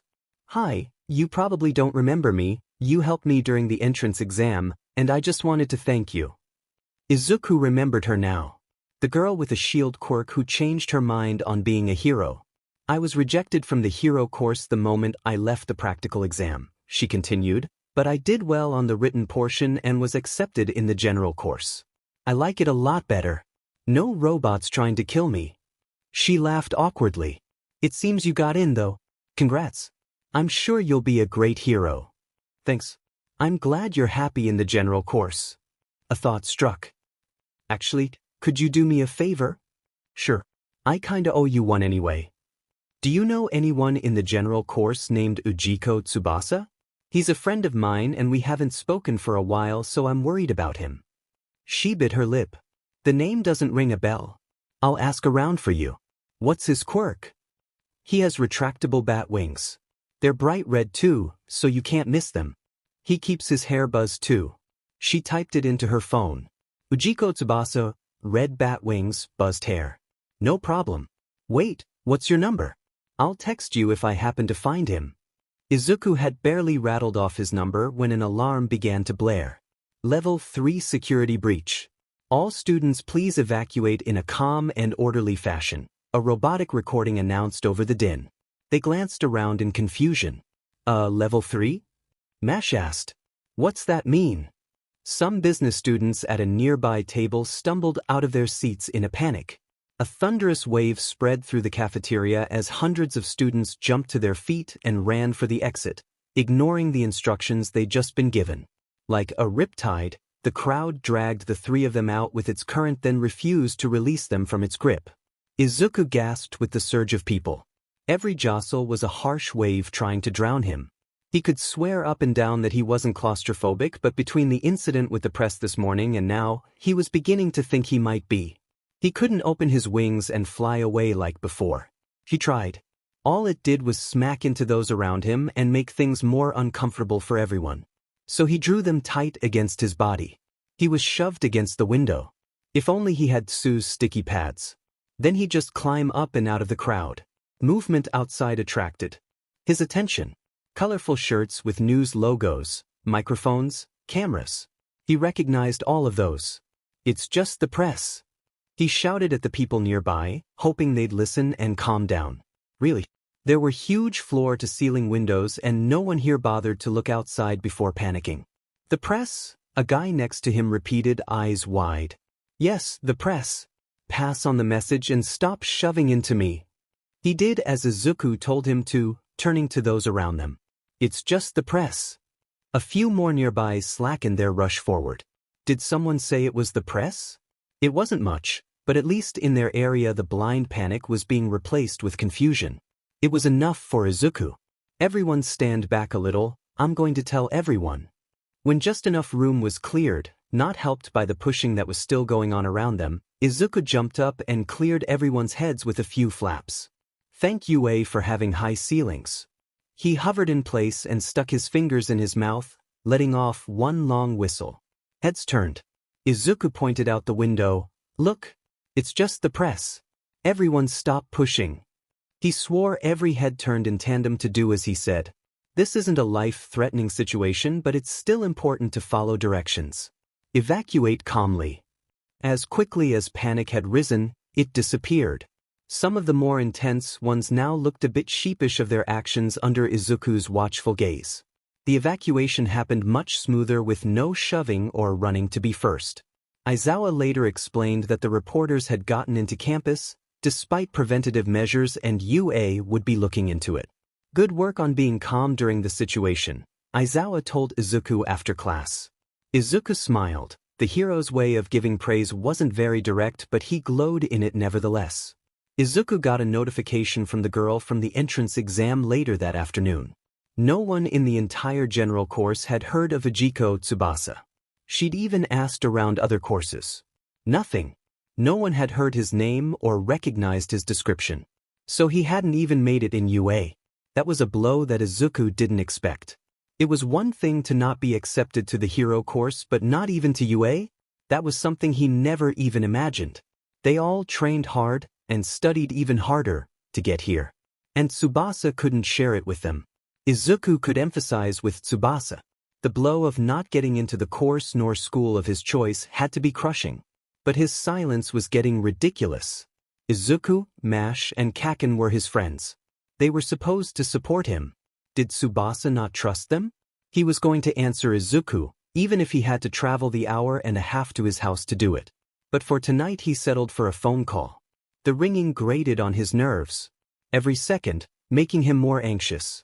It had been weeks since they last talked. There was a click. Hello. Izuku answered desperately. We're sorry, your call could not go through. Try again later. Beep. Alien Queen. Hello. You, what are we doing this Sat? Y'all wanna go see that demon killer movie? With a train? What's it called? Do you guys even like action? Action is fine. I've read the book, it's very good. Alien Queen. It's based off a book? No spoilers. Anyway, do you happen to have the answer to 6 on the math homework? Let me see how you did it. Alien Queen. You're not going to give me the answer? I'm teaching you so you'll know how to do it in the future. Alien Queen. Fini. Homework image. You forgot to divide by 2. That's why the answer doesn't make sense. Alien Queen. You're right. Thank you. Alien Queen has changed Shuji's nickname to My Lord and Savior, Shuji Mizo. My Lord and Savior, Shuji Mizo. Flattering, but you could have found that in your notes. Alien Queen. We have notes? Today we're going off campus for hero training, Aizawa announced. After that first day of class taught by All Might, they hadn't seen the number 1 hero again. Instead, their training was overseen by Present Mike for an afternoon and now Aizawa. The focus is on disaster relief in a variety of situations. Fire, floods, rock slides. I won't give you the whole spiel here. You'll get it when we arrive. For now, decide if you want to wear your costumes. For some of you, they'll be ill-suited for this kind of activity. Choose quickly. We load onto the buses in 15 minutes. The mad rush of getting costumes and changing to be on time was starting to feel familiar. And maybe they were getting even quicker at it. Izuku swore they all arrived at the bus with a full 2 minutes to spare. Mash and Yayarozu did their duties as presidents, checking off that everyone was there, then they took their seats and were off. Izuku had kept a careful eye on Koda during the boarding process, making sure he was at the front of the line so he could sit at the back of the bus and far away from the door. He'd also be the last one off, so everything was working out. Ashido claimed the seat next to him, and to his surprise, Shuji sat on the next row over with Tsu. Kaken sat in front along with Kirishima. Those two had been hanging out a lot recently.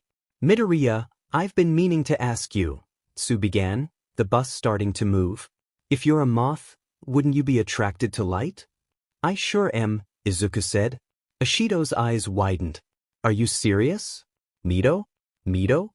What? Oh my god, Kaken muttered from the row up. Kirishima looked sharply at him, then back at Izuku. That's a joke, right, dude?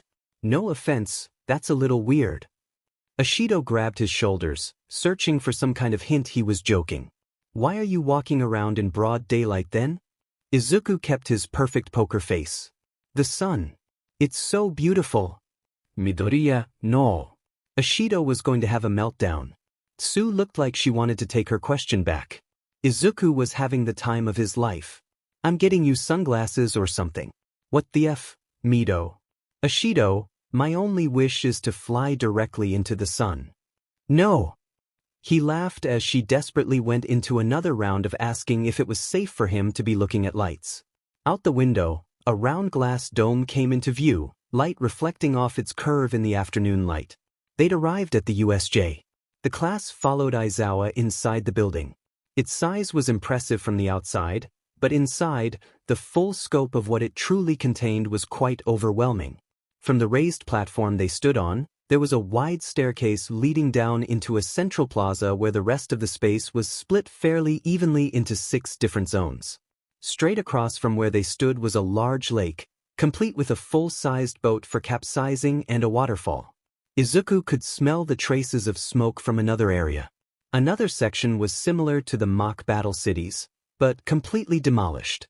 As always, UA gave their best resources for training. A space suit-clad figure climbed on the platform, raising a hand in greeting. "Welcome students to the USJ." Izuku immediately recognized them as the space hero, 13, and bounced on his feet a little. As a renowned rescue hero, it was no wonder why they taught this class. Izawa approached them, speaking quietly for a moment, then 13 turned to the rest of the class. "Hello. As I said before, welcome to the USJ, UA's unforeseen simulation joint. Here you'll learn the ins and outs of how to rescue others in a variety of disasters. But before we can do that, I need to address a few important points." They continued speaking. The lecture was familiar, quirks can be dangerous and the wrong move could get someone killed. A sense of soberness fell over the group at 13's next words. "That applies to you as well. If you aren't careful, you could kill someone as well. Accident or not.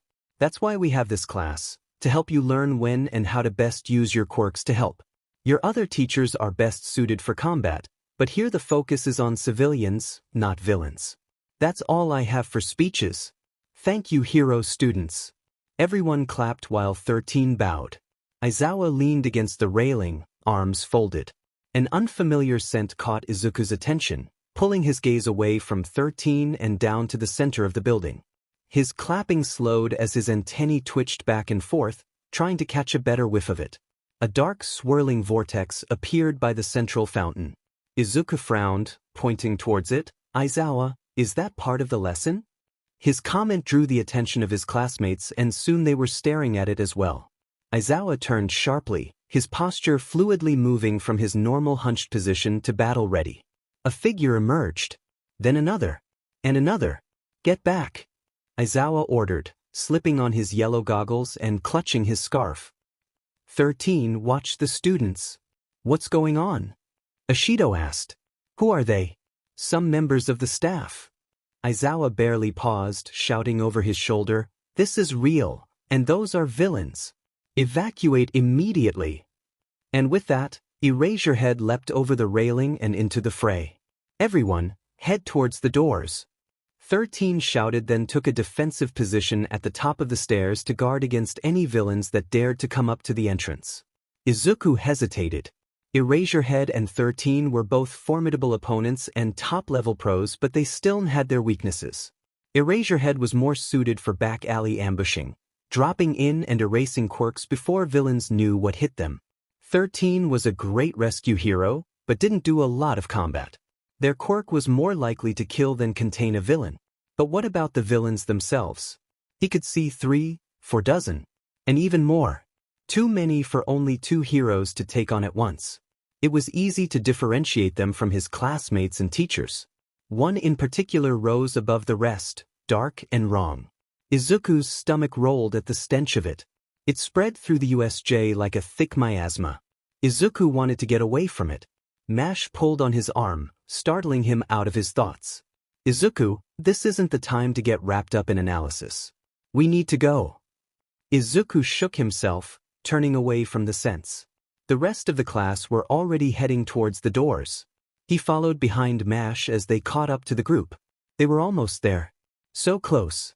Dark mist appeared before them, blocking their way and halting everyone in their tracks. Izuku recognized it as that first initial scent that had caught his attention. "Apologizes," the warp villain said, his glowing yellow eyes boring into their group. "But I can't allow you to leave.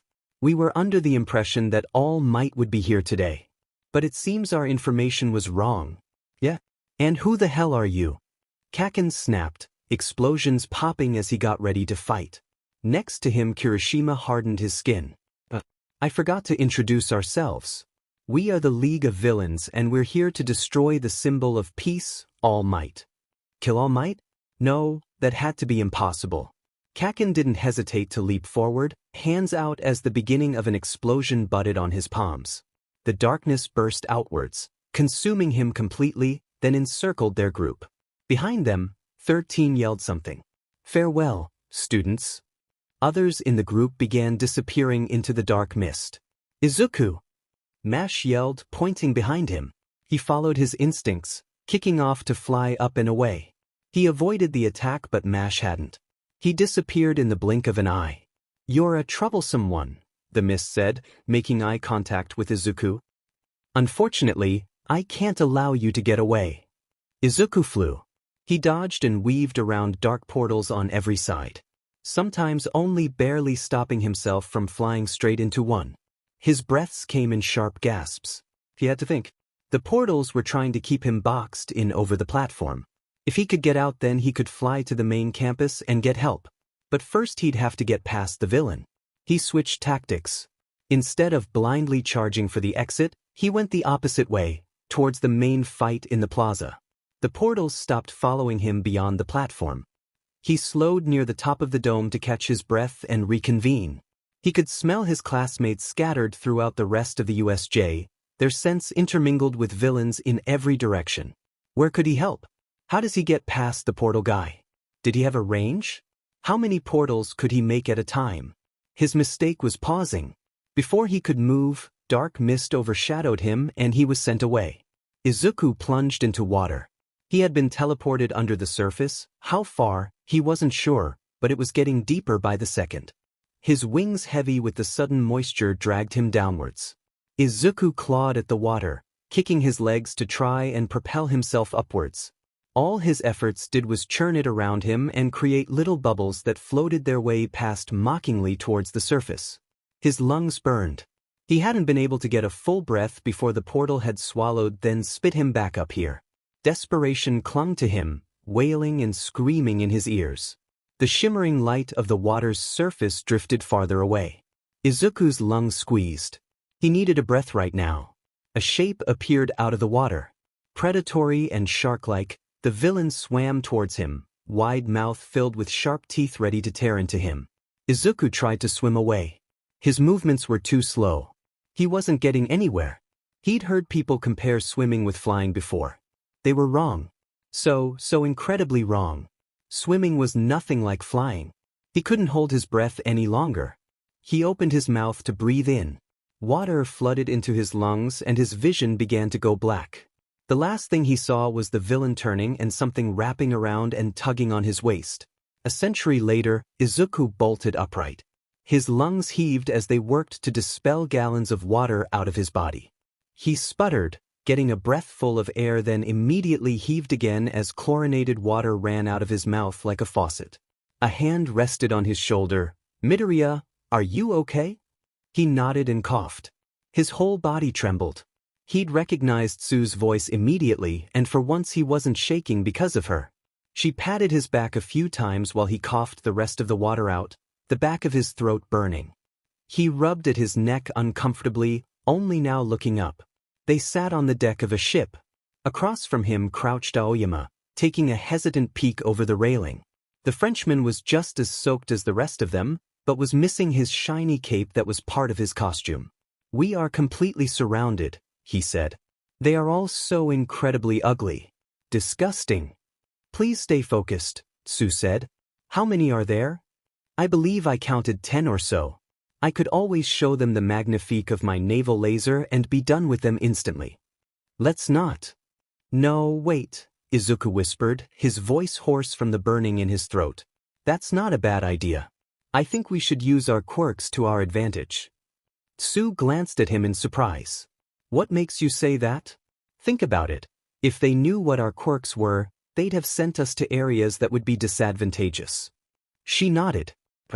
I would have been over in the wildfire area because my skin would dry out. I still would have been sent here, Izuku added, then paused.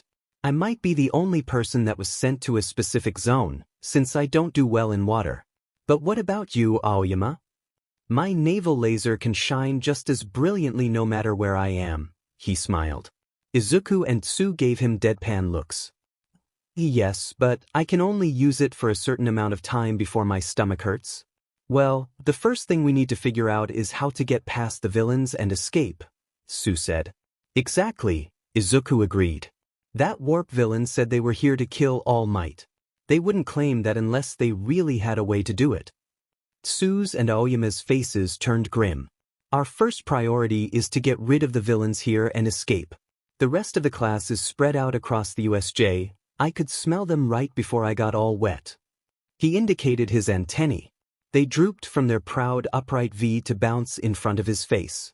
Tsu, you're the only one here with a natural advantage in water, but there's too many for you to fight alone. We need to think of another way to fight. His eyes drifted to the door leading to the boat's bridge. Actually, I wonder. Izuku didn't know if UA was a stickler for the little details or really didn't mind throwing so much money into, well, fully stocking an entire fake ship. Either way, he decided to be thankful.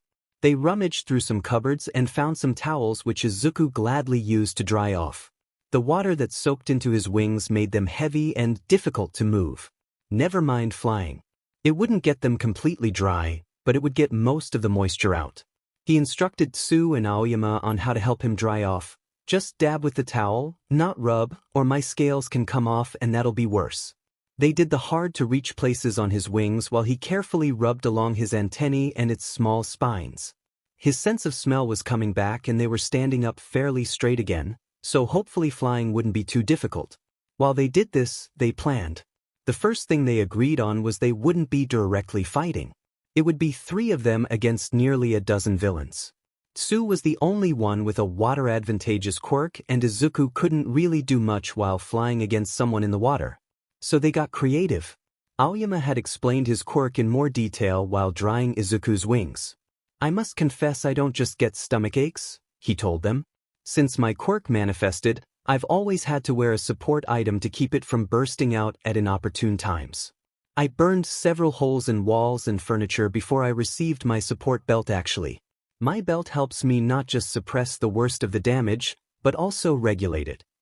Izuku locked onto that last bit. He turned slightly. Regulate it? How? Aoyama winked at him. If you think my laser is beautiful now, you should see it in its raw form. It shines even brighter than it does now. Izuku had a terrible idea. You good to fly? Tsu double-checked. They huddled at the bow of the boat.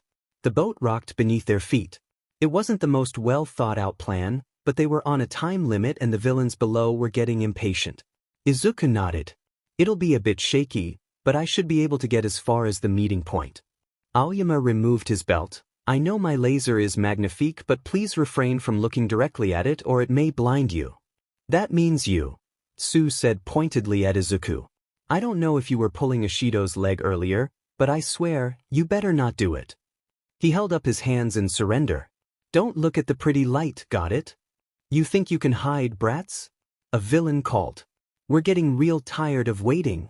The boat rocked dangerously, nearly upsetting all their balances, then began listing heavily to one side.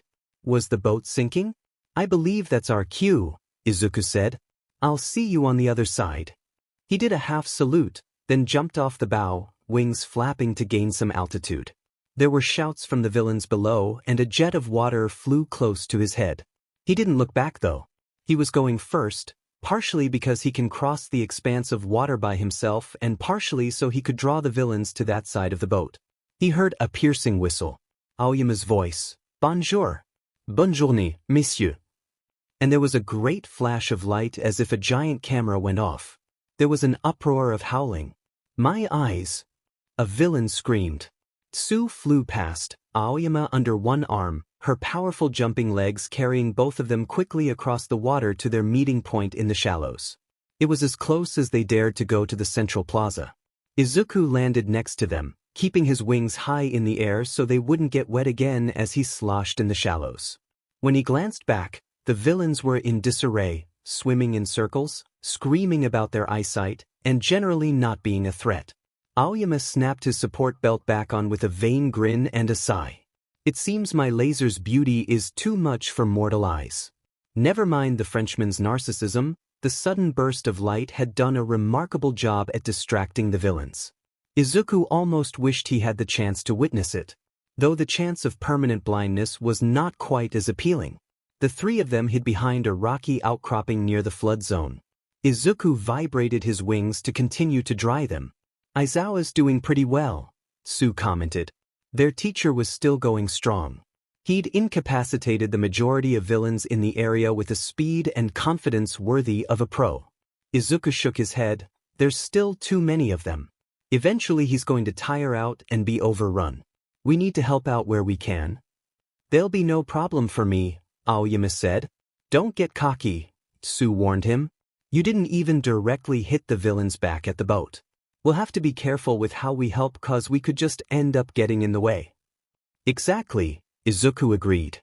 We'll watch for a good opening and go then.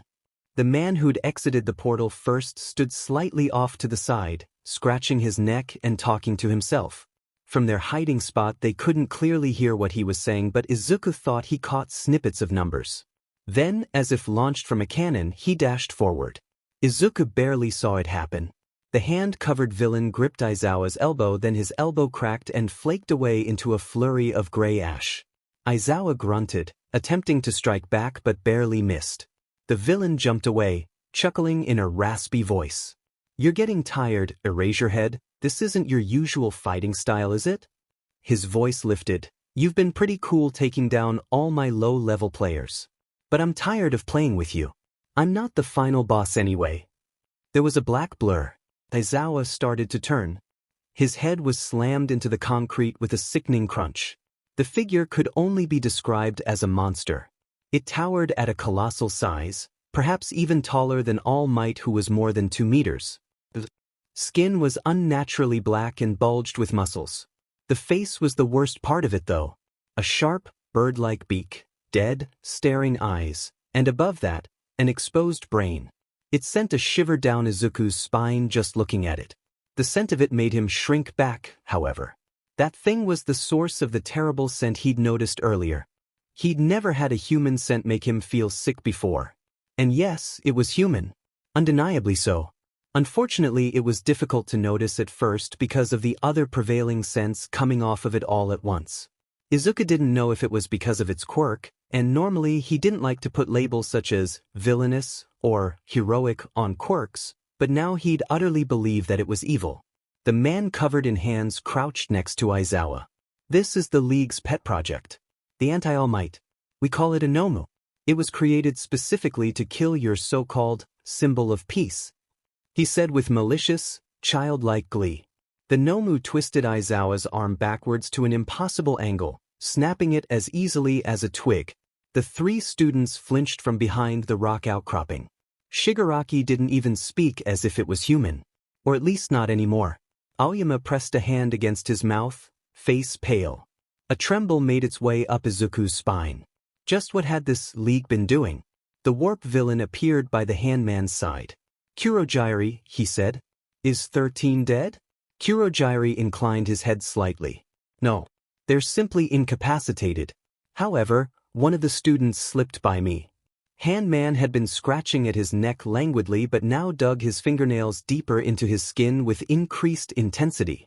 If you weren't our ticket out of here, I'd kill you, he hissed. Everything is ruined. No All Might. Just a bunch of brats and their meddling teachers. Game over. Game over. Over. He sounded like a child about to throw a tantrum. Suddenly he stopped. He stood from his crouched position. All Might's not here, so I'll guess we'll leave. As you wish, Shigaraki, Kurogiri nodded. But first. Shigaraki turned sharply to their hiding spot. His next words made Izuku's blood freeze in his veins. I think I'll kill some kids before I go. Far too quickly, the villain leapt across the space between them. Pale fingers with broken fingernails stretched out. Izuku had seen what the man's quirk could do. Had seen the flesh on Aizawa's arm crumble and turn to dust before him. Shigaraki aimed for Tsu. Between the fingers of the hand on his face, Izuku could see blood-red eyes wide in delight. It wasn't hard to imagine a wide, crazed grin to match. His friend was going to be killed. And after her, it would be him and Aoyama. He moved before he could think, pushing Tsu out of the way. His wings flared outward and his mind blanked. Ida tanyaran. Faster than he had ever gone in his life. He thought he pushed himself on the first day during Aizawa's tests. That was nothing compared to this. His classmates' faith weighed on his shoulders, Tenya's own dread fueling him on. When the warp villain was cleared from the doorway for just long enough, he did as 13 asked and bolted for the main campus. He didn't look back. He couldn't look back. Tears leaked from his eyes. Frustration at not standing his ground like a hero should, like his brother would, and the terrible fear of being late. No time to wipe them away. His speed made them slide backwards, like rain off a windshield. The 4 pristine towers of UA came into sight and Tenya nearly choked in relief. Just keep running. He shifted as close as he could to a full reciprocal burst. He needed to be fast, but there was no time for waiting if his engines overheated. Then he was blasting through the front gates and into the school. Apologizes. He shouted, swerving around a few people and cringing as he made skid marks in the clean hallways. Up the stairs. Down the hallway. Around the corner. The staff room. The door made a loud bang as it bounced off the opposite wall. Tenya panted in the doorway. All Might was on his feet in a moment. Young Ida, what dash? Villains? He cut off, eyes wild and chest heaving. Villains at the USJ. 13's hurt. Aizawa. I don't know. All Might tensed. He began striding out of the room. All Might, another voice spoke up. Tenya glanced down. He recognized the strange amalgamation of animals as the principal. I'll call the other teachers. Don't push yourself. All Might hardly paused. Then he was fully sprinting out of the room and down the hall. Tenya turned to follow. His engines were steaming, but he was willing to push them more to try to keep pace with the number 1 hero. Not you, Ida, Principal Nizu ordered. Tenya halted in his tracks. Something in the principal's voice made him listen. You can stay here. But he knew it wasn't wise to argue, and to the principal of all people. He'd completed the task 13 gave him before. He needed to see his classmates well and fine with his own eyes. Leave it to the pros, Nizu continued. All Might is more than capable of handling this. You've just been through a traumatic event and need rest. Before he knew it, Tenya was ushered to the very couch All Might had been sitting on when he first came in. A cup of tea was pressed into his hands and Nizu was across the room making calls. An announcement clicked on over the speakers, but it swirled in one ear and out the other. What was happening right now? Was his classmates all right? Was Aizawa winning against that huge horde? Where had the rest of his classmates been warped to? Nizu sat on the couch opposite him, startling him out of his thoughts. They were the only ones in the staff room. Are you not going as well? The entire school is my responsibility, so I'll stay here at the main campus. All the first-year teachers are on their way. The rest of the school is placed on lockdown and the other pros on high alert. Even if the villains came to the main building, we'd easily handle it. Tenya wasn't so sure how he felt about that. The USJ was supposed to be safe as well, but they'd still been attacked. His friends were now fighting for their lives while he drank tea. That wasn't the only thing. Anxiety and dread tore at his stomach until he was sure that he was going to puke. What had that warp villain said?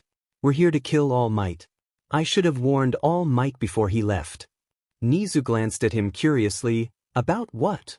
Katsuki blasted another annoying thug, sending them flying into a wall. Behind him, Kirishima punched another one with all the force of a boulder crashing recklessly downhill. He rolled his shoulders. The dull pain of his explosion's kickbacks were anchors for his anger. If that FING warp villain thought that he could avoid a fight just by sending them away, he was getting another thing coming. He growled. It was already taking far too long to pick through the wreckage of fake collapsed buildings, but having to stop and pick off some lame-ass villains every 2 seconds was even more annoying. Kirishima waved from across the street and Katsuki climbed over rubble to join him. At least he wasn't stuck with some winter beach who complained and cried. And he knew there were definitely kids like that in this class. He'd already marked some he'd rather keep his hands clean off. If they couldn't even meet his eyes, how could they ever become heroes? This was a FING hero school. Grow up already. The pair marched on. Katsuki had to admit that Kirishima's quirk was useful. It let him blast away as much as he wanted without concerning himself with a case of friendly fire. They never encountered any other classmates. Distantly were the sounds of battles happening in other areas, but only if one really strained their ears for it. Kirishima kept his place next to Katsuki despite multiple times telling him to walk behind him. He sucked in a breath. I hope Ishido's okay. Well, who am I kidding, she's definitely showing any villains who's boss. It took a moment for Katsuki to place the name. Pink Girl. Really annoying. Izuku talked to her a lot. He clicked his tongue in annoyance. She FNG made corrosive acid. That'll be more than enough to convince anyone in the right mind to stay well out of her range. I wish I had her confidence, Kirishima admitted. Katsuki shot him a confused look. What the F does that mean? You just punched a man straight through a wall a minute ago. He turned red. Yeah, but it's not like my quirk is flashy or anything dash. I don't want to hear that bullshit. You can literally stop bullets. You can F off if you're just going to spout lame stuff like that. If you like being so manly, then man up and stop making excuses about your quirk. Kirishima blinked owlishly at him, his mouth hanging open. Please stop staring. I got a villain I wanna pummel. He stalked off. Kirishima stumbled after him. For a moment they walked in silence. Katsuki kept his eyes peeled for more villains to beat up. Or the exit. Whatever came first. Midoriya was right, Kirishima laughed. You're all bark and no bite. I'll kick my boots so far up your ass you'll lose teeth. He ignored the threat and just chuckled some more. He paused. But how about you? You're close to Midoriya, Bujiro, right? How do you think they're doing? Katsuki glanced around a blind corner and growled. I can say one FING thing. Unlike the majority of this stupid class, they actually know how to fight. Mashireo's been breaking kneecaps since he could walk, and Izuku can unravel your entire quirk in less than 5 minutes. They'll F these villains up in a heartbeat. Kirishima winced. That's nice. I honestly don't know who I should be more scared of now. You or them? It's me, a-hole. A flash of light lit up the dome above for a brief moment.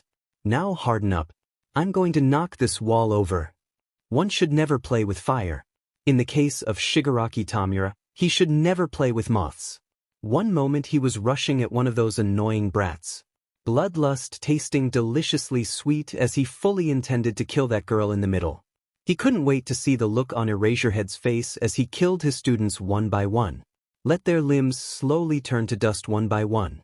Then she was shoved aside. No matter. He almost laughed as the frog was replaced by a little bug. An insect he can squash.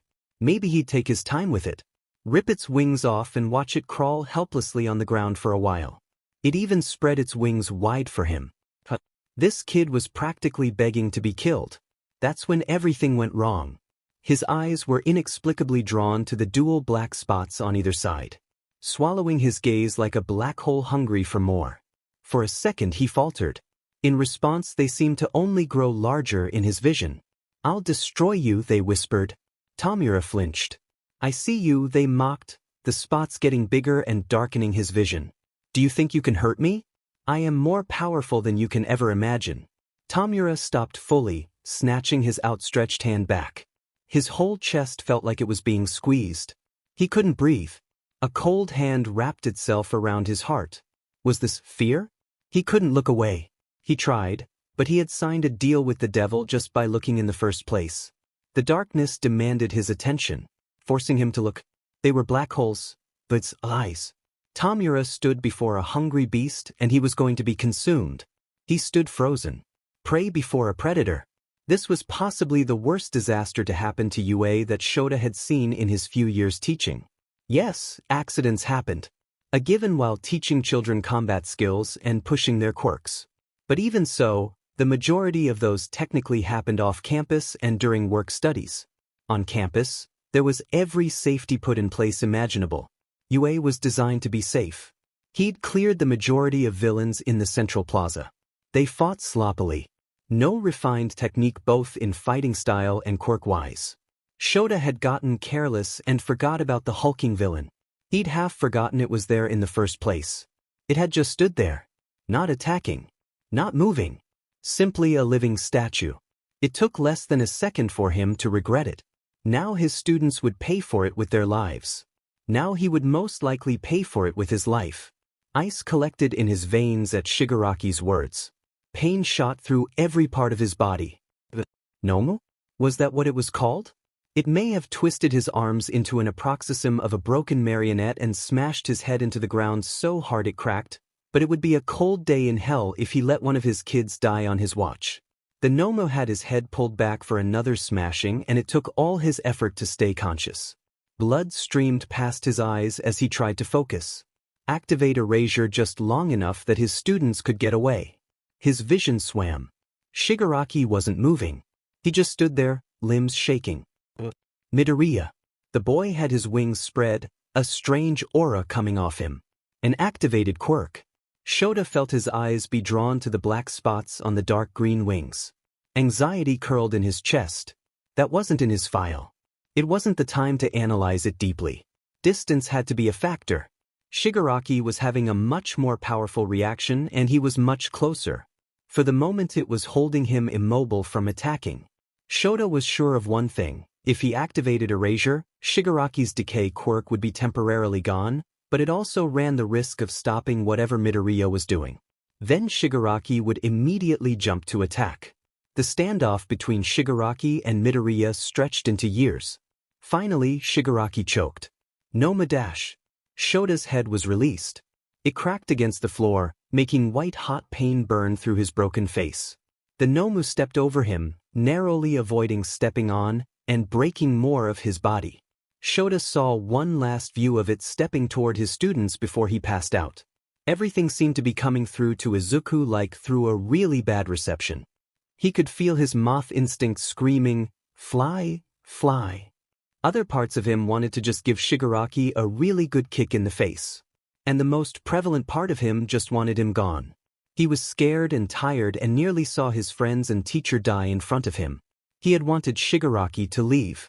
Something in him built up, then snapped. Go away, he willed, not sure what he was doing. Shigaraki paused. Go away, he did it again. The villain shuddered to a halt. Go away, go away, go away, go away, go away, go away. He was impatient now. His wings spread wider. Someone was saying something next to him, but he didn't listen. He was still afraid. Shigaraki was shaking. The thought bubbled up from somewhere deeper in his mind. The villain made a choking noise. Izuku dismissed it. The strange feeling in his chest coiled tighter. Make him leave. He stepped forward. A gargantuan hand lifted him up by his costume, and Izuku found himself face to face with the Nomu. Whatever strange power he had activated suddenly shut off. Izuku cried out. Mentally, it was like having his fingers slammed in a drawer. The world sharpened back into view. The Nomu stared down at him, dead eyes rolling beneath its exposed brain. Horrible smell reeking off of it. Izuku clawed at the hand that held him, heart rate spiking. What just happened? How had he done that? He could feel something new and weird, but it was still part of him. Shigaraki shook himself, a soft tremble, then turned angry red eyes on him. What did you do, brat? He seethed. I'm going to kill you. He stalked forward, hands curled. Izuku pushed at the new part of his quirk. Again, instinctively, his wings flared out and a dull roar filled his ears. Shigaraki didn't even pause, his eyes narrowing. Nice try, but that's not going to work on me again. Izuku aimed a kick at the Nomu. He needed to get away. A loud boom echoed through the USJ. I am here. A familiar voice proclaimed. Izuku had never been more relieved to hear All Might in his life. The #1 hero emerged from the entrance platform and for once, wasn't smiling. Shigaraki turned to face him, his anger with Izuku forgotten and dismissed. With a sharp command, Izuku was dropped to the ground and the monster lumbered to its master's side. So the final boss appears, huh? Shigaraki spoke to himself. He began scratching again. Tsu and Aoyama rushed out from behind the rocks and slid to Izuku's side. What was that? Tsu asked. Is that part of your quirk? Izuku just shook his head. Not before. We'll figure it out later. I'm not even completely sure what it was. All Might ran across the plaza, sending a force of wind up as he went. Any other villains that happened to be milling about were taken down effortlessly with a single blow. They tumbled to the ground like bowling pins. No chance of them getting up anytime soon. He barreled straight toward Shigaraki. At the last second, Nomu stepped in front, taking the brunt of the punch. It didn't even quiver. Unstoppable force meets immovable object. They began to trade blow for blow. The raw force they each mustered made the concrete crack beneath their feet and stir up wind across the plaza. "Time for us to leave," Sue said, grabbing Izuku's and Aoyama's arms. She led them in a wide arc around the plaza to avoid All Might's fight with the villain. They stopped at Aizawa's side. Sue rolled him over onto his back and winced.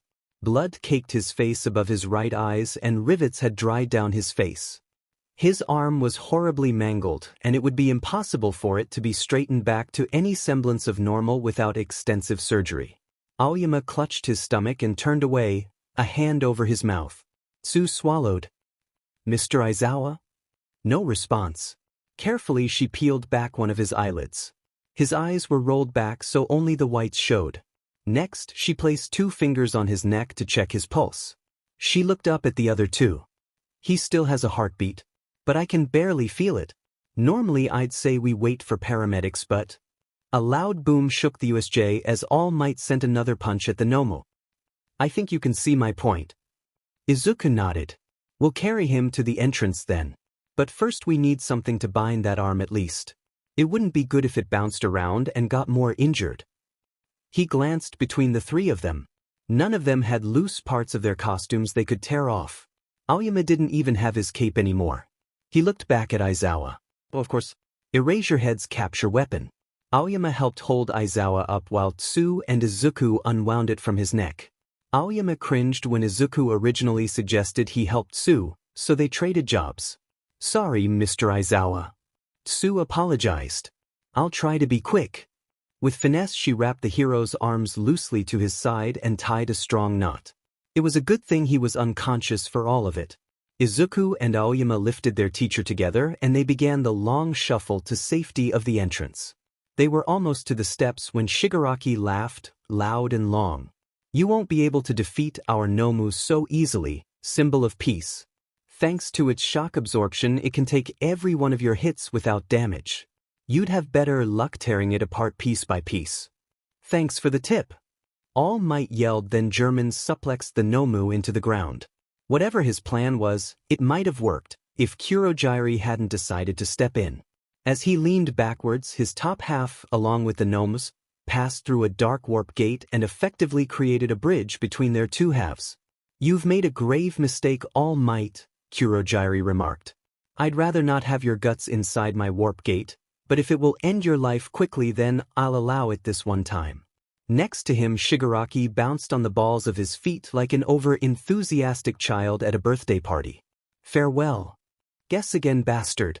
Kaken flew by with several explosions and blasted the villain roughly where his face was, knocking him to the ground and breaking his concentration. "I suggest you step back," Todoroki's voice spoke up from near their group. A wave of ice extended out from his right foot and froze the Nomu while avoiding All Might. Izuku's eyes widened. He'd figured Todoroki had good control of his quirk, but that level of preciseness was insane. All Might pulled himself out of the Nomu's grip and faced Shigaraki directly. Kirishima and Todoroki took up their own battle stances at his back.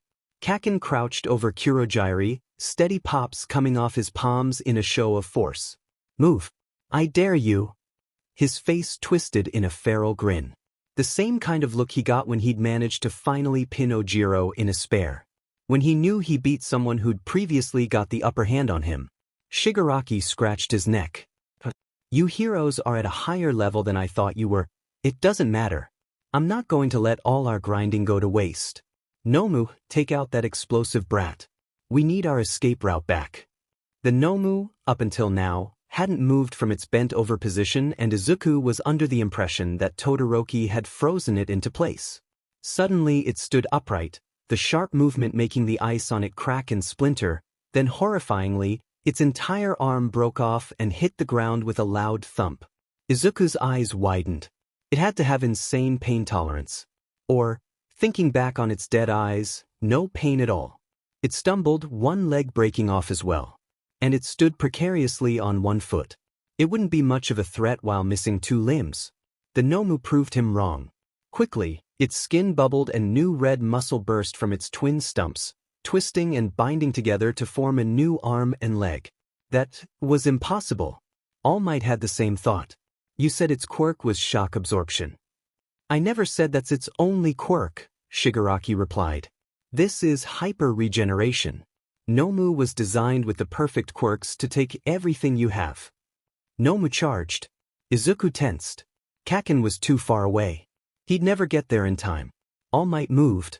Kaken skidded across the ground next to them, another shockwave blasting across the area. Kaken sat, eyes wide. I didn't even see him move. I think it's time for me to take our school motto to heart, All Might declared. He began throwing furious punches at the Nomu. His movements blurred as he drove it back. Nomu may have been created to destroy me, but everyone has their limits. You said shock absorption, not negation. If it can take everything I have, he punched it in the face. Then I'll just have to go beyond that. Plus ultra. A final strike at the Nomu's ribs sent it flying up and through the glass dome up above. It was cartoonish the way it flew away. A childish part of Izuku's mind remembered early Saturday cartoons and a familiar catchphrase, Team Rocket's blasting off again. All Might turned his piercing gaze on Shigaraki on Kurogiri. Now how about we finish this? Steam from his powerful fight floated around him. Shigaraki hissed. You cheated. All Might waved a hand forward. Come get me then. The scent of blood increased. Izuku stared at him. Was he bluffing? It's time for us to take our leave, Shigaraki, Kurogiri warned. Reinforcements could be well on their way and Nomu was destroyed. Shigaraki rounded on him. We leave when I say we do. And I'm going to kill All Might. A shot rang out across the USJ. Shigaraki recoiled and put a hand to his shoulder. A moment later, a hail of bullets followed. Half a dozen more pros had arrived. Snipe, Midnight, Mike, all the first-year teachers and then some. Kurogiri didn't waste time. A warp gate swirled open and he and Shigaraki were sucked inside. Just before it closed, Shigaraki locked eyes with All Might. Next time I see you, you're dead, he swore bitterly. You're dead. The gate closed and they were gone. The paramedic that had been overlooking Izuku for injuries paused, flashlight in hand. Kinda hard to check his pupils when he didn't really have any. Awkwardly, they put it back down and gave him the all-clear to join his other classmates in waiting until everyone had been checked over. He sat on a bench off to the side. Others had finished being processed like him, but Izuku didn't know them as well and he was too tired to start a conversation. He sat back and tried to relax. The villains had only been on campus for less than an hour, but it felt like Izuku and the rest of the class had been fighting for years with how much had happened. They had received good news from the detective that spoke to them earlier. More than 70 villains had been apprehended thanks to their efforts and the Nomu had been taken into custody. Izuku barely had to point in the general direction its scent was coming from for the police to find it. The bad news hit the hardest. 13 and Aizawa were in critical condition and needed surgery. All Might was resting in the infirmary for the time being. Being the pros they were, they'd taken the brunt of the damage while most students got off with hardly a scratch. Izuku felt numb. Maybe it really was shock, but all the events from the attack just seemed so detached from reality, he could hardly believe it happened in the first place.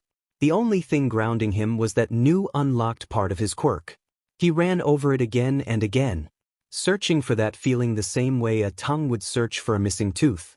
The only difference was he'd never noticed it when it wasn't there and its sudden presence was distracting and awkward. A familiar figure broke out of the crowd and beelined her way to Izuku.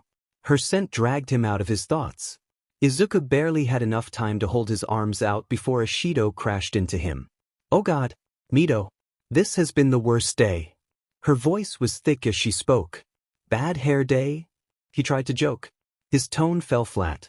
He was so tired. His emotions felt like they'd gone through a meat grinder. A strangled laugh made its way out of her throat. I would prefer that. I wish I had your terrible sense of humor. Her voice wavered. I guess we'll have to cancel our movie plans for Saturday. No way my parents are going to let me out of the house after this. We'll replan, Izuku promised, patting her back. A sob broke out of her and she pulled back, swiping at her eyes. Sorry. I'm not crying about the movie thing. That would be stupid. Sorry. You're not even crying. Honestly, I'd be crying like a baby right now, Izuku said, pulling Ishido down to sit next to him. My mom cries a lot. Dad swears she has an entire reservoir hiding behind her eyes and one day it's gonna burst and flood our apartment. I'd probably be the same way, but my eyes don't have any tear ducts, so I've just never been able to. Mito, that's horrible. I'm so sorry. It's not your fault. Besides, you don't have to be ashamed of crying. I'm not judging. She sniffed. Pro heroes don't cry though. They're supposed to be tough. It's just the opposite. Heroes cry when they need to. Last week Haven cried because their fan club donated nearly 50,000 to charity. And in a recent interview Viridescent cried while talking about the people she couldn't save and dash. Ishido nudged him. All right, I get it, you smart aleck fanboy. She wiped her cheeks and he caught the hint of a smile. So heroes cry. But I bet I could think of someone who'd never cry. Who? Mr. Aizawa. He'd wear the same tired look through everything. Nah, he's the biggest crier of them all. $20 says he'll never cry. I'll raise the stakes to a month's worth of soda. I'll take that bet, she shot back. Her smile dropped. It had been fun for the moment to poke fun at their teacher, but all it did was remind them of his precarious position. Ishido squeezed Izuku's fingers. I hope he'll be okay. Izuku squeezed back. Me too. He couldn't help but feel like this was just the beginning. Tap tap tap. The noise was soft. Bare knuckles knocking against the other side of the wall by Izuku's head. Tap tap beep, tap tap. An old messaging system Izuku had created years ago to let each other know they were there. At the time, Mash had been convinced that the apartment above his was inhabited by a ghost and it, excuse the expression, haunted him at night, leading to recurring nightmares. Izuku rolled over so he could face the wall. He rapped his return code back with soft knuckles as well. Tap beat tap tap. There was silence. Izuku studied the crevices and dents on his wall while he waited. There was a new crack he hadn't noticed before. It ran downwards past where his bed fit against the wall. He wondered how far it stretched underneath his bed. His phone buzzed on the nightstand. With a groan he rolled over the other way, half sitting up and squinting at the harsh glow of the screen. Class mom number 2. Sorry, did I wake you? Gothmoth. I don't sleep, remember? Class mom number 2. Ha, that isn't healthy. I'm not one to talk though. Sorry, I don't want to bother you. Izuku laid back down. It wasn't just Mash who was having a hard time sleeping. Ishido had texted him earlier with a flurry of memes as if trying to distract not only him, but herself as well. Tsu once sent a frantic text asking if he was okay. Kaken had discovered another HeroTube channel that exclusively blew things up and/or set them on fire and decided Izuku needed to be very aware of it as well. Actually, Kaken was probably just frustrated that he didn't get to fight more villains. He was so cool, he was the only one who hadn't been scared.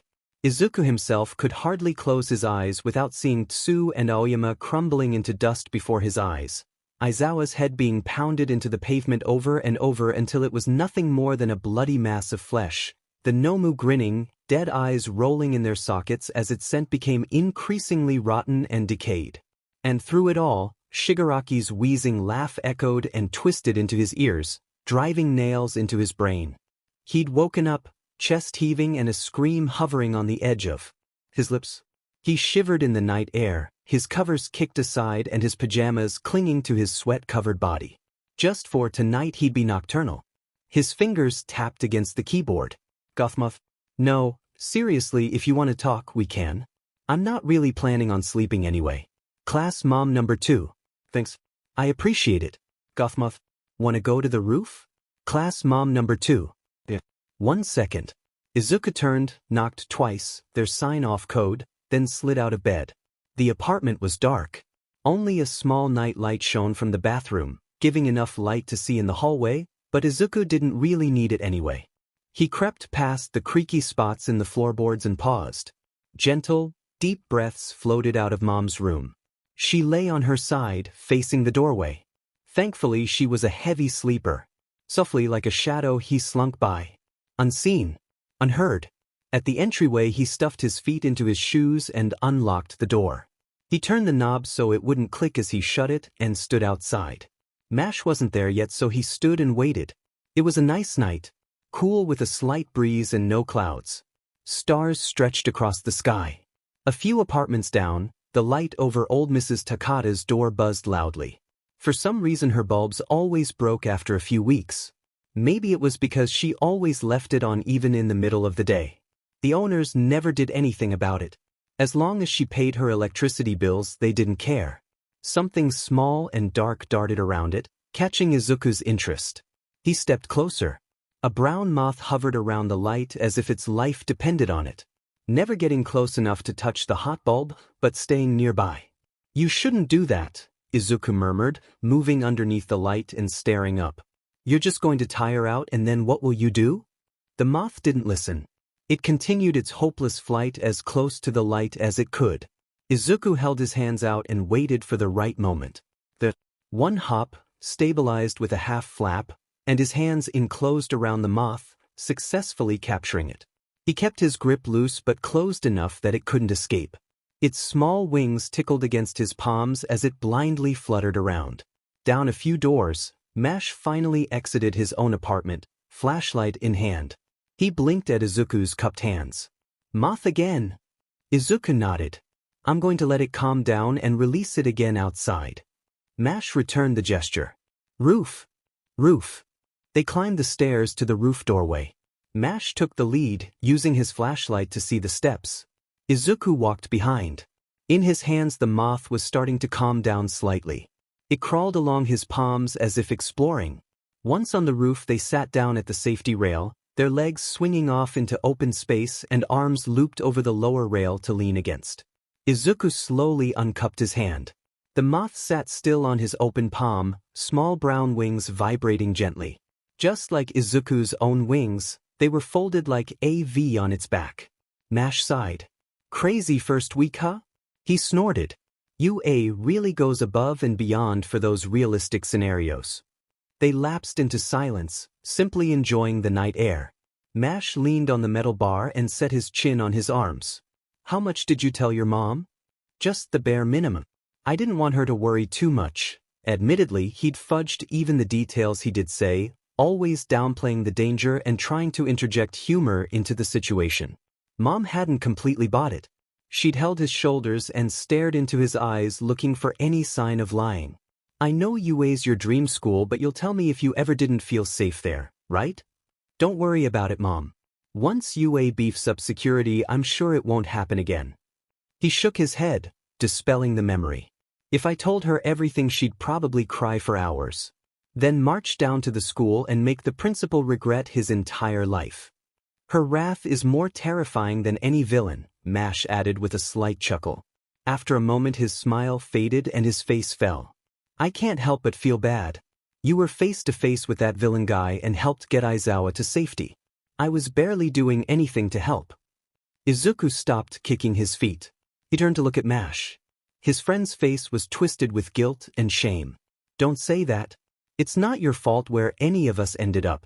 And you took down some villains yourself." "Yeah, but I didn't feel very heroic. I found a hiding spot and waited for someone to pass by so I could ambush them. I nearly knocked Shuji out because I panicked when I heard footsteps coming in my direction. Meanwhile, you were actually doing something to help. You fought Dash." "I didn't fight." Izuku swallowed.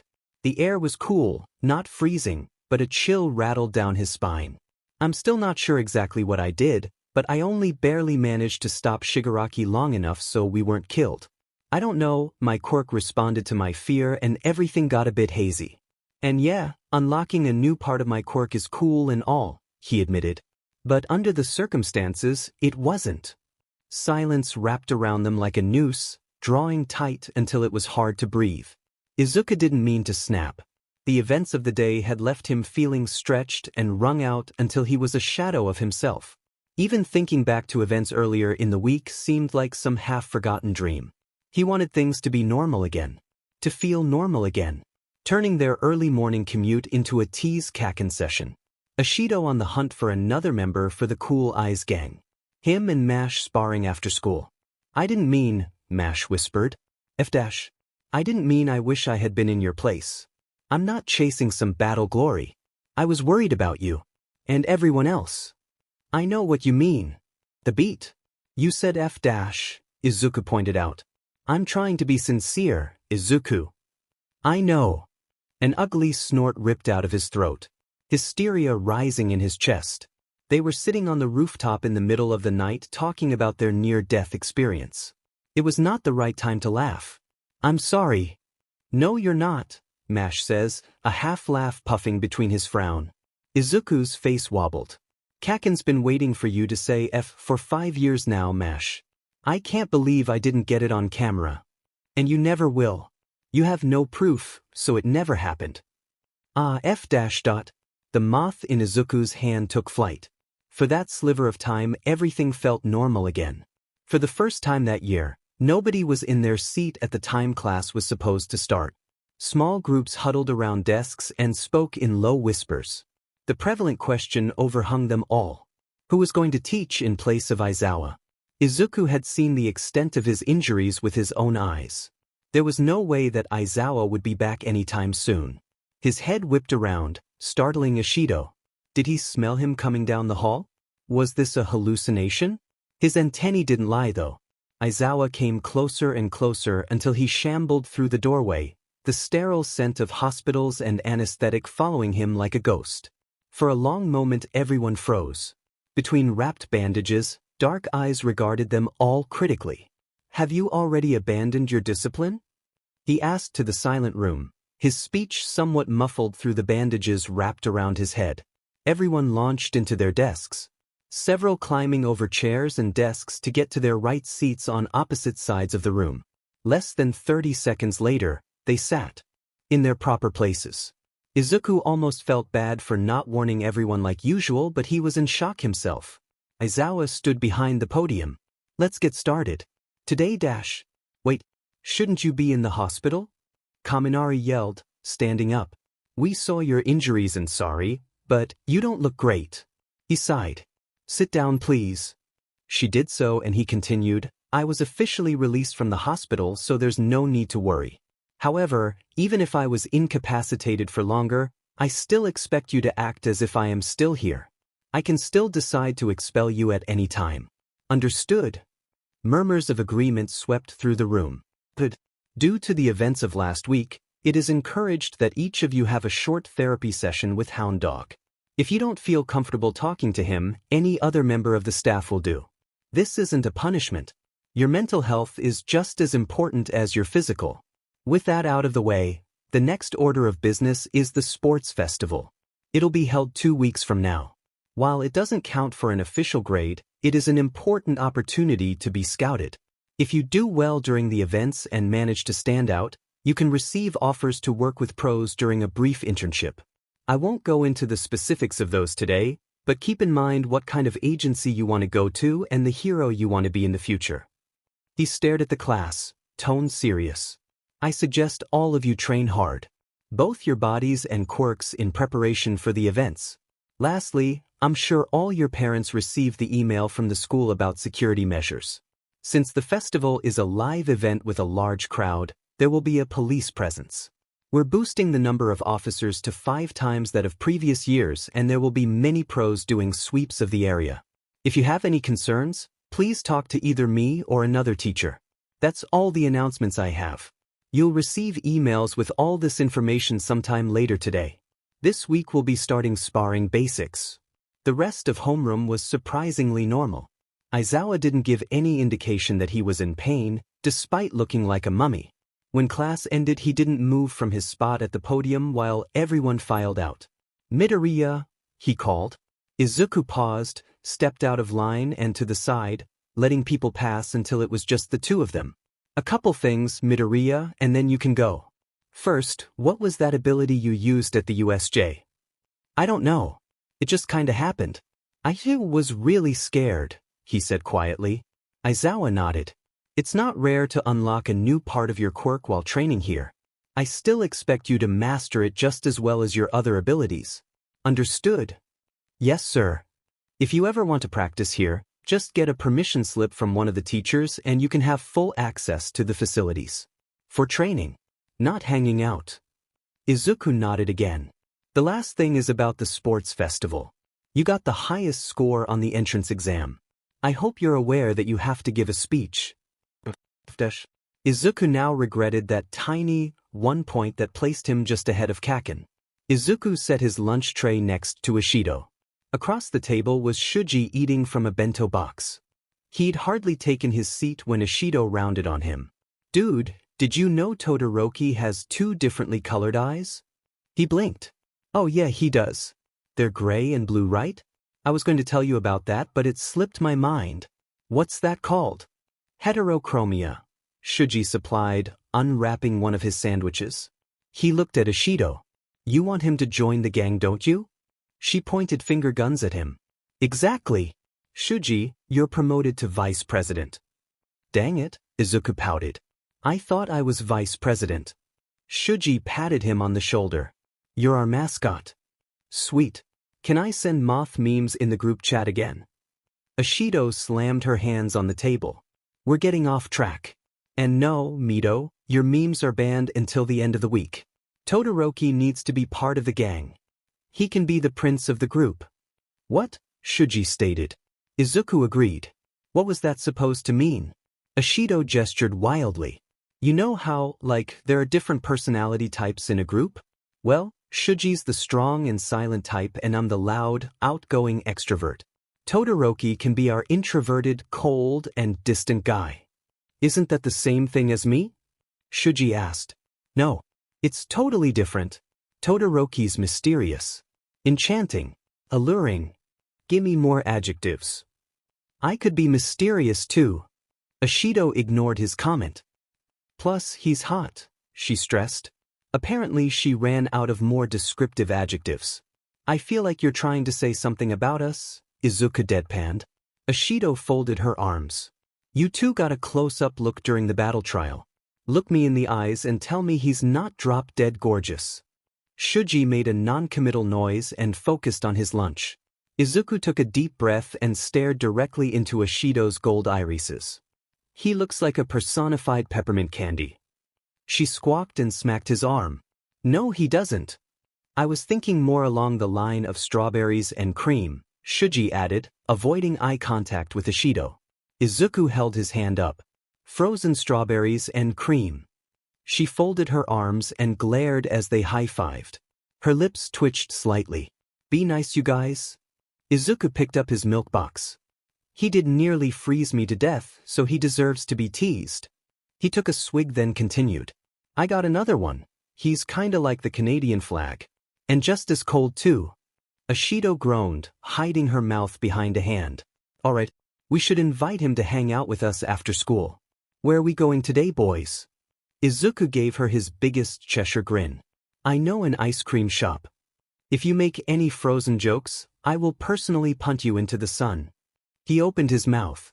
And no, that doesn't mean you can fly into it. He closed his mouth, very disappointed. I'll grab him after class ends and we'll initiate him. She settled in her seat, pleased with herself. Izuku leaned toward Shuji and whispered, by initiate, she does just mean giving him no choice but to join, right? His tall classmate nodded solemnly. It's impossible to refuse nor escape her friendship.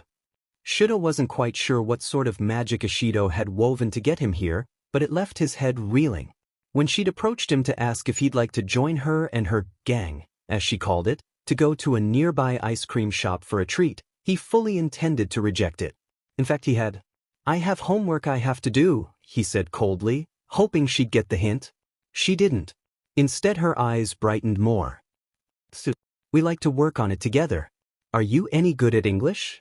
Izuku's been helping me, but sometimes he goes on these long tangents and then I'm even more lost than I was before. I guess the good thing is that now I know about all these weird rules that only apply in specific situations. She had kept talking after that, and before he knew it, he was being dragged along, unwillingly, walking alongside, voluntarily, and then was unceremoniously prodded into a bright red booth at a small, nondescript ice cream shop. Ishido took the aisle seat and his fate was sealed. It was a tough spot to be in. trapped between a wall and an Ishido. What do you want? Ishido beamed at him. Chocolate, he said automatically, not really thinking about what he was saying. She beamed and turned back to the person, taking their order. Across the table from him, Midoriya waved, then turned to dig around in his backpack. Shuji caught his eye and gave a solemn nod as if to say, I understand. It was only a few minutes before their orders were delivered. Ishido had a sundae positively dripping with toppings.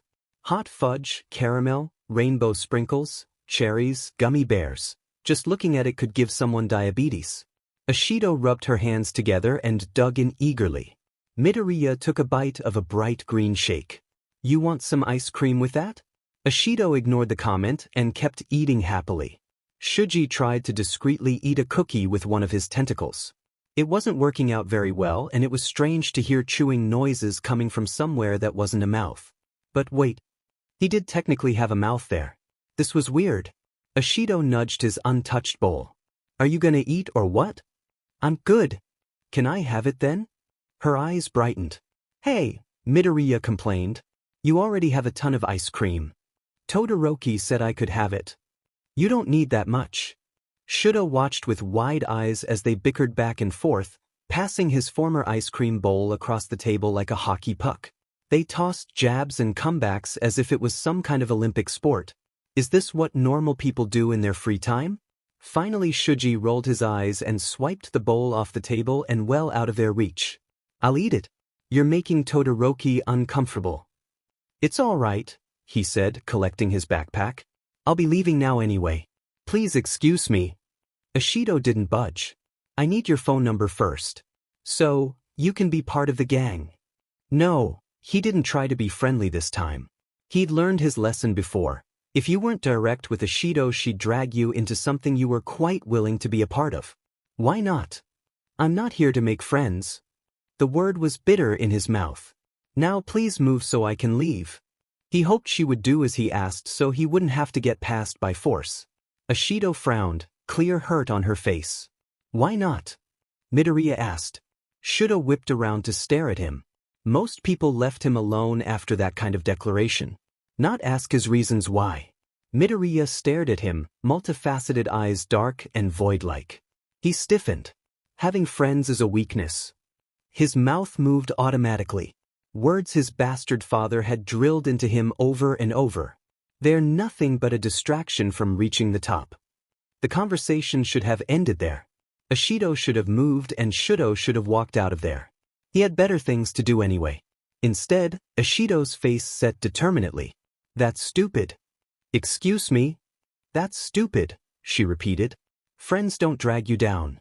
They help you up. Who told you that? I'd like to give them a piece of my mind. Shudo reeled. No, friends can be a liability. Yeah, well, it's still a stupid reason to not have any, Ishido argued back. No, she was wrong. Shudo didn't need someone holding him back. Did you know Midoriya helped me before the entrance exam?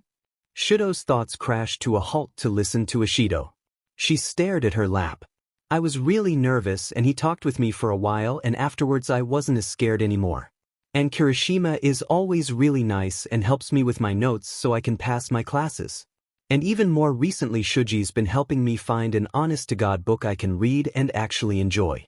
I don't think I've liked books since, well, ever. She lifted her head up. So don't tell me that friends are bad. Or horrible. Yeah, we're a mismatched group but we're all friends. And I think it'd be nice if you joined us. She stood up. Sorry, I'll let you go now. She bowed slightly. And I'm sorry for wasting your time. Shudo stood and swung his backpack over his shoulder. But the movement was empty. Her speech was heartfelt and it shook him to the core. He glanced at Midoriya and Shuji. They watched him with wide eyes. They didn't really need to say anything to add to Ishido's point. He turned his feet towards the door. Hesitated. Ishido looked at him hopefully. I don't know if I want friends, he said. And I wouldn't know what to do if I did have any. We have a group chat, she offered. She was bouncing slightly, betraying her enthusiasm. It's kinda wild in there but we can tone it down for you. And we usually study together after school if you want to join us. Maybe. I'll think about it. She grinned. Can I have your phone number then? Izuku didn't think there would be so many people who would be interested in sparring after school in preparation for the sports festival. Originally, he'd only intended for him, Mash, Kaken, and the rest of the CG, Cool Eyes Gang as Shuji had shortened it. Now he was faced with Kirishima, Kaminari, and Siro, who had all collectively decided Kaken was their de facto leader, and several of the girls. Todoroki, while interested, couldn't make it today. I don't think I brought enough snacks for everyone, Izuku said. Mash face-bombed, then dragged his hand down. Well, luckily we have even numbers, so technically we could just pair off, but I'm hesitant to do that. He gestured at some of their classmates. I've been watching during our hand-to-hand class exercises, and it's obvious some have never done it before. Yeah, I can see that, Izuku agreed. Just today he'd been positioned behind Aoyama while Snipe had walked them through some basic steps. He'd easily fallen into the rhythm thanks to training under Mrs. Ojiro and practicing endlessly with Mash, but had to restrain himself from interrupting class to fix Aoyama's feet. They were too close together. It'd be child's play to knock him over. It didn't even need outside help. Aoyama fell over on his own. Mash sighed. I am the most experienced here, but I was hoping to spar with someone other than you or Katsuki. I guess tutoring technically is one of my class duties as vice president. Izuku gave him a thumbs up. I'll spar with you when we get home if that helps. Thanks, catch you later. He walked towards the gathered group, calling out names for everyone who needed teaching. Izuku waved as Tsu passed by. She returned it with a quick smile. It seemed he'd conquered his instinctual fear of her in the recent days, and his wings didn't so much as tremor when she stood near him. Their experienced group consisted of Izuku, Kaken, Shuji, and Yaoyorozu. Kaken took one look at who was in their small group and locked in on their class president. You and me, Grenade girl, let's fa go. She frowned at his language, then nodded sharply, stepping a few meters away so they would have enough space. Izuku and Shuji fell into their own ready stances. Their sparring was a strange dance. Shuji had training, obviously, but it was in a different style than the one Izuku had learned under Mrs. Ojiro. Hers was sharp and strong. Rapid strikes to knock an opponent off balance and end a fight quickly. Shuji's fighting was smooth and connected. Every movement leading into the next. Izuku would call it elegant in the way he moved. It also made landing a solid hit difficult and annoying. Izuku hadn't been watching his feet carefully enough, and with a quick swipe, Shuji had knocked him onto his back. The match officially over. Shuji relaxed and extended a hand. Izuku took it with a grunt, and Shuji just about picked him right off the ground with one hand, holding him just above the ground so his feet don't. Do I even weigh anything to you? No, it's like holding a couple of grapes, Shuji responded. Izuku swung and kicked his feet out, narrowly missing hitting him in the side. Don't underestimate me. I'll break your knees. He raised one eyebrow. You're like an irritated kitten. Izuku hissed. Shuji laughed. Wanna go again? One glance at Yaoyorozu deftly putting Kaken into a choke hold, and Izuku agreed.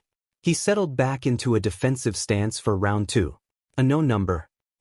This is Koda Koji. This is Midoriya, right? Midoriya Izuku. How are you doing?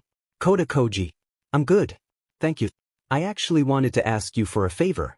Izuku stopped on the path and waved, gaining Koda's attention.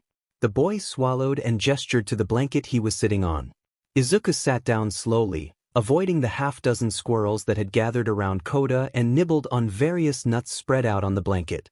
In Koda's lap sat a white rabbit that he pet anxiously, eyes flickering over Izuku's appearance. Izuku had done his best to cover up his insect features. He found some dark-tinted sunglasses and stuffed his antennae under a beanie despite how uncomfortable it was. He put on one of his long jackets to cover his wings. The weather was a bit too warm for it, but he was trying to help Koda feel comfortable. Hi, he began. I like your bunny. Koda smiled and picked up a small wipe-off board and marker. He wrote carefully, then turned the board around. Her name is Lily. It's a good name. He bit his lip awkwardly, half raising his hands. Clumsily he signed, How are you? Koda perked up at the sight. I'm good. Can you sign? I am Dash, he hesitated, trying to remember the sign. Learning. That was the majority of his vocabulary so far. He dropped his hands. Sorry, I'm learning from HeroTube, but I've only seen a few videos so far. Mash told me that you sometimes prefer to not speak. Koda nodded. He wrote on his board again. People are hard to talk to. Animals are much easier. That's your quirk, right? You can command them too, from what Mash said. Ani voice. I can understand and command animals. Izuku grinned. Yeah, that's pretty cool. Koda wrote more urgently now. I need to face my fear of bugs. And you want me to help? Izuku inferred. He nodded fervently. This time his writing took longer. The sports festival. I'm at a disadvantage. Big crowds. Lots of noise. It scares away animals. No way for me to fight. Izuku scanned over the message and bit his lip. Koda had a big point there. His quirk would be best in a nature environment, not an urban one, and especially with how the festival was set up. Just as quickly, Koda had written something again. Noise won't bother bugs and they can be found everywhere. Another message. I don't expect to win, but I want to prove myself too. At the bottom of the board he underlined, plus ultra. Izuku sat back. With his limited vocabulary he signed slowly, yes, I'll help you. Koda beamed. Koda Koji. Why is the chat called the Circle of Life? Gothmoth. Cause Tsu is higher up on the food chain than me. Though we should probably change it to something else. The Circle of Fear. Anyone? Koda Koji. I don't think that's any better. Gothmoth. Nah, it's great. You fear me, I fear Tsu, and Tsu fears. Tsu, what do you fear? Depot. Oblivion. Gothmoth. Valid. Koda Koji. Twist. Gothmoth. Depot. You ready, Koda? Izuku asked. His tall classmate nodded, making an audible gulp as he stared down the most fearsome of all places, the butterfly garden at Mizudafu's local zoo. Maybe going to the zoo was a sort of silly way to help Koda overcome his phobia, but with the sports festival looming in the next few days and nerves heightening, they all needed a break. So, kill two birds with one stone. Koda could interact with bugs in a low-stakes environment, and then the three of them could enjoy the other exhibits for the rest of the day. In the last week, Izuku and Koda had already made significant strides. They met almost daily. Koda was getting comfortable with Izuku's Moth features, and he could finally ditch the hat and jacket. Yay! In return, Koda was teaching him some sign. Izuku was pretty bad at it, but Koda was a good teacher. He signed slowly so Izuku could understand and was never bothered if he had to repeat the same sign several times. Koda always had an animal friend with him during those sessions, and it seemed to help his anxiety. Izuku. On his other side, Tsu patted his arm. We'll start with 5 minutes, but if it's too much, we'll leave and take a break. The passes are for all day so we don't have to rush, Izuku added. I have some allowance that I want to blow in the gift shop. Koda took another deep breath and took a step forward. Izuku and Tsu right at his side as they plunged inside the greenhouse-like building. The entrance to the garden was through a glass door into a small entryway where they had to push past a barrier of heavy plastic panels that prevented any of the butterflies from escaping. Inside the building it was delightfully warm, with a touch of humidity. Just enough Izuku could feel it when he breathed in, but it didn't condense on the plants around them. A zoo employee in a bright blue vest stood next to a large, colorful sign explaining the butterfly life cycle. Good morning, she smiled. Morning, they echoed, shuffling together on the pathway so they wouldn't completely block the doorway. Her eyes briefly focused on his antennae and wings. You look like someone who knows a thing or two about butterflies. Moths, actually, but butterflies are basically cousins. She laughed awkwardly. Evolution is kind of funny that way, she cleared her throat. Well, it's a bit early so not many of our butterflies are active yet, but you could probably spot some if you look hard enough. Now, sorry, but I have to give the usual warnings. Her tone drifted into the overly cheerful monotone only employees who had to say repetitive speeches could conjure. Welcome to the butterfly garden. We ask that you please do not bat at or attempt to grab any of our butterflies here. If one lands on you, do not swat at it. A member of the staff will help you remove it if it is bothering you. Please do not touch a butterfly's wings. They are very delicate and a rough touch can result in a torn wing and we don't want that. If you have any questions, feel free to ask me or anyone else in a blue vest. Feel free to wander as you'd like. I'll be here. They murmured a thanks and walked down one of the stone paths deeper into the building. All of the plants seemed to lean close together, so they had to duck sometimes to get around a low-hanging branch or edge around a flower that had gotten overeager in its growth. Koda walked slowly in half steps. His fingers curled together nervously as he scanned back and forth for anything.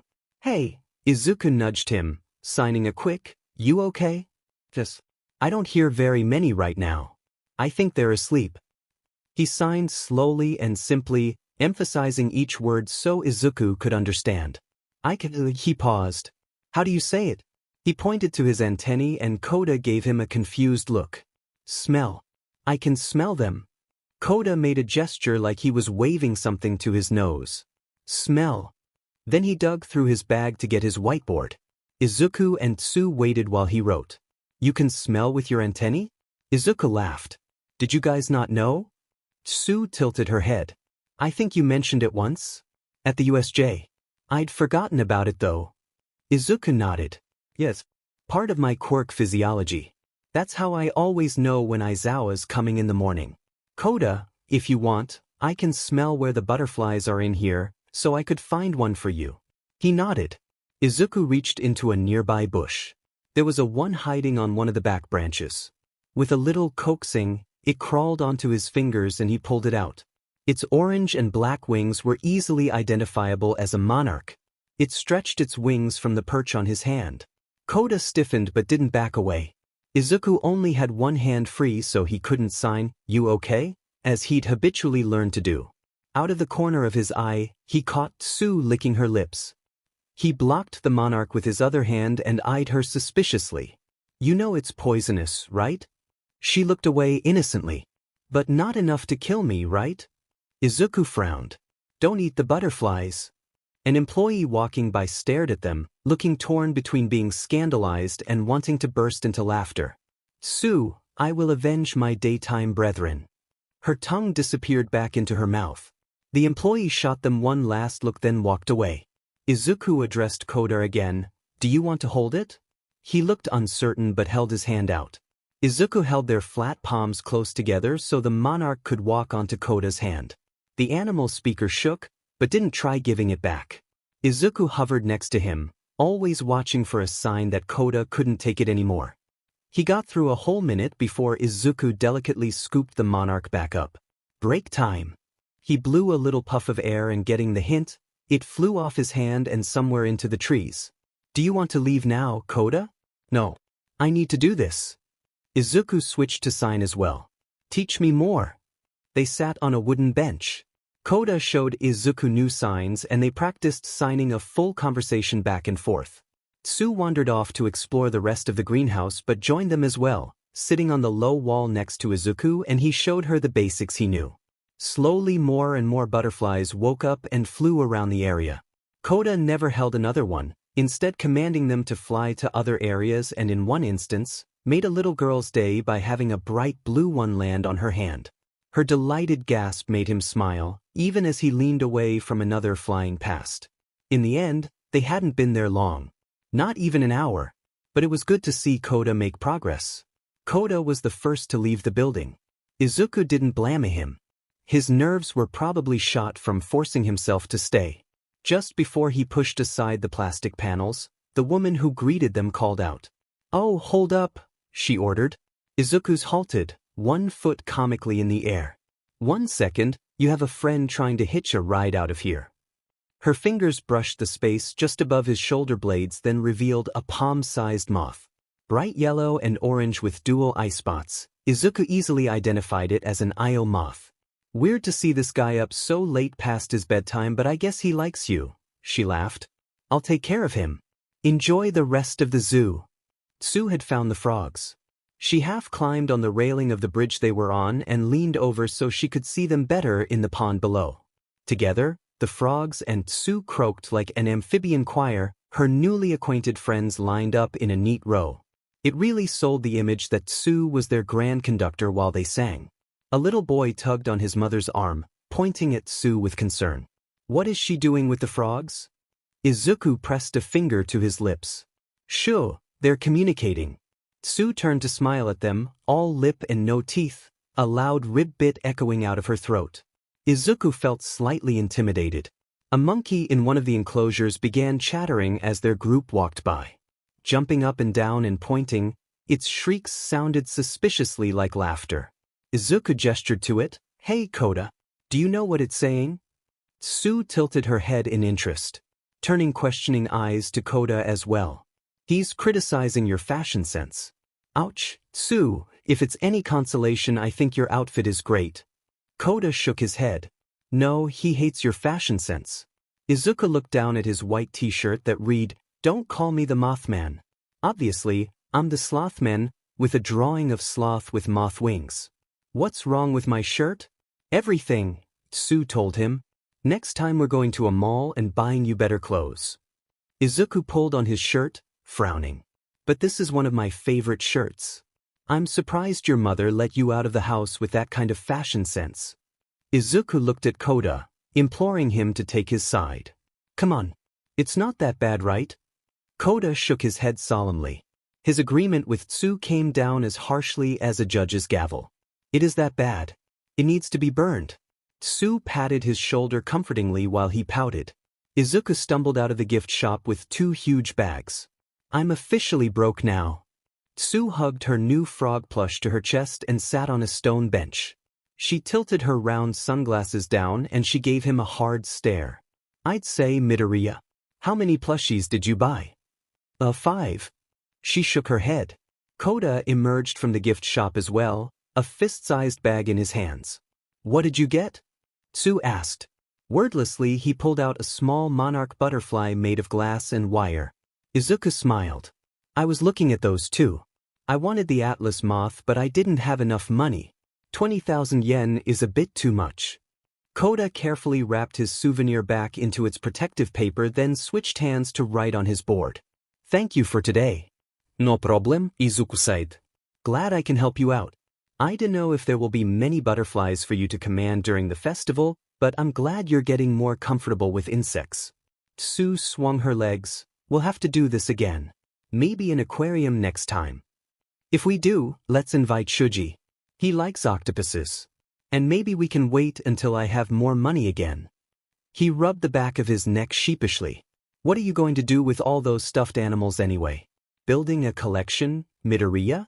Nah, they're gifts. I think they're going to love them.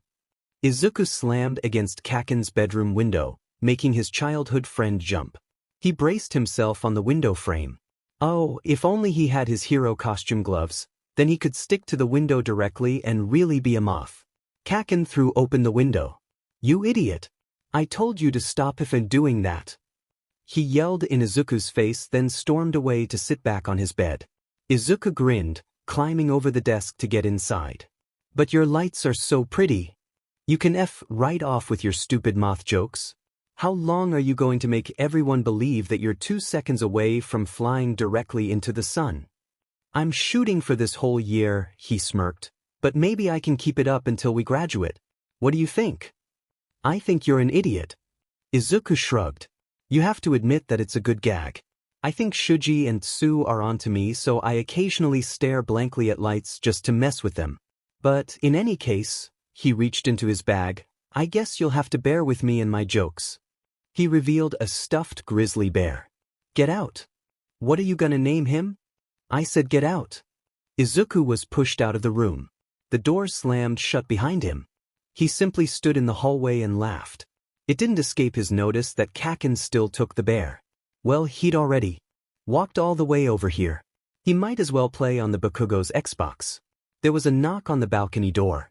Mashareo glanced up, confused. Izuku stood on the other side of the glass and waved a stuffed monkey as if to say here you go. Mashareo didn't move from the table. Izuku knocked again, then pulled out his phone, and a second later his own dinged. Hey, I got you something. He took his time responding. I can see that. I don't want it. Izuku pouted. Mashareo stood up from the table and went to the door, looking Izuku right in the eyes as he closed the curtains. He already had over a dozen different stuffed monkeys from Izuku. He didn't need another one. I bring gifts. Izuku announced at the Cool Eye Gang's next study session. Ashido's hands shot up as she cheered in her seat. Todoroki and Shuji were much calmer, the former's eyebrows raised and the latter tried to lean over to look in Izuku's bag. He pulled it out of reach. Just wait a sec. Ashido, here's yours. He handed her a stuffed flamingo before she completely lost her mind from anticipation. She made a high-pitched squeaking noise. I love it. It's fluffy. She set it next to the homework she was working on and put her chin in her hands. I'm going to name her Razzle Dazzle cause she's fabulous. Izuku pulled out the next one, a giraffe, for Shuji. I tried looking for an octopus cause I know you like them, but they didn't have any. Sorry. I'm not really one for gifts, Shuji admitted, holding it loosely in his hands. But thank you, Midoriya. You're welcome. And now, the best for last. He held a white seal plush out to Todoroki. We're glad you're part of the Cool Eyes gang and that you put up with our nonsense. He didn't take it, his mismatched eyes staring at it as if it was some kind of dangerous weapon. Izuku shook it slightly, making the seal's tail flop a little. It doesn't bite. Though the real thing might. Slowly, hesitantly, the boy took it.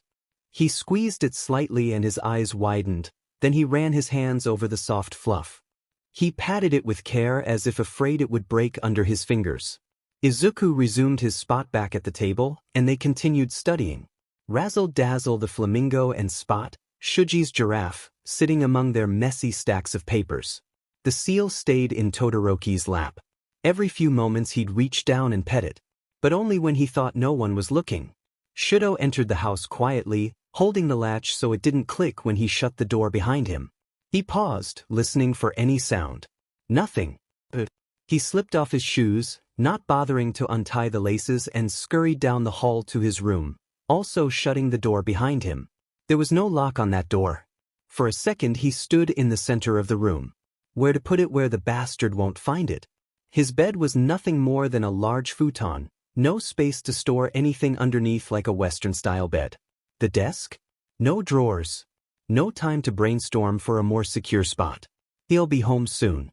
He opened the closet. There was a space above and to the side of the door that he could wedge it until he found a better spot. He did so, wincing as he had to harshly squish the seal Izuku had given him to make it stay in place. It wasn't perfect, but as long as no one looked up or it fell out of its hiding spot, it wouldn't be discovered. He slid the closet door shut again. Mash leaned over, resting his hands on his knees and panted. I need a break. Sorry. Izuku folded his wings tight across his back. I feel like I'm making progress though. I thought it was like a switch. But it's more like a dial. That's good, Mash gave him a strained grin. I'm glad to help you out really. I don't think I can do any more today. Even knowing that it's just an illusion, it's terrifying, Izuku. No wonder Shigaraki backed off when he saw it. Izuku shifted uncomfortably, walking over to their backpacks and grabbing their water bottles. Sorry again. I should be able to finish my analysis tonight so I won't bug you anymore. He held the bottle out. Mash took it, tiredness etched into his entire body. He drank like a man who hadn't seen water in years. Izuku's new ability, he called it intimidation, was interesting.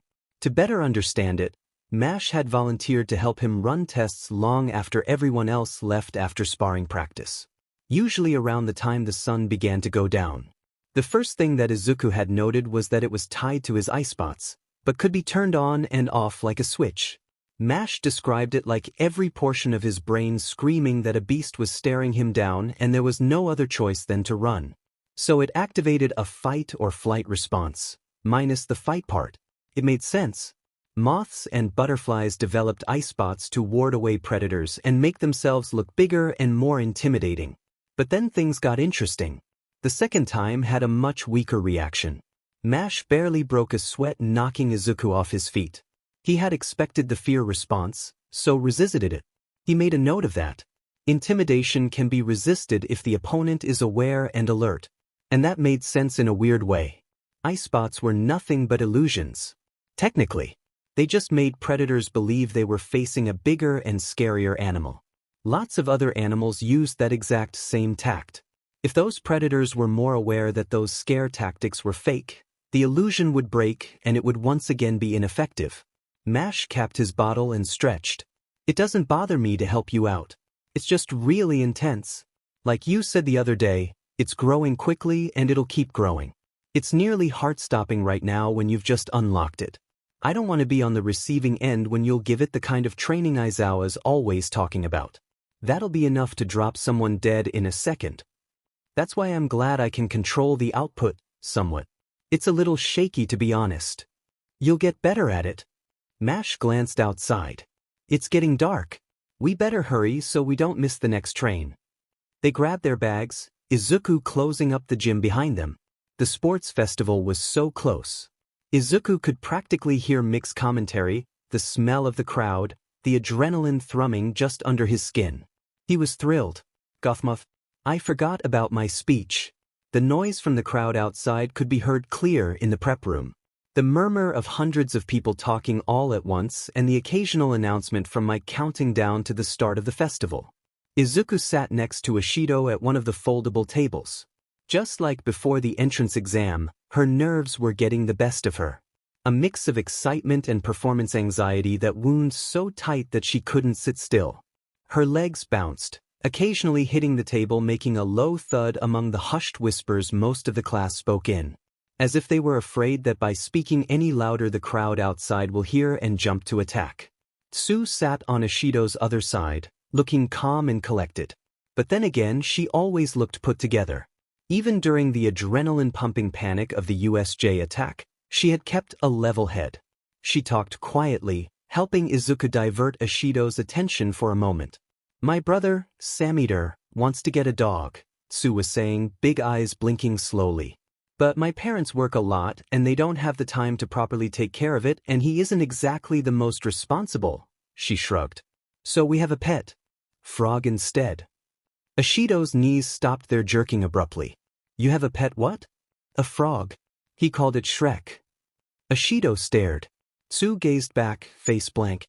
But Dash, she paused, mouth opening and shutting a few times. Tsu, you are a frog. Yes. So. That literally evokes the same feeling as cannibalism. But with pets. Petibalism. Ashido cried. She turned to Izuku, you agree, right? That's a little weird. No offense, Tsu. None taken. It's not like we're going to eat him though. She groaned. That's not the point. It just feels weird. Like if Shuji had a pet octopus or something. She turned in her chair. Please tell me you don't have a pet octopus. Grandma has a cat. Thank God. Izuku shrugged. It's not that weird. I used to collect any moth pupae I could find and let them live in my closet. Ashido gazed at him in horror. I take back what I said. Help me God. I was just helping them out, he insisted. And the only reason why I'm not allowed to do that anymore is because some of the hatched ones escaped my room and Dad woke up one morning with a silk moth on his face. Poor Caramel. She shivered. Okay, bugs don't usually bug me, but that's a little scary. What is up with you two keeping animals that are the same as your quirks? Is it sympathy? Want to be with your own kind? Izuku didn't really have an answer for that. Actually, I probably don't want to know. Can we change the topic now? Hey, Todoroki, do you have any pets? The other member of the zoo leaned against the wall, his arms folded and brow furrowed in thought as he stared at the floor. Something was off about him today. He barely responded to Ashido when she greeted him this morning. While he'd begun to join their group bit by bit in the past couple weeks, today he stood at a distance. Ashido waved her hand. Todua, I'm talking to you. He started, wide eyes jumping from where they stared at the ground to look at her face. She grinned. Lost in La La Land or something? I was just wondering if you have any pets. No. He shuffled awkwardly. Same here. Our apartment has a rule against pets. She pulled a face. But if it didn't, I think I'd like a bird. Maybe a parrot. I could teach it to say funny words and insult people I don't like. How about you? I like cats. It was the most he'd said all morning. Ashido tilted her head. Why don't you have one then? Is Endeavor allergic to fur or something? His face grew darker when she mentioned his father's hero name. The bastard doesn't like animals. His tone hardened. The word bastard floated in the air uncomfortably. He didn't call him dad or even father, just a bitter, hateful bastard. It was common knowledge that Endeavor didn't exactly have the nicest personality, despite being one of the most popular heroes. He had a quick temper and liked to keep his life private. There had been many reporters that had faced his wrath head-on by trying to pry too deeply into any personal matters. Ask Endeavor about his most recent achievements or a villain he took down, but hell hath no fury quite like the number 2 hero if someone so much as inquiries about his wife or children's health. Todoroki never spoke about his family. Ashido seemed to realize that she'd crossed some sort of line that she hadn't been aware of. "Oh, sorry," she squeaked. "Didn't mean to offend you." Or anything like that. Just as quickly as it came, his anger washed away. "I'm sorry, Ashido. I'm just thinking about a lot of things right now." Any other questions that Ashido or Izuku would have asked next were interrupted by Cementos entering the room. "Class 1A, he said by way of greeting, his gray, rectangular head ducking slightly to get under the doorframe. "The sports festival begins soon. I suggest you begin making your way down to the stadium floor." No time to dwell on it now, Izuku followed the rest of his classmates to the tunnel leading out onto the field. Ashido's had calmed and she walked steadily, the only hint of her nerves being her fists squeezed so tightly they shook slightly. Izuku glanced toward Todoroki just behind him. The taller boy's face had crafted a perfect mask of indifference. It was jarring. The last time he'd seen Todoroki so cold was the day they asked him to join CG. Something about today was refreezing his thawed attitude. He opened his mouth, just a whisper slipping out. "Todoroki is dash. Give a warm welcome to Class 1A. Present Mike announced, his voice booming over the applause and cheers of the crowd. Izuku wasn't able to finish his question, swept along by his classmates until they were stepping out of the dark tunnel and onto the gigantic field, the sense and noise of hundreds of people bearing down like a tidal wave. Cameras swiveled to broadcast their image for the screens over the Coliseum and every television across Japan. UA's sports festival had begun. Their class had received the warmest welcome by far. Class 1B had gotten a fair amount of clapping themselves, but it had slowly dwindled down as each class was announced, until it was nothing more than polite. That didn't help with the anxiety. It only amplified Izuku's, and everyone else's, nervousness. As Mike had so kindly put it, the class that faced down villains in their first week. It seemed they were doomed to be under the most scrutiny. Ashido rocked back and forth on her feet. "Dude, everyone's staring at us." "Please don't remind me," Izuku murmured. "It's not just the crowd either." The other first-year classes seemed to glare at them, giving them a wide berth that only made them stand out more. Izuku accidentally locked eyes with someone from another class and they pounded a fist into an open palm. He looked away hurriedly. No need to make enemies this early in the competition. Kaken seemed to openly invite the challenge. He stared down anyone who dared to make eye contact and puffed up with pride every time they would be the first to look away. Now he and another blonde boy from 1B had started a staring contest. The other hero student was the first to back down. Midnight sauntered onto the raised platform at the center of the field. She cracked her whip, gaining the students' then the crowd's attention. Confidently, she walked to the microphone. "Welcome everyone to UA's sports festival." The crowd cheered. She stepped back, artfully letting the crowd hype themselves up. After a moment she stepped forward again. "Every year, the sports festival is a time for our prospective hero students to show the world what they're made of," she explained. "We will narrow down our contestants through a series of 3 events, each challenging in their own right.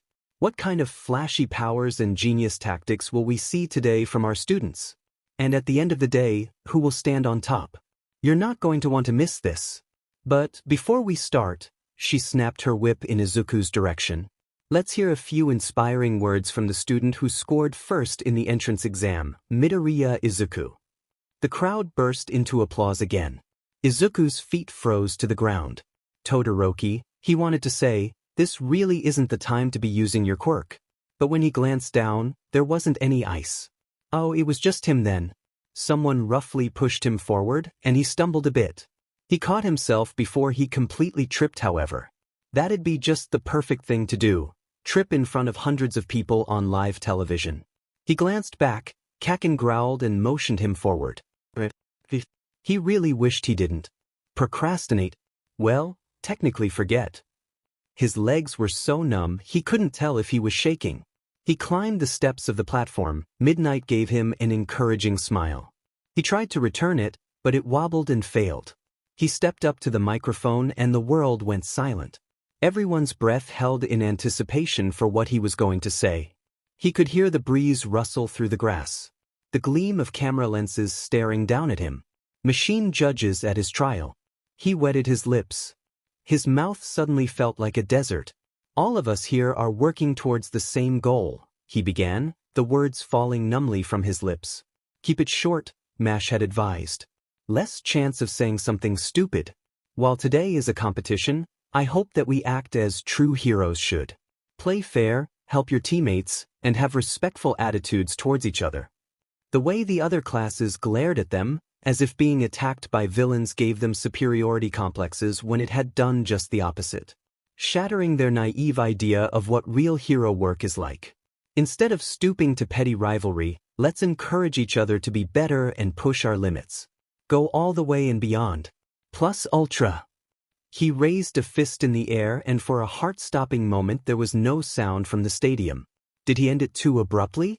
Did he say something wrong? Then the cheering broke out. He stumbled away from the microphone. Tension he didn't even know he had loosened in his gut. Midnight leaned down before he stepped down the stairs, clapping along with the crowd. Good job, she winked. Izuku managed to smile this time. Ashido nudged him as he took his place next to her again. Nice going. You didn't even look nervous. Sure, he doubted. I'm never going to do that again. Villains are like a cakewalk compared to that. She snorted. When he glanced at the other classes, some people had thoughtful looks on their faces. The outright hostility hadn't completely gone, but it gave them something to think about. Midnight took the mic again. Thank you for those inspiring words, Midoriya. Now, the moment you've all been waiting for, let's begin. Izuku ended up being shoved somewhere near the back of the pack as everyone crowded at the start line for the obstacle race. For anyone else, that might have been worrying. The gates they had to pass through to get to the course proper was narrow, only allowing maybe 5 or so people standing side by side at a time.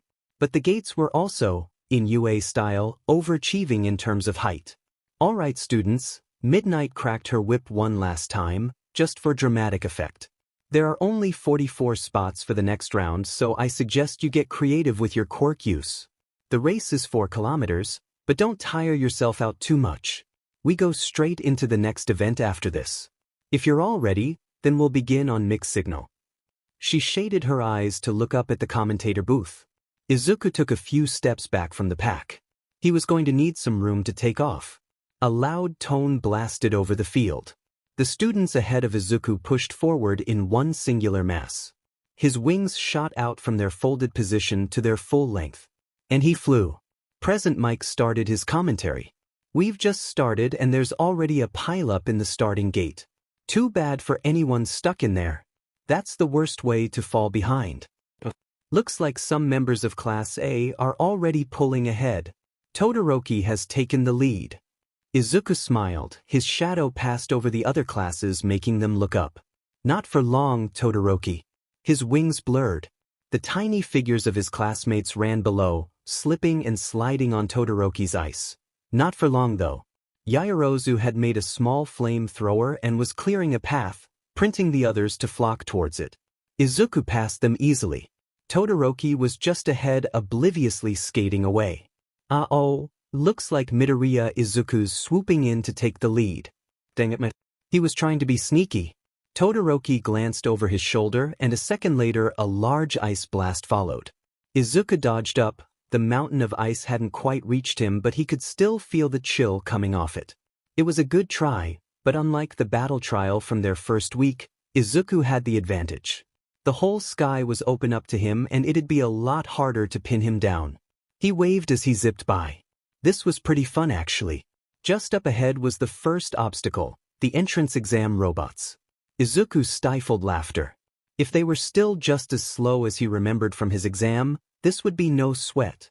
A zero-pointer bared down on him, a giant arm poised to swat him out of the sky. He easily swerved around it. Still slow. The creeping chill of Todoroki's quirk and muffled yells from Kaken drove him forward. Didn't want to be like Aesop's rabbit and let the turtle get ahead just because he was lazy. The next obstacle came into sight. The dirt track fell away into stone pillars, each connected very loosely by rope. From the height he was at, it reminded him of the webby mud cracks he'd seen at the bottom of dried-out rivers. Another portion of the course that would be a piece of cake. Midoriya's already at the halfway mark. Mike announced helpfully. Izuku rolled his eyes, but still grinned. He was doing pretty well. He just had to watch out for Todoroki and Kaken, both always one step behind him. He had soared over the last chasm when his friends had arrived at the first. Kaken roared as he rocketed himself from pillar to pillar. Todoroki was more graceful and jogged across ice bridges that melted behind him, huge shards of ice shattering on the ground far below. Izuku didn't stop to wave. Keep moving forward. The next sections came and went in a blur. His position at the front never wavered, though Todoroki and Kaken had mostly turned to fighting each other for second place. Izuku could smell Ishido and Ojiro not too far back along with a good portion of the rest of the class. He checked his speed, lowering it from the fast-paced blur he'd been keeping. The festival was practically an endurance race unto itself and Izuku planned to win. The final leg of the race. Izuku nearly missed the neon sign, so used to not having to worry about any obstacles. Warning, landmines. Was UA serious? Apparently they were. There was the sharp smell of metal and chemicals emanating from the ground. Still not a big deal. For him, that is. Rip his classmates having to make their way through that though. He wondered briefly if Recovery Girl could regenerate limbs. The finish line rose in sight. The same kind of large gate as at the start. He was almost there. Boom. Izuku chanced to look behind him to see what that was. Todoroki and Kaken rode a shockwave right at him. He turned back just as quickly. Gotta go fast. In a startling turn of events, it looks like Todoroki and Bakugo are using the landmines for a speed boost right at the very end. Mike screamed in excitement. Yes, thank you, Mike, Izuku thought sarcastically. I didn't notice. His wings flapped so fast they were just a green and black blur. Todoroki's ice crept closer. Kaken howled. No words. He just made an animalistic noise with his intense desire to win. Izuku had heard it plenty of times while they were playing Smash together. He could see their figures out of the corner of his eye. Faster. They passed the finish line. Izuku metaphorically hit the brakes. Literally, he reverse flapped to slow down. He landed several meters away, his heart pounding from the boost of adrenaline he'd gotten right at the end. Kaken pointed at them. I haven't beat you too. What? Izuku panted, hands on knees. I was just ahead of you. Steam curled off of Todoroki's right side, shards of ice melting and dripping onto the ground. He lifted one eyebrow. Bakugo, I'm pretty sure you were behind me. That's what you'd like to believe, you walking popsicle. It was hella annoying being tied with you the entire time, but I pulled ahead there at the end. I'm impressed that you guys stayed on my tail the entire time, Izuku cut in. Using the landmines was ingenious. Kaken puffed up with pride. That was my idea and I had to do all the goddamn work just to pull it off. Half and half here rode my glory to the finish line. He jabbed his finger in Todoroki's direction. Don't think I'll ever help you out again, you bastard. Todoroki didn't pay any attention to the insults Kaken was tossing at him. They sloughed off his poker face with barely a blink. I don't think it matters anyways, he said calmly, then pointed at the large screen where it simply read 3/44 in plain letters. Kaken's face pinched in confusion. Huh. Midnight laughed from her platform. We said there'd be 44 spots. We never said we'd be ranking them. Behind them, Yaoyorozu crossed the finish line. The numbers changed to 4/44. Guess Izuku could have slowed down a bit after all. Our next event, Midnight announced, the profiles of the 44 students on the screen behind her, will be a game of capture the flag. Everyone will form 4-person groups for a total of 11 teams. People began locking eyes with friends and classmates and subtly nodding to make silent alliances. Ashido exchanged a thumbs up with Izuku and Shuji then waved at Todoroki. The Cool Eyes gang is going to dominate this, she whispered excitedly. However, Midnight just had to ruin their plans. She lifted a finger as she made her next declaration. But wait, to keep things interesting, these teams will be completely randomized. Behind her, all their profiles shifted into groups. Izuku squinted at the screen. He was grouped with Shiro and Hagakure, her face, or lack of easily recognizable. The other girl he didn't recognize. Light brown hair with long bangs that covered her eyes. Komori Kinoko, the name under her picture read. As future pro heroes, situations may arise where you will have to work together with other pros, Midnight lectured. Most of these team-ups are formal occurrences used to enhance the strengths of the matchups. But that is not always possible. Sometimes you have to work with others whose quirks you aren't familiar with. The ground began to shake, and some people crashed into each other in an attempt to stay on their feet. The grass of the stadium slid back and away, revealing beneath it a gigantic maze. There were a few gasps from a couple students at the sheer size of it. It continued to rise out of the ground, locking into place at level ground as if the grass had never been there in the first place. Midnight continued her explanation. The rules are simple, each team will be given a flag to guard. After your team enters the maze, you will be given 5 minutes to prepare before the game begins. If your flag is removed from its base in the floor, you will be disqualified. Her voice took on a darker tone. So don't get any ideas about moving it unless you want to lose. Just as quickly, she returned to normal. And lastly, we play until there are only 4 teams left. Those lucky people will move on to the next event. Find your teams and hurry with the introductions. We have flags to capture. Round 2 had begun. Are you sure, Dash? Yes. Shinso snapped. You don't have to ask so many times. Monoma did his weird laugh thing again. It was loud and grated on his nerves slightly. Ashido's was loud as well, but hers was actually in amusement. Monoma's sounded forced and hysterical, as if he was trying to convince himself that it truly was funny. Shudo blinked and fell silent. He thought it was a perfectly justified question. And even they had been fairly surprised when he pointed it out in the first place. They had the exact same eyes. Like, unnaturally so. A lilac-purple iris bordering blank, white pupils. It seemed like a logical step to assume they were related. They didn't exactly like that though. How did Ashido talk to people so easily? Shudo couldn't understand it. She'd see their weird, cool, she'd insist. Not weird eyes and have wrangled them into giving her their numbers and making them official members of CG. That's exactly how it would happen. Shudo could testify from first-hand experience. Somehow he managed to offend at least 2 of his teammates in the first 5 minutes. Good job, Shudo, this is going great. Shinso glanced away, rubbing at his neck. God, can we just start planning already? Monoma let off one last laugh before stopping. Well, besides this clown Dash, he jabbed a finger at Shudo, any of you have actually useful quirks? My naval laser is powerful, Aoyama offered. Monoma ignored him and looked to Shinso. Shinso was silent. Tired eyes flickered, then he sighed. Brainwash, he said simply. Monoma raised an eyebrow. And you didn't make it in the hero course? Doesn't work on robots. But it works plenty well on people, I take it. 2 OP quirks and free reign to terrorize Class A. His mouth stretched into a twisted grin. This is the dream. Aoyama and Shuto exchanged glances. Should they mention that they were from Class A? So, what's the plan? Shiro asked. Izuku paced around their small defensive base. A concrete square with one entrance, it was blank and empty besides the dark blue flag planted at the center of the room. The whole goal for this exercise. If it was stolen, it'd be game over. All the teams were situated on the border of the maze, more or less. Izuku would bet all his money that it was done on purpose.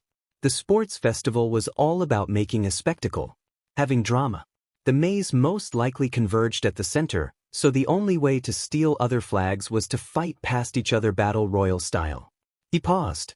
Okay, the way I see it, there are 2 fairly good options, if we don't count how many ways we can do the second.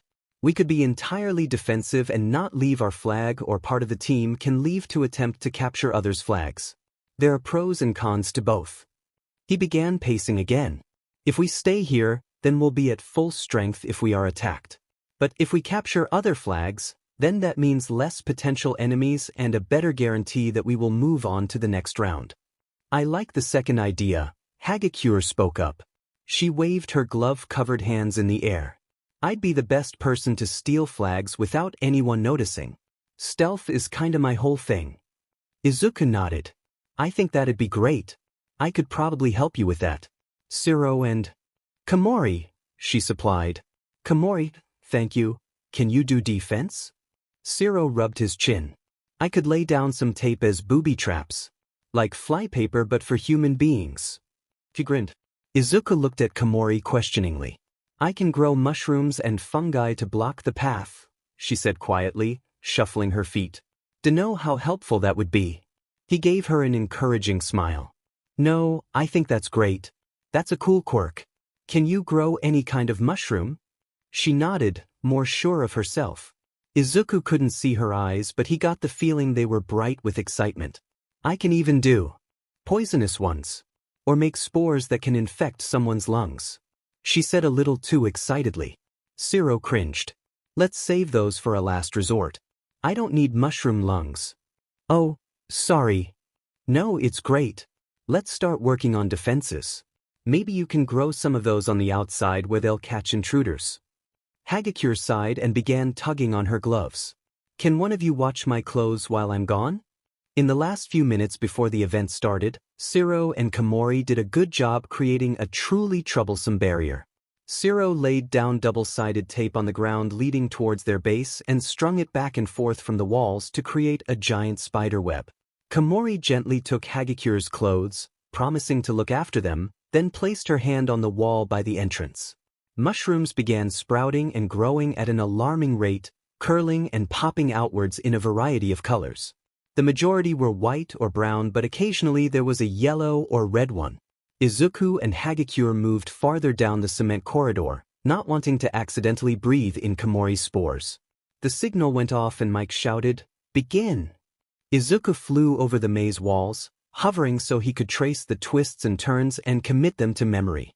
He moved his antennae, trying to only collect information from within the maze and block out the crowd above him. Got it. He flew back down, landing lightly on his feet. Right, second left, straight to the end of the hallway, and the flag is on the right. It's being guarded by Kaminari, Sato, and 2 others from Class B. Got all that? She repeated it back quickly. It shouldn't be too much of a problem.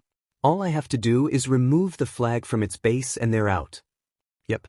I'm going to attempt to take the one from the group on the other side. I'll find you when I'm done. Wait. How are you going to do that if I'm invisible? He didn't answer her question and took off again, this time bolting in the other direction. He circled around, careful not to let his shadow fall over the other team's base, and landed on the next wall over. An evil grin spread over his face. Mash was about to get a surprise. He waited for the perfect moment when Mash and the other 2 had turned their focus to the entrance of their base. Their third group member was gone, probably making their way through the maze. Then he lifted off from his perch. He rushed for the flag, pausing long enough to firmly grab the top of the flagpole in both hands, then tugged it out. Team 3 is out. Mike crowed over the speakers. Everyone watch out for Midoriya. This Moth is on the hunt. The team below whipped around, surprise and shock on their faces. Mash caught Izuku's eye from where he crouched on the wall, the flag leaning on his shoulder and shit-eating grin stretched across his face. Mashy, you really should have seen that coming, he teased. Mash shook his head. Couldn't even give me a break? He asked sarcastically. Nope. Izuku dropped the flag onto the ground below like a cat delivering a dead bird it proudly caught. Mike kinda warned everyone that I'm coming, but maybe I can snag a few more. Catch you later, mashed potatoes. He left. Mash's indignant cry of Izuku following after him. Koji didn't feel particularly useful. He and Ida were on guard duty while Bakugo went on his rampage and Tokoyami attempted to rein him in. It was quiet in their section of the maze. At one point a glacier jutted out of the sky and Mike had announced another team disqualified. If he really strained his ears he could hear Bakugo's explosions in the distance. Teams were being disqualified at quite a rapid rate. He'd amassed a small collection of insects which crawled on the far corner away from him.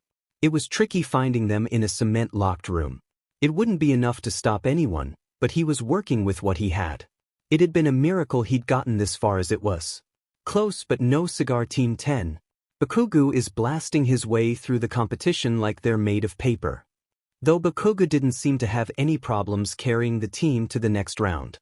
He spotted a beetle crawling along the ground. He swallowed his fear and ordered it to join the others he'd collected. To Mina, Hatsume was a bird of a feather. The inventor was wild, impulsive, and knew how to have fun. Ashido liked her instantly. And Hatsume's bag of tricks was never-ending it seemed. She was giving Yaoyorozu a run for her money with all the cool items she could produce. Currently, Hatsume was standing well above them. Her thick, blocky shoes that reminded Mina of platform shoes had unfolded and raised, revealing that they were secret stilts. The girl had used them to peek over the other walls to find a flag to capture, then used a mechanical grabber to steal it from under the unfortunate team's noses. Team 9 is out. Mike was having the time of his life with this, Mina thought. 4 teams down and only 3 more to go until the game was over. Hatsume's shoes hissed and folded back up like an accordion until she was back on level ground again. My babies worked perfectly. I knew it was a good idea to bring the league boots today. She brandished the captured flag like it was a war spear and rambled some things about diagnostics and design that Mina didn't really understand but enjoyed listening to nevertheless. Mina grinned. The thrill of beating another team made her blood rush. She nearly forgot that this was supposed to be a serious game and not just a fun one. This is sure to get my babies noticed, Hatsume continued. Now let's see what else I got. She dug through her endless pockets. I got all sorts of grenades. Flash grenades, smoke grenades, stink grenades. I made a bubble gum one. She pulled a bright pink one out. It wasn't in the standard grenade shape but was round like a bubble. Or, a blown piece of bubble gum. Mina perked at that and Hatsume tossed it over. You can use that one.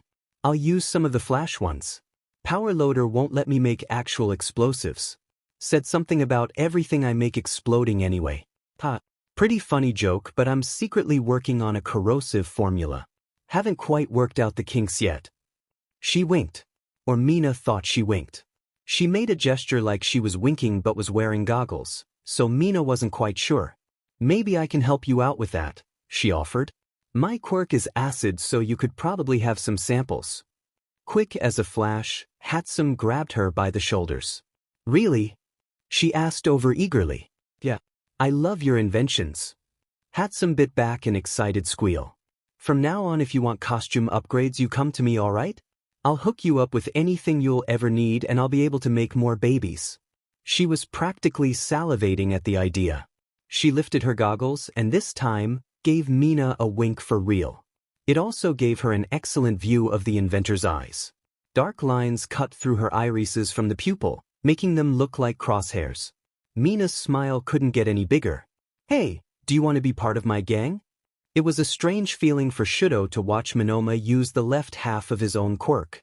The copier had no qualms about using Endeavor's flames, often switching between that and Shinso's brainwash while Shudo used his ice. Seeing the other hero student use it so freely without knowing the history behind it, it felt weird. Wrong. His stomach churned. Shudo almost wanted to tell him to stop. But he didn't. Even when Monoma tapped his arm to copy his parents' flames and ice again, he was silent. He wouldn't use Endeavor's fire. And it would bring the bastard no satisfaction to see someone else use instead. In fact, it would probably be more enraging. So Shudo practically encouraged it, holding his palm out so Monoma could smack it and switch at any moment. Take that bastard. Hello. Izuku called down to the team below, drawing their attention. Hagecure's scent drifted from just around the corner. Hey! One of the team members yelled. You're not supposed to be up there. Izuku shrugged. He paced casually, one foot in front of the other, his wings fluttering slightly to help him keep his balance. Midnight never said there was a rule against it. That just made them angrier. Some abandoned their guard stations to stand at the base of the wall and yell at him more. Hagakure's scent came closer. She should be close to the flag now. Wait! Their leader yelled, pulling another teammate back. This is some kind of trick. Looks like they've been found out. Izuku stopped, spreading his wings out. His eye spots were dark pits in the bright sunlight. You guys know anything about animal defensive tactics? He hoped Hagakure remembered his warning about intimidation and looked away. He turned the dial. Just enough to root them in place. It worked. A few seconds later, the flag mysteriously lifted from its base and clattered to the ground. The opposing team frozen like deer in a headlight to do anything about it. Team 1 is out. That marks the end of round 2. Congratulations to our 4 winning teams. The announcement came as a surprise. Izuku blinked. He'd been tracing the next section for Hagakure, but that wouldn't be needed anymore. There was a grinding sound and the maze walls lowered to make the field level again. From here he could see Shiro and Komori leap out of the way to avoid getting stuck in their own trap.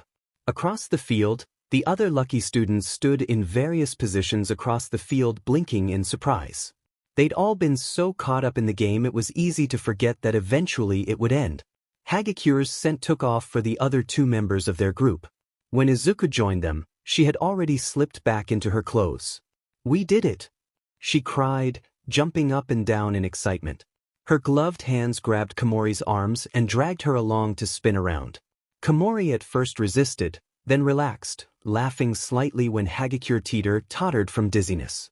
Her long bangs had been blown to the side and Izuku caught a glimpse of her eyes. Warm brown with slit-crossed pupils. Hagakure sat down with a heavy sigh.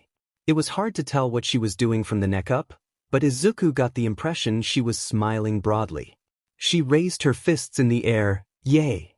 A sudden revelation struck him. He'd never be able to see her face. Izuku just found the next 2 members of CG. From 8 full classes they'd been rounded down to 16 participants. Once they'd been gathered together as a group again and the maze stored back under the Colosseum, Midnight unveiled the 3rd and final event. "Good job," she praised first. "Let's hear it for the students that have made it this far." The crowd roared with approval. Izuku thought that the spotlight was harsh at the start, but now it was even more intense. The R-rated hero continued. The last event, as always, is one-on-one battles, tournament style. They were determined randomly by lots and will commence after an hour lunch break. I'll reveal the pairings now. The brackets appeared on screen. Izuku scanned them quickly. There were interesting matchups for sure. He couldn't wait to see some of his friends' matches. He found his pairing at the middle of the order. His first opponent, Kota Koji. High five. Ishido held both hands up. Shuji hit both of them in quick succession with all 6 of his tentacles as if it was some kind of advanced clapping game. They both ended with a double fist bump, Ishido making explosion noises as she pulled away. "You did great out there. You were really good at guarding that flag. Nothing gets past you, except for us." She laughed. "Your teammate was very wily," Shuji nodded. "And that sticky bomb, very effective." Ishido grinned. "I know, right? She's fantastic. And speaking of which she pumped a fist in the air, you better make some room, boys. We got a new member for the CG. I won't be the only lady in this gang anymore." "You sure you're a lady?" Izuku cut in teasingly. Ishido reached out to smack him but he deftly dodged and hid on the other side of Shuji. "Rude." She stuck her tongue out. Izuku returned the gesture with a half grin. "Oh, that reminds me," Izuku added. "If you're looking for more girls, I got 2 prime candidates for you." She curled her hand in a gimme sign, and he happily supplied. Komori Kinoko from Class B and Hagakure. She tilted her head at that second one. "Hagakure? I haven't thought about her before. But, half the time I also forget she's there." She rubbed the back of her neck and whined. "We could have had a 5th member this entire time. No better time than the present," Shuji said. "Perhaps you can catch her during lunch?" "Yeah." She skipped ahead a few steps. Still full of energy even after the morning's events. Ahead, the crowd surged and surged around a solitary figure standing off on one side of the hallway. As they neared, It became more defined as Todoroki. "Hey dude," Ashido greeted, stopping in the middle of the hallway. Several of their peers gave her a dirty look before ducking around and passed to get to the cafeteria. "Looks like we're up against each other for the first round. Don't think I'm going to go easy on you." She tried to give him some light-hearted jabs, but his face seemed to set more deeply into a frown.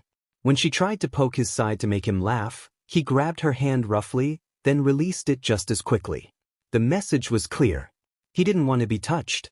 He shoved his hands in his pockets. Ashido took a half step back. "What's up with you today? You've been looking extra mopey." Her words were light-hearted, but her concerned look showed her true feelings. Izuku, and Shuji beside him, shared the same sentiment. "If there's something wrong, you can talk to us," Shuji said. His tone was gentle. "We're your friends. And we're worried." "Friends?" Todoroki echoed. He glanced between the three of them as if searching for something. Ashido gave him a wobbly smile. "Yeah dude, remember? That's what friends are for." His gaze grew more determined. Can I talk to you all for a minute?" "The beat." "Not here though." His eyes followed the last of the straggling students. They followed him through the curved back hallways of the stadium, turning corner after corner until they reached a straight hallway with rows of doors. Each had a temporary number on them, corresponding to the ones the finalists had been given for their matches. Todoroki opened one, let them inside, then closed the door behind them. After a second he turned the lock as well. Ashido jumped and lifted herself up onto the lone table to sit. Shuji and Izuku both stood. "My father wants me to surpass All Might," he said. "Didn't even miss a beat." "Okay," Ashido responded. "You are just jumping right in, my dude, and Ima needs some context." "Endeavor has always been obsessed with being the strongest," Todoroki explained. "And he sees All Might as a roadblock to holding that title. It's never been enough for him to be number 2. Unable to do it himself, he turned to forging a legacy that could." Something dark twisted in Izuku's gut. He had a feeling whatever Todoroki was going to say next could never be unheard. Todoroki dash. His words kept coming. A full-speed locomotive running off the tracks. Whether Todoroki was doing it on purpose or because he didn't care was yet to be seen. Either way, it was bound to end in disaster. "None of my siblings inherited the perfect quirk he wanted. Except for me." He lifted his hands, palms up, balancing the weight of what he was saying. "My mother's ice and my father's fire. Together. He got what he wanted, but his obsession never stopped. And I hate him. I hate him so much for all the terrible things he's done in the name of legacy." His hands fell. His expression was tired. "He sees this sports festival practically as my debut. And will consider it a failure if I lose. I want to be a hero. But not the way he wants." He ran a hand through his hair, messing up the perfect part of his dual hair tones. "He's been pushing more for me to use his fire. But after the incident dash." He cut himself off sharply. His hands had curled into fists at some point and now he stared down at them, stretching his fingers and palms so they'd uncurl. "I'm sorry. I'm not good with," he huffed. "I'm not good with a lot of things. I don't know what I want." "Is there something you do want?" Shuji asked. His brow furrowed. "I still want to win the festival. Though that's what Endeavor wants as well. I don't want to use his fire. I don't need it." Something didn't sit right with Izuku about how Todoroki spoke about his quirk. However, that was just a fleeting thought as the other implications his friend had dropped fully set in. Silence fell thick and heavy in the room. Todoroki shifted uncomfortably, well aware that he was sharing heavy stuff. Ashido breathed in sharply. "That's effed up." Her tone was soft but nonetheless horrified. She slipped off the table and took a step forward. Can I give you a hug?" He nodded. Once sharply. She curled her arms around him loosely. His hands lifted and he patted her back. After a moment, she pulled back. "Have you talked to anyone else about this? What about your mom?" "I haven't spoken to my mother in years," he admitted. "He hates that I resemble Endeavor. You should talk to Aizawa." He pulled back, shaking his head. Ashido pushed forward. "I don't know what Endeavor did exactly, but I'm going to kick him right in the D next time I see him." Ashido dash. I'm serious. She turned to Izuku and Shuji. Anyone else wanna throw hands? I am so angry right now. I have 6 of them, Shuji all but growled. Izuku agreed. He had to concentrate to keep his wings folded down. He tried to calculate how much potential trouble he might get in if he accidentally used intimidation on the number 2 hero. Couldn't be much, right? Intimidation was new and his control can be a little shaky, and Endeavor did have a threatening aura. Wouldn't be hard to believe Izuku perceived him as a threat for a few seconds. She turned back to Todoroki. You trusted us enough to tell us that much. Can you trust us again and please promise me you'll tell Aizawa? It doesn't even have to be today. But soon. Please. He bit his lip, glancing between the 3 of them. Okay. The festival's intermission for lunch was over before they knew it. They had been late to the lunch hall and so had to stand in line for far too long to get something to eat. Then there was no time to sit down and enjoy it. Just shovel it in their mouths and rush off to see the start of the first matches. Todoroki and Ashido went to their separate waiting rooms, Ashido still struggling to finish her noodles. I didn't even get to look for new CG members, she whined right before shutting the door and being alone with her lunch. The speakers clicked on and mixed commentary once again boomed over the stadium. Welcome back everyone. It's time to kick off our tournament with Bakugo Katsuki vs Hatsum Mei. Down far below, 2 figures emerged from opposite tunnels on ground level and made their way up to the rectangular arena Cementos had formed during the break. The cameras turned. Images of Kaken's and Hatsum's faces being thrown up onto the screen. Izuku leaned forward. Ashido had briefly mentioned Hatsum, triumphant that she'd recruited her for the gang. He hadn't run into her during either of the other 2 events, but Ashido and Shuji swore the support course girl was a force to be reckoned with. But so was Kaken. This wouldn't be a one-sided fight. The rules were explained and the match began. Kaken didn't waste any time taking off like a rocket towards his opponent. His explosions left trails of smoke in his wake as he furiously charged forward. Hatsum didn't move. A camera zoomed in on her face, revealing a broad grin. Then Kaken was bearing down on her from above, a war cry tearing from his throat. The 2 figures disappeared underneath a cloud of smoke. Everyone strained to see. The smoke drifted away. Hatsum stood steady, stance wide to give her balance. In her hands she held a previously unseen shield before her. Kaken stood in shock. And she straightened, waved to the crowd, and began talking into a microphone. As you can see here, I've made a compact shield that is both easy to keep on your person and can withstand the full force of an explosion. The size is easily modifiable as well. The shield dilated like a pupil, various complicated parts rotating to click into the size of a dinner plate. A perfect addition for any hero's arsenal. Kaken's stunned and confused face flashed on screen for a moment. But only a moment. His lips twisted into a snarl and he charged again. The tide of battle turned very quickly. Hatsum was born with the soul of a salesperson. Every other second she was pulling out some new wild invention to counteract Kaken's attacks. Then she spoke enthusiastically of each one, explaining its usefulness for potential heroes. Throughout this, Kaken grew more and more frustrated. He was being led around by the nose. Hatsum expertly goading him into attacks that best showed her babies off. If there was one thing that pissed off Kaken, it was someone who wouldn't even fight back. To add insult to injury, at the end of 10 or so minutes, Hatsum stepped out of bounds entirely of her free will. He stood fuming in the center of the arena.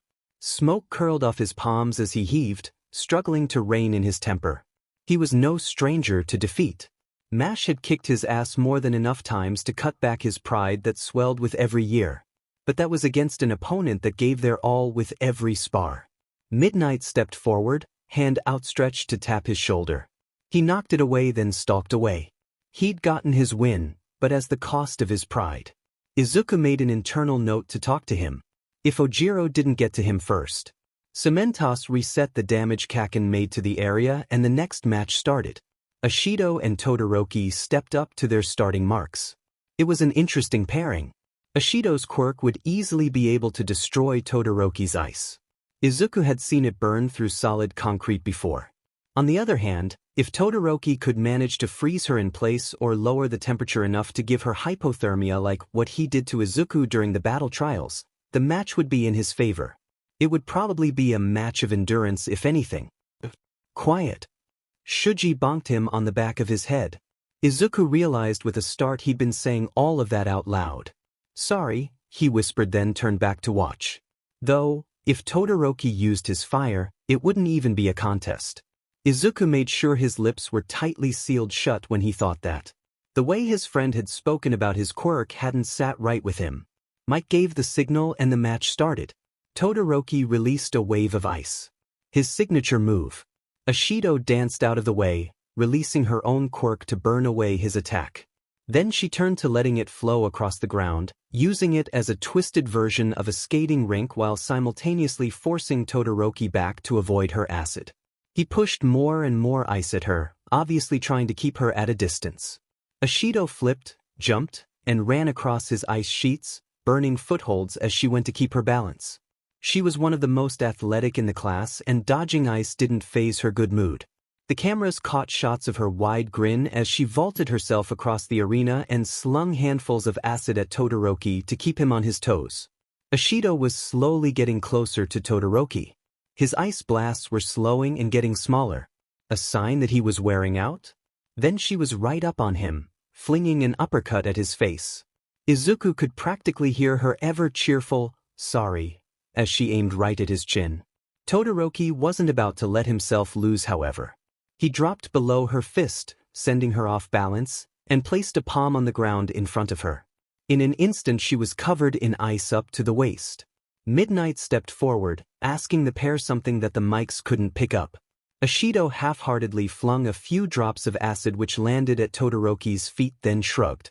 Midnight raised her hand. Ashido Mina is unable to continue. Todoroki Shudo wins. He immediately placed a hand on the ice covering Ashido and melted it in a burst of steam.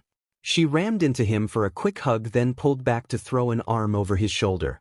He was taller than her, so she was slightly off balance, but she was grinning and talking to him. Ashido even tossed a peace sign to one of the cameras as they both left the arena together. The crowd ate it up. Izuku stood. He'd love to stay and watch the next match, but he needed to get to his ready room. He passed Shuji. Tell Todoroki and Ashido good job from me. Will do, he nodded. Good luck on your match. Izuku paused for one more moment at the top of the stairs. Cementos was already working on fixing the arena for the next match. Soon he'd be the one down there. His gut churned with nervousness. He shook himself out of his thoughts and made his way down the hall to the ready rooms. The one next to his was closed. He raised a fist, then let it fall back to his side. He'd considered knocking and wishing Koda good luck. But, no, he shouldn't disturb his concentration. Izuku opened his door and sat at his table. Blank white walls. Cement flooring. A clock ticking on the wall. Inhale. Exhale. He was going to have to fight Koda soon. The dull roar of the crowd slipped in from under the door. Prepare and focus. He better make the most of it. Izuku stepped up into the rectangular arena. On the opposite side, Koda did the same, walking until they reached the starting lines. Above, the crowd rippled in waves as people shifted in their seats, making noise to welcome them to their fight or seeking a better angle at which to see. He'd had a bad feeling when he first saw their matchup. Koda had improved by leaps and bounds in terms of his entomophobia over the last 2 weeks, but those were in relaxing environments where Izuku did his best to not seem threatening. Taking after Tsu in that regard. Koda caught his eyes, his hands moving deliberately as if he was stressing every word. Come at me with everything. Don't be scared of me. A smile pulled at Izuku's lips. No, don't be scared of me. Midnight watched their exchange with a quirked eyebrow. You ready, boys? Koda turned his head and nodded. Izuku followed his action, his feet spread a little wider, wings vibrating against his back. He'd finish this quick. Toss Koda out of the ring and he'd never even have to worry about using intimidation. Just remember the boundary still applies in the air, Midnight warned, raising a hand to Mike in the commentary booth. Fly outside it and you'll be disqualified. Izuku's eyes didn't flicker from Koda's. Begin. His wings blurred as he darted forward. Koda was bigger and heavier than him, so it'd be a bit harder to knock him straight out of the arena. He aimed a kick at one of the boy's knees. Mentally, he apologized. Koda leapt out of the way, perhaps hoping that Izuku would fly out of bounds from the force of his own momentum. That wasn't going to happen. He had fine control over his flying. It took no effort to slow and turn. He swung a punch at the same time. Koda did his best to dodge. Like many in the class, he didn't have a lot of fighting experience. Izuku knew how to turn an opponent's momentum against themselves and where to strike. Koda knew the basics from class. So he was forced on the defensive, barely able to avoid the majority of Izuku's blows. Izuku drove him to the edge of the boundary. Koda practically did it to himself, backpedaling when he could have stepped forward and returned a punch. "Sorry, Koda," Izuku said. "Good job making it this far." His classmate couldn't respond. His hands were up in a sloppy defensive pose. He knew he was cornered. Izuku expected him to be dejected to some degree. Just a few more steps and he'd win. Then he could console Koda on his loss. Like Koda'd said weeks ago, he didn't win but he found a way to fight on his own and Izuku was happy for him. Koda's gaze hardened in determination and he did something Izuku had only heard a few times. He spoke. "Midoriya, stop." It felt like someone hit a gong next to Izuku. His whole body seemed to reverberate with the force of it. He barely saw the fist coming for his face until the last second. He jumped backwards to avoid it. His feet skidded across the cement, his wings half fluttering. Everything felt a little off balance. As if mentally, all the furniture in his house had been shifted just an inch to the left. He panted. A bead of sweat rolled down his temple. He raised his hands again. Did Koda think that was going to war? Stop. His vision spun. There was nothing particularly commanding about Koda's voice. His tone was apologetic even when shouted, but it was still overpowering. It latched onto his brain, getting more insistent with every second. "Stop" echoed through his skull. "Koda dash." He shook his head, trying to dispel the compulsion to do as Koda said. He caught a glimpse of Koda's face. Guilt. Walk out of bounds. No, Izuku thought. I don't want to do that. Do it, a part of his brain screamed. His knees took a wobbly step forward. I don't want to lose. Do it. He clapped his hands against his head. A hot, jagged crack ripped down the center of his skull, forcing his left and right lobes apart. Molten heat swept through his brain. Izuku felt his teeth snap together. The metallic taste of blood filled his mouth. A scream only barely locked behind his lips. The air was too thick. Too many scents of people. A loud voice stabbed into his ears. Scents swirled around him. People. Metal. It was too much. Everything was too much. The compulsion wasn't going away. It sank its teeth into him, jaw locked and refusing to let go. Until he was the first to yield. It wouldn't come off. It wouldn't come off. He panicked. A wild animal caught in a trap. He needed a way to escape. To make it go away. A dial. He didn't think. He twisted it as far as it would go. The pressure was gone. The pain was gone. He blinked, a sort of dreamlike relief settling over his brain. He was in control again. For a second he forgot who his opponent was and that he shouldn't use intimidation. Koda's pupils had dilated. Dark pits of terror sunken in a terrified face. All his muscles wound so tight he shook, unable to move or breathe or think. Then something snapped, his whole body going loose as his eyes rolled into his skull. His knees went out and he toppled over sideways. Koda's passed out? Mike screeched with a hint of confusion. So Midoriya won? Everything snapped back into focus. Izuku slammed intimidation off, not bothering with the dial. Oh God. What did he do? Is he going to be okay? Izuku couldn't help but ask again. He knew his state of panic was getting annoying. It had to be annoying. To Cementos' credit, if he was irritated, he didn't show it. Calmly, he repeated his assurances for the 5th time. His heartbeat and breathing are steady. He most likely just fainted. Recovery girl will look over him when we get to her office. Izuku couldn't help but wring his hands anyway. His wings buzzed on his back but he kept them tightly folded. A little too tightly. He didn't want them to move. He shouldn't have been so stupid. He didn't think. Well, that was how all this happened in the first place, wasn't it? He didn't think. They kept their fast pace behind the cot Koda was being transported on until they reached Recovery Girl's temporary office. She immediately got to work, checking Koda's pupils and his vitals. Izuku tried to stay next to Koda's side, leading to her nearly bumping into him several times. All right. She stood up suddenly, making Izuku jump back from where he was hovering over her shoulder. I know you're worried about your friend, but you're becoming a nuisance. She waved her hands in a shooing motion, pushing him backwards until the back of his knees hit a chair and he fell into it. Don't move from that spot until I'm finished, young man, or I'll make you leave. Got it? He nodded. She blew air out her nostrils. Thank you. Just because he was sitting, didn't stop Izuku from still keeping an eagle eye on how Koda was. He still hadn't woken up, and with a little help from Cementos he was laid out on a bed and a curtain drawn around it. The two heroes spoke quietly and Izuku fidgeted. Times like this he wished he had improved hearing rather than smell. Cementos nodded at something Recovery Girl said and left, pausing momentarily to give Izuku a comforting smile. Just before it shut behind him, Izuku could hear Mike announcing the next match starting. The elderly heroine walked toward him. Don't be worried about Koda, dear. He just fainted. That's all. Give him time to rest and he'll be good as new. I didn't mean to use intimidation, Izuku felt compelled to say. I told myself I wasn't going to. I could have won without it. His eyes burned. There was a dull throbbing behind his forehead. He hadn't noticed until he sat down. So focused on making sure Koda was okay that he didn't realize he still had adrenaline pumping through his system. Now exhaustion hit him like a train. Pious. Your new ability, she squinted. Oh. There's no harm done in the end. So don't beat yourself up over it. But there was so much harm done, Izuku wanted to argue. Koda's entomophobia? She planted a quick peck on his forehead.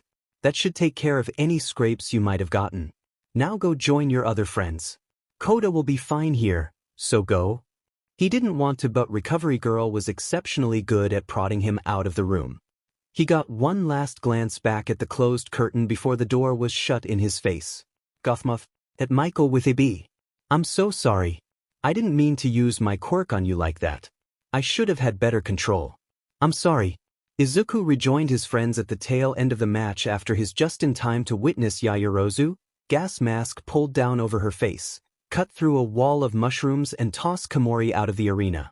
He felt a pang of regret that he missed the match, but that feeling was overshadowed by his guilt over Koda.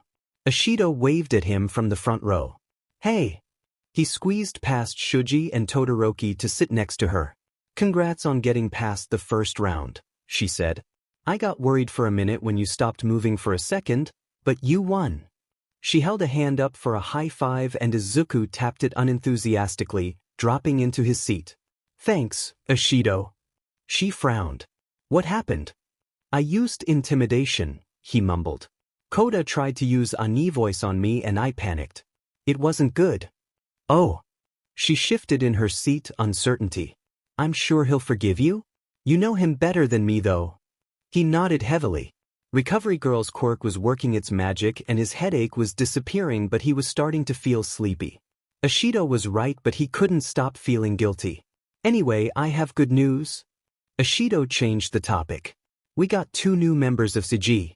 Hagakure and Minoma from Class B. That dude is a piece of work, I'll tell ya. He didn't want to join at first, but when he found out most of us are from Class A, he said he wanted to show us that his class was better. She rolled her eyes. Like, does it matter what class we're from? We all have the coolest eyes anyway.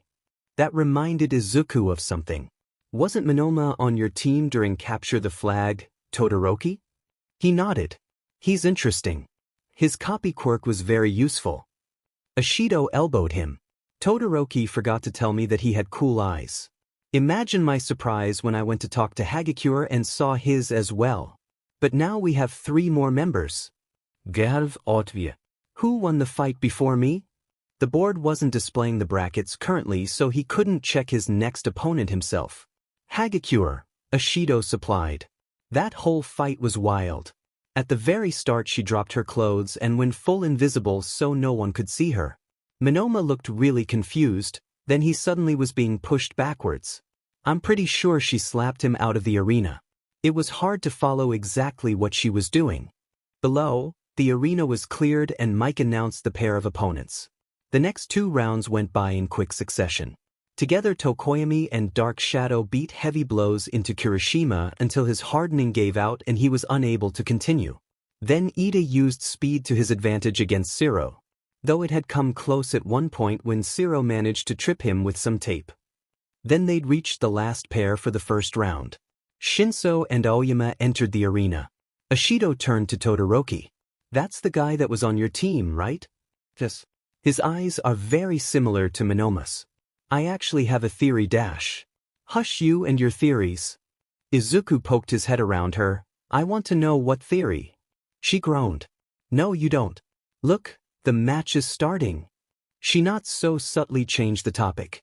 That's our next member of CG Boys. Thanks to Do for actually telling me this time. Midnight, like every match before, explained the rules to the two then Mike called the start. They didn't burst into motion like many other matches before.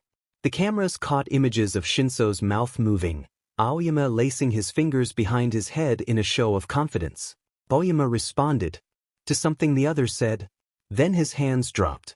Robotically, he turned and began moving out of the arena. The crowd descended into a hush. What's he doing? Ashido whispered. Todoroki supplied the answer. Shinso has a brainwash quirk. If you respond to him, he can make you do anything. He hummed. It's very practical for non-violent surrenders. Aoyama's foot stepped out of bounds. Round 1 had finished. Onto round 2. Endeavor was waiting for him before his fight with Bakugo. Shudo stopped in the middle of the hallway, fists clenched tight at his sides. He was just starting to think this could be a good day. And then he had to show up and ruin it. How did Endeavor manage to convince security to let him down here? Oh wait, that was a stupid question. Another reason to hate the power his father held. Shudo, he said, pushing off from the wall and crossing his arms as he stood across from him. His tone was cold, ironic, considering how hot his temper burned. He didn't dignify him with a reply. Endeavor's eyes narrowed. You haven't used my fire. He blocked the entire hallway with his presence. There was no way for Shudo to go to the arena unless he moved out of the way. Is this some kind of game to you? You're here to crush your opponents. Not make friends, he hissed. He loomed over Shudo, his flames flickering sinisterly as if they really were from hell. Or do I need to remind you of your duty as my legacy? Shudo's fists curled at his side. He refused to be intimidated, to back down or be cowed. I'm well aware of what you want, he gritted out sharply. Endeavor's eyes narrowed. He opened his mouth, a lecture most likely. His father wasn't so stupid as to try teaching Shudo a lesson where there could be witnesses. He did have a reputation to maintain after all. For once, Mike had excellent timing, calling for him to enter the stadium for his match. Shudo grabbed the opportunity like his life depended on it. Excuse me, I have a match I need to win. With Mom's power. The snide remark slipped out at the end. Endeavor scowled. His anger was very clearly being kept on a tight leash. Shudo had no doubts it would be released as soon as they were home. Finally, he stepped aside and Shudo brushed past, walking away without looking back. Your insolence is getting annoying, Shudo, Endeavor called after him. You will use my fire. You were born to surpass me. To surpass All Might. Never forget that. Shudo stormed away, any semblance of a good mood he previously had dipping to an Arctic level of frozen. Endeavor wanted the world to see him as his great creation. His successor. A hero to hold the #1 spot with an iron fist. Shudo would show the world what he was made of. Not the fire his father wanted to see. No, never that. He'd spent years honing his other side. He didn't let himself stop during the match. Always more. Until he'd created literal icebergs and the crowd murmured in shock at his power. Even as Bakugo blasted through each wave like an unhinged cannon. No, he didn't stop until his opponent couldn't continue. His sweat glands unable to activate because he was too cold. Then Shudo extended a hand. Endeavor used his fire to burn bridges with others. Everyone else was too weak, too beneath him. That's why he'd ever have the sort of popularity All Might did. Ice was slippery, hard to navigate, but it also made it possible to skate or walk across a body of water. It formed bridges. Shudo was still learning how to navigate those icy bridges with others. Every step feeling like it would crack under his feet and plunge him into a cold death below. Bakugo stared at his hand, red eyes burning. Not the Endeavor kind of burning, still hot and intense, but Shudo wasn't afraid of it. The blonde grunted and smacked his palm against his and squeezed until Shudo was sure his hand would creak from the strain. Even after the match was over, he was still being competitive. You were a strong opponent. Bakugo snorted. Yeah, you got lucky today, but next time I'll FNG demolish you, bastard. Shudo thought he was doing a fairly good job at making those bridges. Stepping into the arena for a second time was still as nerve-wracking as the first. He and Hagakure went through the motions before the round could start. They stepped up to their marks and Midnight explained the rules again. Izuku only half paid attention to the words, focusing on Hagakure. He had an advantage in this fight, being able to smell where she was, and she knew it. He could adopt a similar strategy to the one he used with Koda. Overwhelm and drive her back and out of the ring. For a moment he hesitated over intimidation. It could give him an advantage for that initial burst when the match started. Freeze Hagakure in place so he could get a few well-placed strikes in. Midnight was finishing out her speech. Izuku spread his wings in anticipation. Facing him, the sleeves of Hagakure's P uniform tilted upwards as she raised her arms, most likely in the defensive position she'd learned from after-school training with MASH. Izuku pulled back from intimidation. He wouldn't use it. Hagakure already knew how it worked and would take precautions against it. That's what he tried to make himself believe. Start. He bolted forward, eyes watching for any kind of movement in her clothes that could give away what her next move was.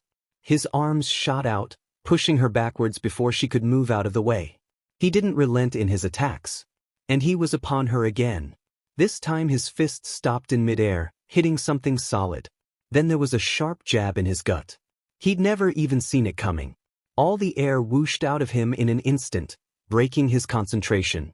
Then a fist hit him across the face, snapping his head to the side. Hagakure's leg spun and struck the front of Izuku's kneecap, making his leg jolt back with the force and producing a distinct snap sound. A cry of pain tore out of his throat and he crumpled to one side. Damn, Hagakure really must have gotten fighting tips from MASH. She wasn't even being polite about it. His whole knee throbbed. He tried to move it, but a bolt of pain shot up his leg, making his vision blur for a second. He couldn't move it out of position. She didn't seem to have expected that. I'm sorry, she yelled, right before trying to punch him in the face again. Izuku was already on the ground with one knee holding him up, so he ducked below her punch. His leg howled at the small shift he had to make to do that. All right, time for a new strategy. Hagakure was well within range. His wings hummed as he flapped them at top speed. He barreled into Hagakure, wrapping his arms around her as if he was tackling her, then flew. Admittedly, he couldn't really lift off the ground while carrying her weight. But just as he thought she was fairly lightweight, not nearly as bad as carrying some of the objects he had to move while training on Trash Beach. So he was able to start pushing her back towards the arena edge. Wow, seems Midoriya has adopted an interesting strategy. Hagakure shrieked, her heels trying to dig into the ground to stop their progress. Izuku angled up a little more to reduce drag. Not the most elegant of solutions, but he was making it work. They were nearly there. Of course, that's when everything falls apart. A hand grabbed onto Izuku's antennae. His eyes widened. Instantly everything felt like it was being twisted to the side. His head fuzzed with instant dizziness, making his eyesight blur, while his stomach lurched. His wings faltered. Then he was tilting to the side, and the ground was coming up his face really fast. In one last desperate move, Izuku let go of Hagakure and simultaneously shoved her away. He didn't see if that was enough to push her over the line, 'cause immediately after, he was hitting the ground full speed with his face. He couldn't even scream as he felt flesh tear its way off of his forehead and cheek. His head spun, the need to vomit curling in his stomach. And now his face was wet and hot with blood. His knee pulsed with pain. We're going to have a sports festival, their teachers said. It'll be fun, they said. Midoriya has moved on to the next round. Cool, Izuku mused. The dizziness was making it hard to form complete thoughts. Everything felt jumbled like, he'd think of a metaphor later. Hagakure's voice floated above him. Oh God, Midoriya, are you okay?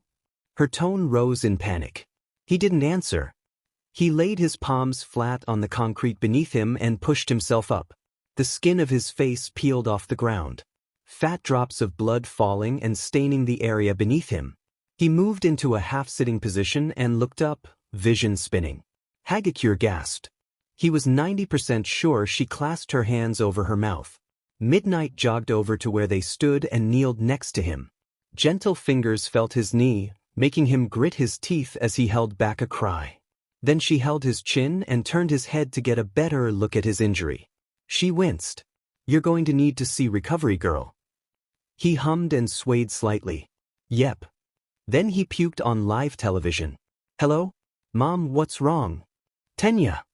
Her voice was high and strained. She spoke a little too loudly and a little too fast, far different than the soft-spoken wife and mother she was at home. Your brother? Oh God.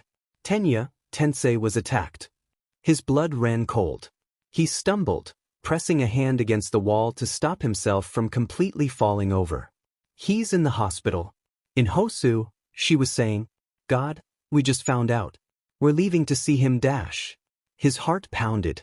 I need to come. Please, let his brother be okay. Yes. Of course. Okay. Where are the car keys? Tenya, we'll be there soon. Be patient, oh my baby dash. The call disconnected. Tenya removed his phone from his ear with shaking fingers. Breaking news, folks. Ida Tenya has withdrawn from the competition for personal reasons. That makes Shinsu Hitoshi the undisputed winner. Can I hear a round of applause for our student and the great show he put on today? The crowd did as he asked, giving a quick round of applause before a break was announced for everyone who would be in round 3. Shinso Hitoshi had been forewarned about the announcement and so barely raised an eyebrow. In all honesty, he was relieved. He'd seen Sonic's match with tape elbows. The guy was fast. If he couldn't find a way to make him talk as easily as Glitter Boy, then he'd end up out of the tournament faster than the speed of sound. In any case, Hitoshi would take anything he could get. A free round where he didn't have to do anything most of all. Consciousness snapped into him like a stretched-out rubber band finally breaking. Izuku half-bolted upright, making Ishido nearly fall out of her chair. Recovery Girl, he's awake. Izuku glanced around the improvised nurse's room that was really just a bed surrounded by curtains. Other than Ishido, Shuji and Todoroki sat in chairs on the other side of his bed. They climbed to their feet to stand at his side. The yellow curtain pulled back, revealing Recovery Girl in her usual semi-irritated mood. So you are up. Good to see you awake. She hobbled to his bedside. You were looking a bit rough when you came in, but I patched you up well enough. He had some fuzzy memories of what happened after the match. This time he'd been the one transported on a cot while his opponent followed closely behind, Midnight giving assurances that he'd be fine. Recovery Girl had given him another peck on the forehead at some point, then everything went dark. Thank you, he murmured, the manners his mom taught him kicking in. How's Hagakure? She was really upset after the match. She's understandably upset. She did quite the number on you after all. Fractured patella and road rash on the face. Luckily, neither of those injuries were too serious. You might not even get a scar if you treat it properly. Izuku lifted a hand to the right side of this face. Sure enough, there was some gauze taped in place on his cheek and part of his forehead. He winced as he pressed on it too hard. Recovery Girl clicked her tongue and motioned for him to stop touching his bandages. Well, Midoriya, congratulations on making it to the semifinals. Yours and young Todoroki's match begins in the next 30 minutes or so. So I'd like to go over your injuries before you two have to be in your ready rooms. Unless you'd like to withdraw due to injuries. Nothing wrong with that either, young man. He shook his head, glancing at Todoroki. No, I'm good. I think it's about time we have a rematch since last time he nearly turned me into a popsicle. The corner of Todoroki's mouth lifted in a smile, then was quickly hidden as he turned his attention back to Recovery Girl. The old heroine sighed and shook her head. I had a feeling you would say that. You young people and pushing yourself past your limits. Back in my day, heroes would actually take a break when they break a leg, she huffed. And you better not break it again, she added, narrowing her eyes. Or else. But technically Hagakure was the one who broke it. Recovery girl sighed.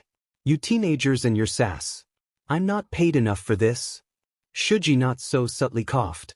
Izuku gave him a suspicious look, entirely convinced that he was holding back laughter, but couldn't call him out on it because he was hiding his face behind his mask. His walk was stiff as he walked out into the arena. Recovery girl had bound his knee to keep it from bending. It hurt to stand on. Every step shot a bolt of pain through his kneecap. He wasn't really supposed to stand or walk on it, but Recovery Girl's quirk worked fast and he promised he wouldn't be on it for too long. Whole new strategy this time around. With Koda and Hagakure, he mostly kept himself grounded. His opponents fought on the ground, so that's where the fight would be. Not much need for aerial attacks, especially if those could be dodged. He only used his wings to heighten his dodging abilities or give his kicks and punches a bit more speed.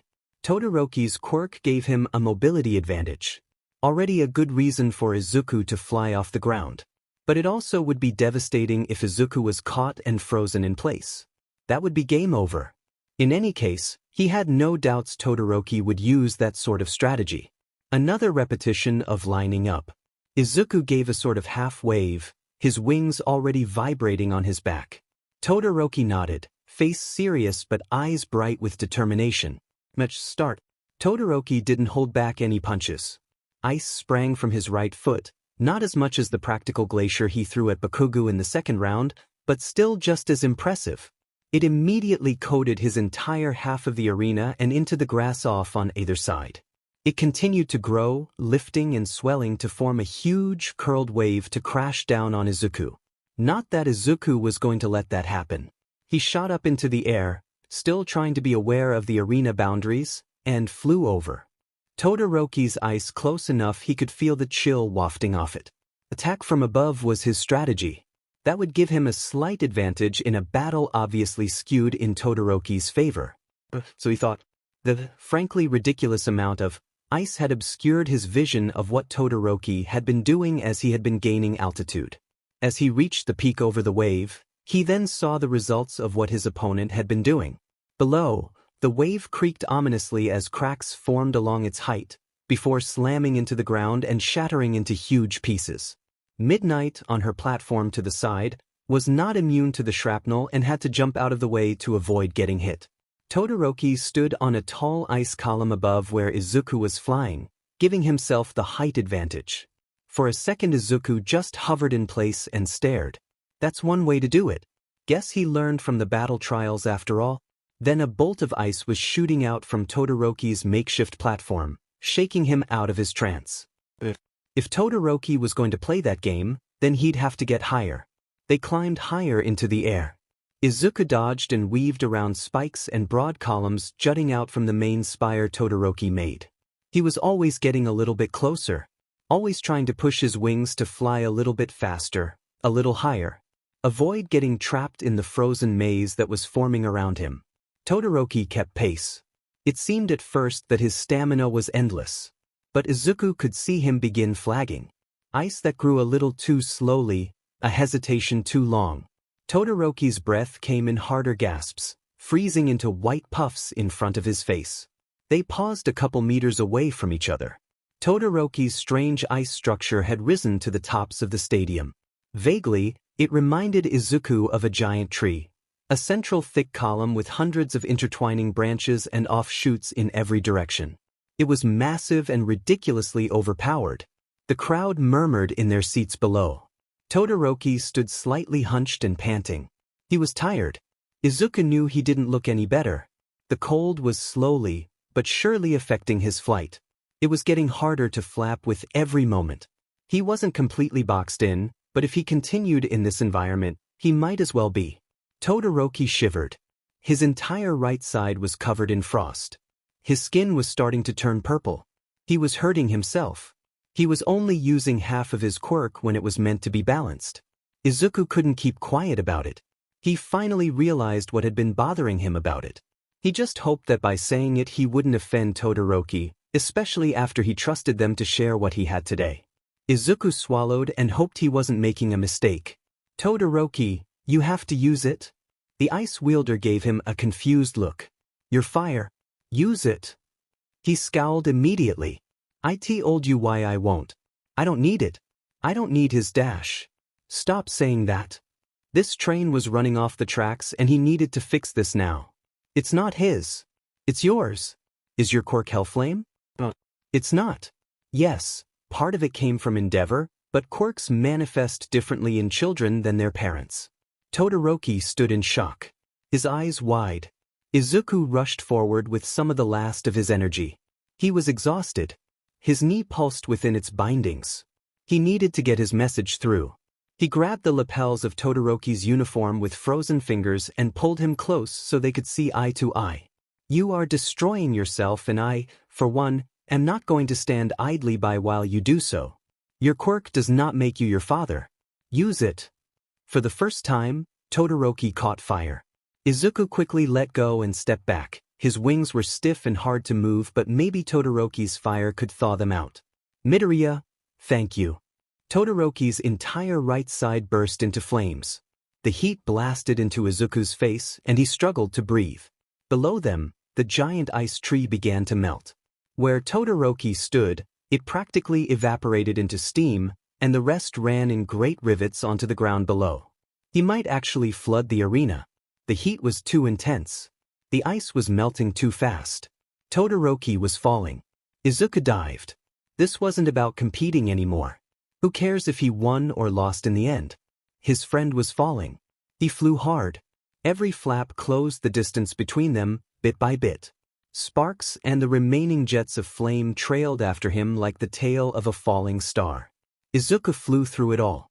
His scales hissed and stung as they made contact with the heat. His wings were burning. He fumbled for Todoroki's arm. His fingers dug into flesh as he tried to get a grip. Sorry. Then he pulled up as hard as he could. His wings strained, patches of scales falling off like rain. It was getting harder to maintain flight. His arms burned. Todoroki looked up at him, his dual eyes wide and shocked. They were still falling. All he'd done was slow it down a little. He grunted. His arms felt like they were going to tear out of his sockets. The ground loomed closer. Todoroki, regaining his wits, formed a half-slide which Izuku gratefully dropped him on. He flapped a few paces, his flight limped and unsteady. His wings stung all along the edges, but especially at the far tips. He'd lost whole patches of scales, revealing the black undertone. He was rapidly descending, so he tried to brace his legs as he usually would before landing. His wrapped knee prevented it from bending, however, and he stumbled. Exhaustion, along with pain, caught up to him and Izuku's vision went black. For a split second, Hitoshi thought he won the match. It had been fairly smooth sailing until now, so he, admittedly, got a little cocky. He'd successfully brainwashed the emo bird. It wasn't even that hard. He didn't expect the shadow to turn around and swipe at him like an angry cat or shake its owner awake and wait, speak? Yep, he'd made a mistake. He couldn't even be angry when he was thrown out of bounds within a minute. When Izuku awoke for the second time that day, Recovery Girl turned very slowly in her chair and fixed him with a dead stare. How many times am I going to see you in my office today, young man? This is my last time. I hope. It better be. You have more diverse injuries on yourself than all the rest of your peers today. She sighed. I suppose I should still congratulate you. You did make it to third place along with the boy from General Studies. Izuku sat up from where he'd been laying on his side.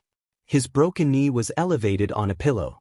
When he glanced back, the tips of his wings were taped with gauze. He winced. That would be rough to remove when it finally healed. The tape would definitely tear off scales. To add insult to injuries, he was definitely grounded. No flying for him. He swung his legs over the bed. Recovery Girl handed him some crackers and a juice box and leaned a crutch next to him.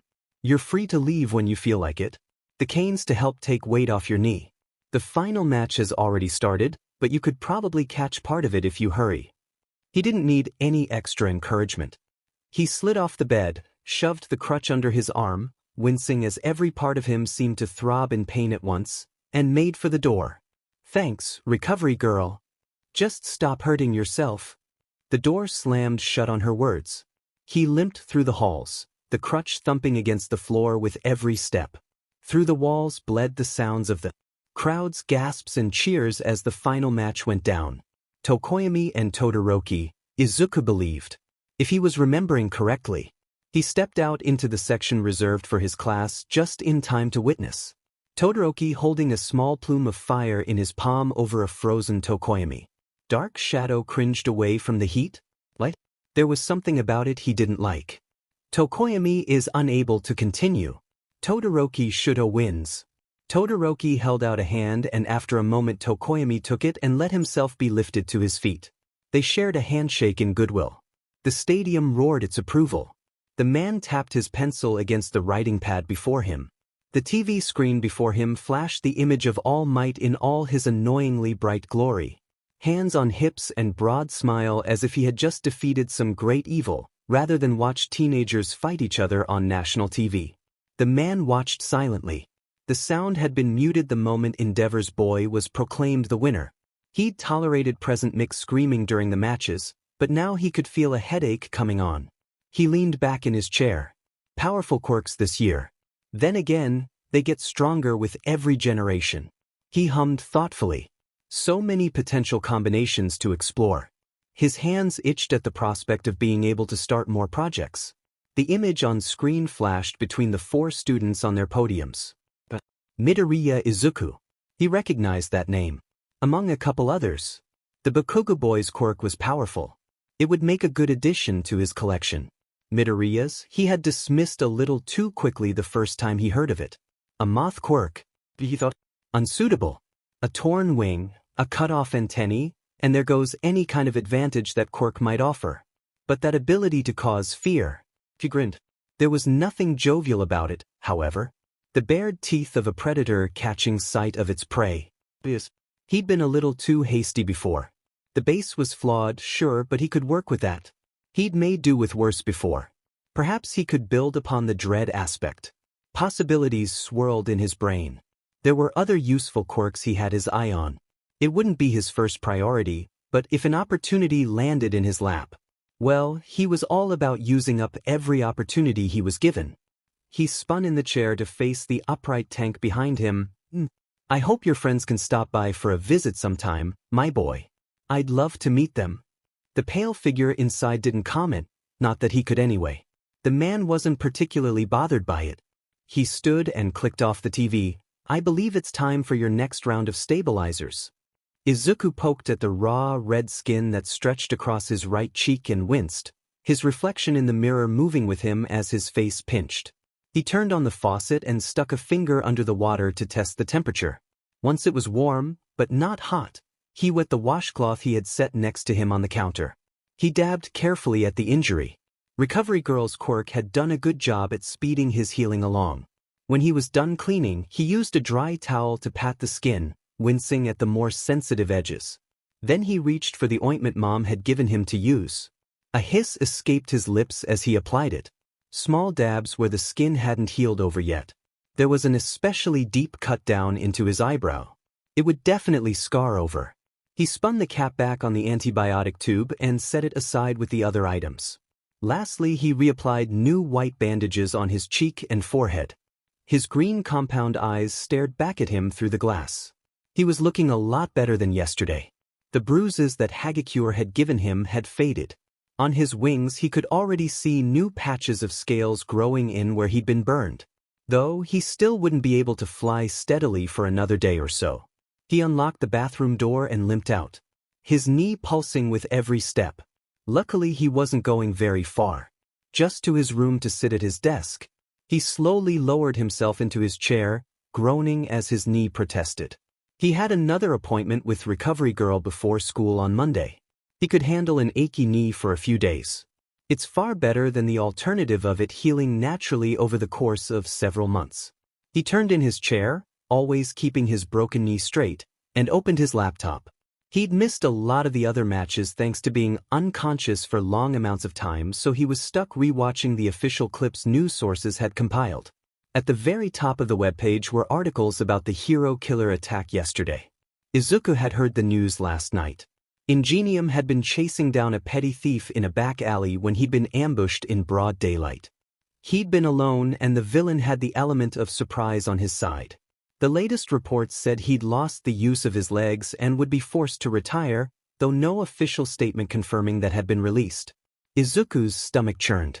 Ingenium was a good hero.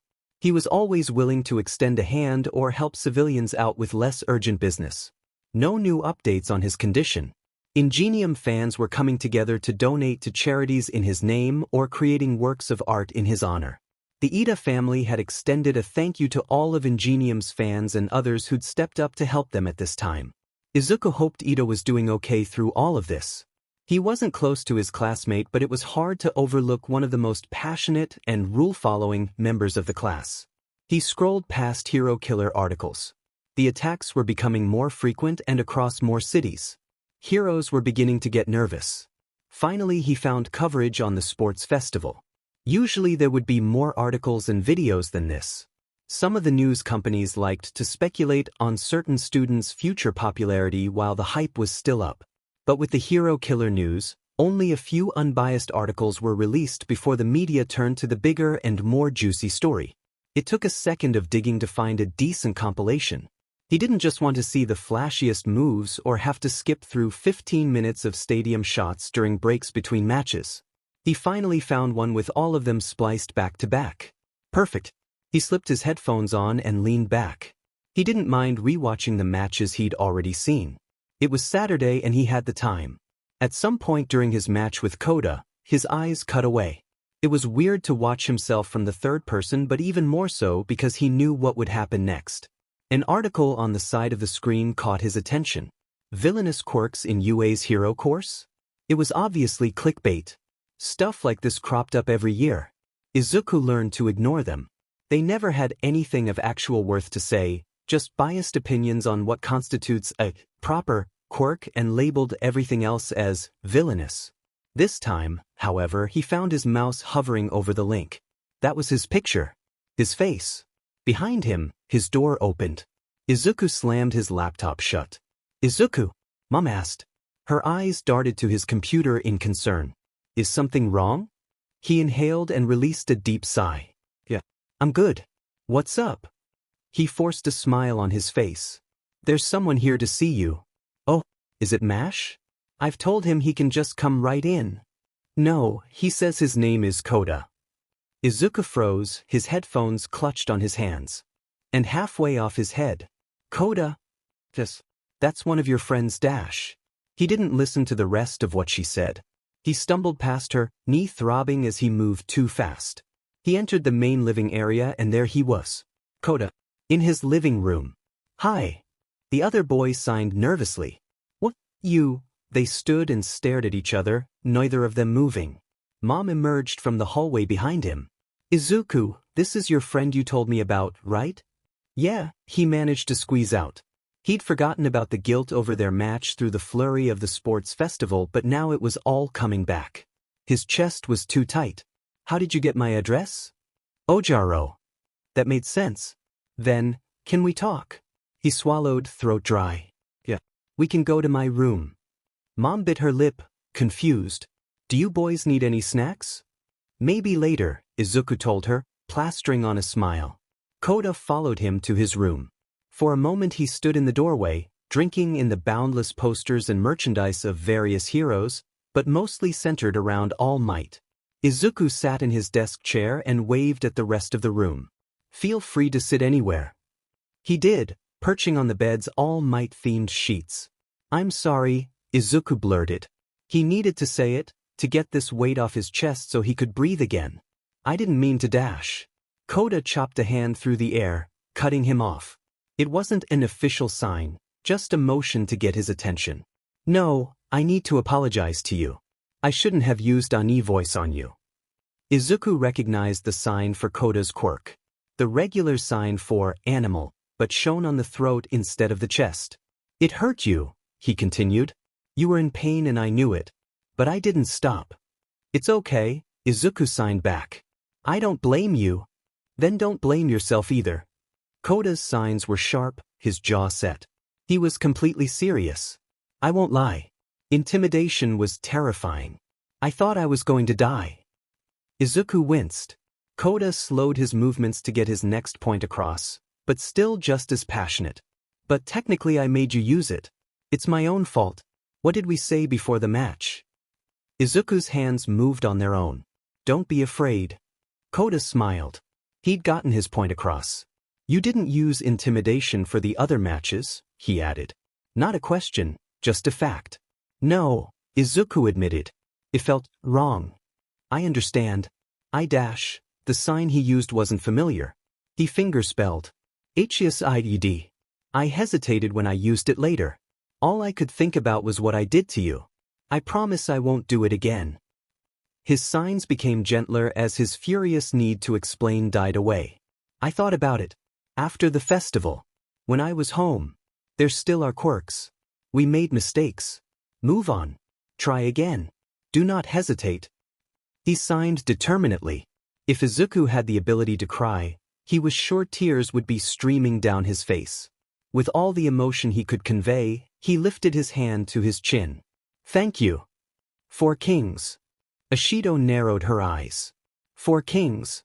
Todoroki's face didn't change. That's what I said, isn't it? Shuji nudged her. It's your turn. Hurry up. She glanced around the living room area, making eye contact with everyone where they were sprawled across the floor.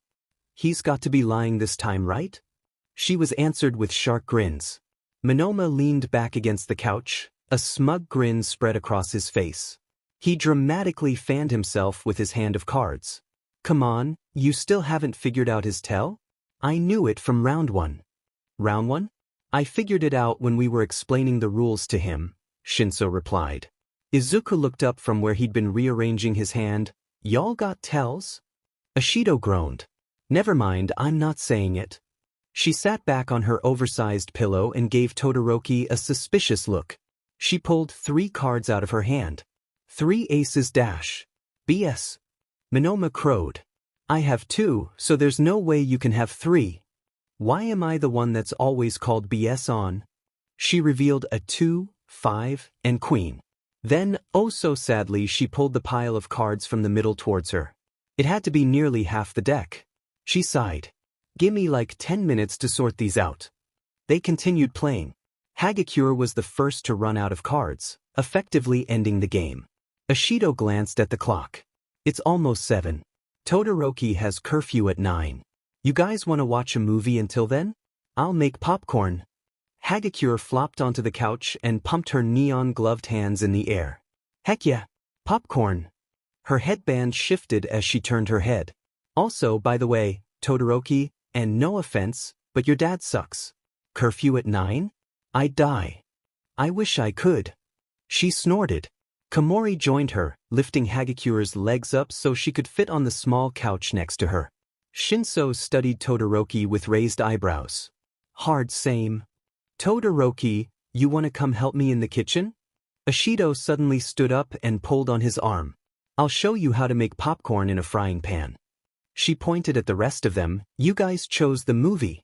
We have DVDs in the cabinet or Netflix on the TV. Then the 2 of them were gone. Shuji stood up and opened the cabinet Ashido had indicated. Is there anything in particular you want to watch? Disney. Hagakure shouted. Does she have Beauty and the Beast? That was my favorite movie growing up. Mine was always Alice in Wonderland, Komori said. Monoma rolled his eyes. No, let's watch a horror film. Bet you Class A folks couldn't handle it, he laughed. No thanks, Komori bopped him on the back of the head. I scare too easily and I don't like gore. Monoma glanced at Shinso. He shrugged. Horror's not bad, but I think the girls will outvote us anyway. Izuku rolled into a sitting position. I can go ask Todoroki and Ashido what their vote is. Shuji nodded. That's a good idea. Okay, I'll be right back. He rocked to his feet, his wings buzzing slightly to help keep his balance. He padded down the hall to Ashido's kitchen. As he got closer, there was the telltale hum and sharp pop-s of the popcorn kernels that grew louder and more frequent. The two fell silent when he first walked in, then relaxed. "Hey Midoriya," Ashido smiled. "Todoroki was just telling me that he went and saw his mom today. How'd that go?" If he remembered correctly, Todoroki said it had been a few years since they'd last spoke. "It was good. She's doing a lot better according to the doctors. They say that she might be able to be released sometime in the next few months if things continue to go well." A soft smile spread across his lips. That in of itself spoke volumes. "That's amazing." Izuku was happy for him. "Can I ask, is there any reason why you decided to see her now?" He shifted. "I thought about what you said, both of you said. I should start using my fire, but wanted to talk to Mom before I did so. It felt wrong to otherwise." "And?" Ashido prodded. He exhaled a relieved sound. "She said it was okay. I'm not Endeavor and I never will be." She also apologized. He swallowed. "She thought I had been angry about some things. I really wasn't. It's time for us to start mending some things. I'm glad you're seeing her again. I'd love to meet her someday." Ashido wiggled the frying pan over the burner to make a few more kernels pop. "Me too." She turned to Izuku. "Did you guys choose what we're watching yet?" Reminded about why he'd come in there in the first place, Izuku shook his head. "Nope. I was going to get your opinions, actually. Hagakure and Komori are all for Disney and Monoma wants horror. I'll throw my vote to Disney too." Todoroki tilted his head. "What's Disney?" Ashido's mouth fell open. "You don't even know about Disney? I swear Endeavor's gonna get it," she growled. "Midoriya, I know the perfect one to watch." She pulled him closer and said it in his ear so she could be heard over the popcorn. Todoroki watched them curiously. Izuku grinned. "Yep, that was a good one." He ran off back to the rest of the group. He hoped they liked Lilo and Stitch. On Monday morning, Aizawa entered the class for the first time in 2 weeks, not looking like a mummy brought to life. Mina couldn't help herself. "Looking good, Teach?"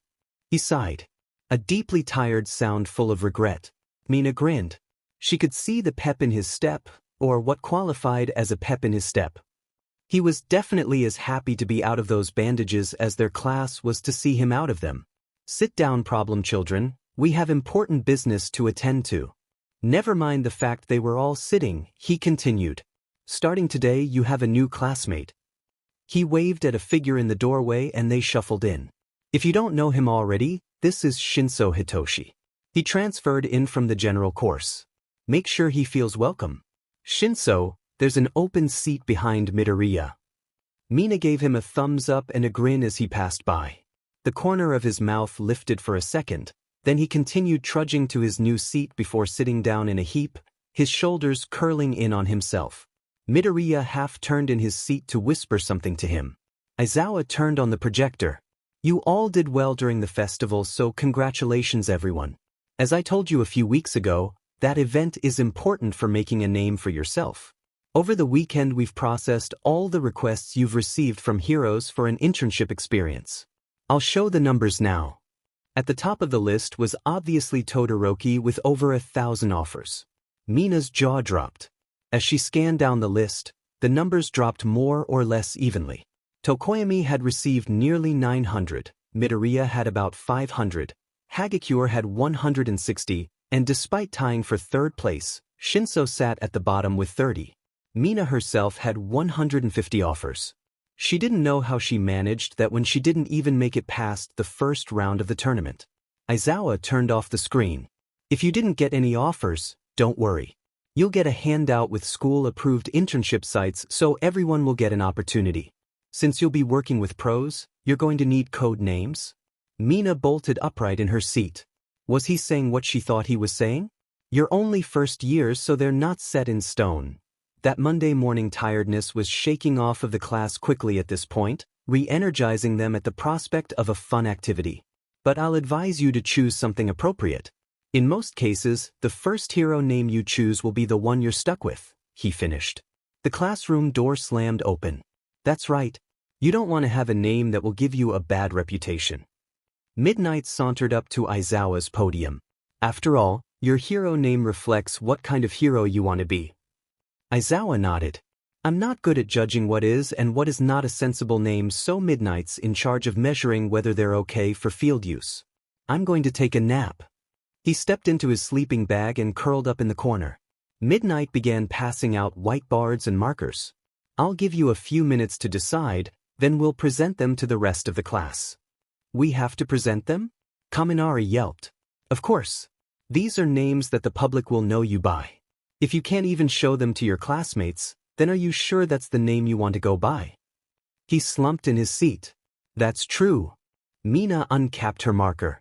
She knew exactly what she wanted her hero name to be. She'd had it figured out a long time ago. She quickly scribbled it on her board and waited impatiently. Others seemed to have it figured out as well.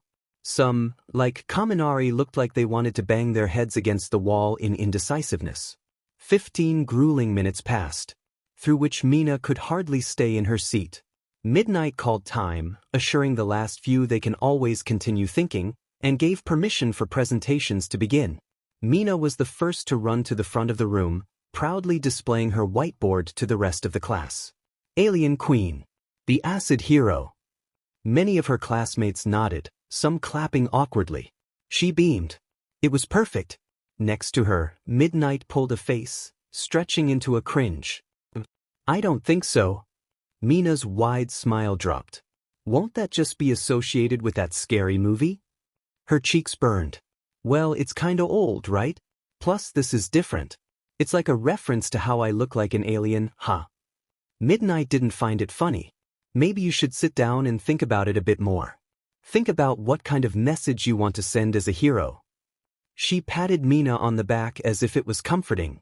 She could feel tears pricking at the back of her eyes. She'd spent her last year of middle school daydreaming about her future hero name, always asking her friends and parents their opinions on the dozens of names she'd thought up. This was the one she'd wanted. Apparently it wasn't right. Shame eating at her, she hurried back to her seat with her head down. Kirishima went next. Just call me Red Riot, he announced. Midnight clapped her hands. A homage to Crimson Riot? I love it. It felt like a punch to the gut. The next person went up. Theirs was accepted too. This suddenly felt very unfair. Hers was good. Not to judge Aoyama's hero name, but why was Can't Stop Twinkling a valid hero name, but not Alien Queen? His was kinda ridiculous. Other amazing ones followed. Tentacle for Shuji. Hagakure's was straightforward with Invisible Girl. Tsu's was cute and for kids. Shinso submitted Mindhack. She stared at her board. The little smiley face she'd drawn in the corner mocked her. Slowly, painfully, she picked up the eraser off her desk and scrubbed the letters away one by one. Everyone felt like breaking a piece off herself. Finally, a blank board stared back. She twisted the cap off the marker and held it over the white surface. She breathed deeply. It's all right to cry. Heroes cry all the time. Not over a dumb name. The other half of her brain hissed. Not in the middle of class. She supposed she did have a backup. Her friends from middle school nicknamed her Pinky. Maybe it was better to have a more cutesy name? Midnight was probably just thinking about their marketability. Midoriya brushed by her desk, his own board held against his chest. He smiled and shot her a thumbs up. Mina tried to return it, but it was watery and weak. Another immediate approval from Midnight, she was sure. Midoriya placed his board on the podium. Alien King, the protesting hero. He didn't look at the class. Just at Midnight. Everything went still. Mina swore she stopped breathing. What is he doing? He knew exactly what he was doing. Midnight frowned. Then, making the connection, glanced at Mina. She ducked her head down. After a long drawn-out moment, the heroine sighed. Ashido, do you truly want that as your hero name? It most likely won't be changed once you do. Mina nodded her head so fast she thought her head was going to pop off. She sighed, I'll allow it then. But only this time, so don't get any ideas. The rest of you. Relief flooded her so hard she thought she actually might burst into tears. She swiped at her eyes real quick and shot Midoriya a grateful smile. How could she ever thank him? Midnight turned her attention to Midoriya. That better not be your hero name. Oh, no, this is Ashido's thing. I can't take that from her. He flipped his board, wrote something else and turned it back around for the rest of the class to see. Atropos, the Moth hero. A reference to Greek mythology, I like it. Though, is it a good idea to be named after one of the three fates? That could potentially give you bad press. He smiled and shrugged. Maybe, but it also doubles as a Moth reference. Midnight, entirely fed up with any more antics, sighed. I'll sign off on it, but only because I don't need more protests. Midoriya gave her a cheeky grin and returned back to his seat. All right, who's next? The final bell rang, dismissing the class. Chaos filled the classroom as Shuda students gathered their things to leave. It emptied out pretty quick. Most of his students were eager to leave. He tapped the stack of papers he was holding into a neat stack, more to keep his hands busy than anything. He kept his head down, letting his long hair cover his face while he watched the group gathered at the back of the classroom. Ashido swiveled her head to look at him, then cut back to Todoroki to whisper something. Midoriya nodded in agreement. He watched their group file out sans Todoroki. Ashido gave him a thumbs up and shut the door behind her, leaving the two of them alone. Todoroki slowly walked to the front of the classroom until he stood in front of Shoyuda. That's when he lifted his head. Mr. Aizawa, what do you know about Quirk marriages? There were few moments in Shuda's career as a hero that made him truly see red. To make his anger bubble and rise until he was a walking volcano set to erupt. He listened to everything Todoroki told him with increasing horror. At the end of it, he let him go. He didn't want to. He abhorred the idea of letting his student return back to that house. But he did.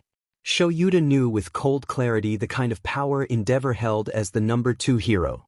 He had the money and the means to make any problems go away. This wasn't the kind of fight Shoyuda could win. So, he went to someone who could. Nizu, I have something I need to speak with you about immediately. Izuku pulled on his lip as he flipped through another page of requests. The list Aizawa had given him was several centimeters thick and extremely dense to get through. When he'd first attempted to sort through it, he immediately felt overwhelmed by the sheer number of options. So, he had a different strategy. Any hero whose fighting style couldn't add to his or wouldn't mesh well was tossed out. That eliminated a good portion. Many boasted claims of helping with hand-to-hand or other fighting techniques. Izuku chose the best of those agencies and tossed the rest of those too. He wasn't opposed to learning new techniques or fighting styles at all. He was one of the few members of the class that didn't need extra instruction thanks to years of experience with MASH and Mrs. Ojiro. This internship was supposed to help develop new skills, not rehash ones they already knew, and Izuku wanted to stay true to that. There were of course agencies that specialized in certain areas such as rescue, investigation, or fighting. Izuku kept the ones that were located in environments that would suit him, such as away from water. He crossed out a couple more agencies. A small, but growing list sat at his elbow waiting to be added on. MASH looked up from the standard packet that everyone else that didn't receive offers had been given. Hey, Izuku? How much do you know about this agency? He slid the paper over and tapped his pencil by the name of the one he meant. Izuku hummed as he tried to recall what he knew about the agency. MASH waited patiently on his right. Across the table, Kaken had shoved headphones over his ears. From where Izuku sat, he could hear the heavy bass of Kaken's favorite band pounding in tandem to him furiously scribbling math formulas. He turned his attention back to MASH. A lot of the heroes there have speed-based quirks. They have a pretty good reputation for helping out around the community too. Well, I don't know if I can keep up with them, but I was more interested in the parkour aspect. Sure enough, one of the bullet points underneath included parkour. I use my tail a lot for fighting, but I was thinking I should start using it for mobility too. I think that's a great idea. Handspring is one of the sidekicks who works at that agency and one of the few that isn't necessarily speeding. If I remember correctly, she has a balance quirk, so she's really great at parkour stuff. If you can work under her? MASH nodded. Yeah, that'd be pretty great. I wonder if I can request a specific hero to work under. Let me check the internship form Aizawa gave us. He pulled the paper out from his backpack at his feet and scanned over it quickly. Dang it. It doesn't have anything about specific requests, other than agency of course. Izuku peered over his shoulder. Maybe they assume you want to work under the head hero? Ask Aizawa tomorrow or something. Yeah, I'll do that. I can fill the rest of this in for now. Have you picked an agency yet? Not quite. I still have Dash. He counted the last few pages of the packet. 10 more pages to get through. I have this list though if you want to look. Mash slid Izuku's list closer to himself to read. After a few seconds he slid it back. Dunno why I bothered to read it when I don't recognize any of the agencies on there. Good selection I guess. Thanks. Mash tapped of Izuku's bullet points. You circled this one. The Budlia Garden Agency in Hosu. Yeah, that one's at the top of my list right now, but I want to see all my options before I make a final decision. If so, we'll be in neighboring cities. I doubt we'll see each other though, he said, then turned to Kaken and tapped against one headphone. He swept them off his head in one smooth motion, not bothering to pause his music. What had been muffled drumming exploded full force in the quiet kitchen. Kaken didn't look up as he tapped something in a calculator. Yeah? Did you get any good offers? He grunted. I got an offer from some big shot bunny lady. Said something about liking my style. Who? Mash couldn't get any more confused. She's like number 7 or something. I watched some of her fights. She'll FNG pound you in the dirt until you're nothing more than a shit stain. I FNG love it, he grinned. Yep, that sounded like an internship Kaken would love. Mash put 2 and 2 together. Wait, you got an offer from Miruko? Todoroki, I want you to know that the school is doing everything in their power to find a solution to your situation. Shudo nodded. He'd expected something like this would be brought up when he was called to his office, which was why he had to nip this in the bud before someone got hurt. Mr. Aizawa, I don't doubt that you care, but I don't think this will end well for anyone. Aizawa raised an eyebrow, as if to say go on. He took a deep breath. Endeavor's not going to stand by while you, or anyone, throws accusations at him. If you try going to court against him with just my word, he'll destroy you. Well, it's not technically me he'll be up against. At Shudo's confused look, he continued. Principal Nizu decided to step in. Personally to take your case. And God help whoever tries to beat him in a court battle. He's working on 3 or 4 different solutions, all of which include you being permanently removed from the home. If it comes to it, would you be okay with that? Shudo's mouth ran dry. No, he wasn't sure what to think of that at all. Leaving Endeavor's household was a far distant dream. Something that could have only been attained after he graduates and begins working his own way up the popularity ranking. What about my sister? Fuyumi? She still lived at home. He knew she had a job as an elementary school teacher, so she had to have some income, but was it enough to support herself? He wasn't sure why exactly she still stayed. Unlike him, Netsu, or Tuya, she was never driven to train her quirk. She'd been dismissed as Endeavor's successor from the moment she was born. We'll make sure she has the financial support she needs if she wants to leave, Aizawa assured. Do I have your permission to move forward with any of this? Yes. It felt like a weight lifted off of his chest just by saying it. Aizawa seemed relieved as well, which made it more confusing when he frowned again. With that taken care of, we need to talk about this. He opened the file that sat before him and set Shudo's internship application before him. You have over 1,000 offers, Todoroki. You don't need to intern with your father. Shudo was well aware. He'd given this exact problem a lot of thought. He needed to relearn control of his flames. He'd neglected that half of his quirk for years, and now it was coming back to bite him. He'd gone through every single one of his offers. Endeavor wasn't the only hero with a fire-type quirk. Shudo didn't even particularly care about the other agencies' ranking. In the end he had to admit defeat. His quirk is the most similar to my fire, he explained. It's 1 week. I'll be fine. Aizawa frowned more deeply. Are you completely sure? The school could give an excuse to appease even him. Shudo shook his head. Even the best excuse probably wouldn't work. Aizawa sighed and slipped his application back into the folder. I'm very hesitant to allow this, Todoroki, so I'll ask one thing of you. He uncapped a nearby pen and scribbled a phone number on a writing pad before tearing the page out and handing it to him. If anything happens, and I mean anything, you call me immediately. Understand? Shudo took the number and nodded.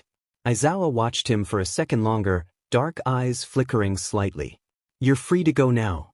He stood. Thank you, sensei. On his way out, he bumped into Ida, who had his fist poised to knock on the door. Sorry about that.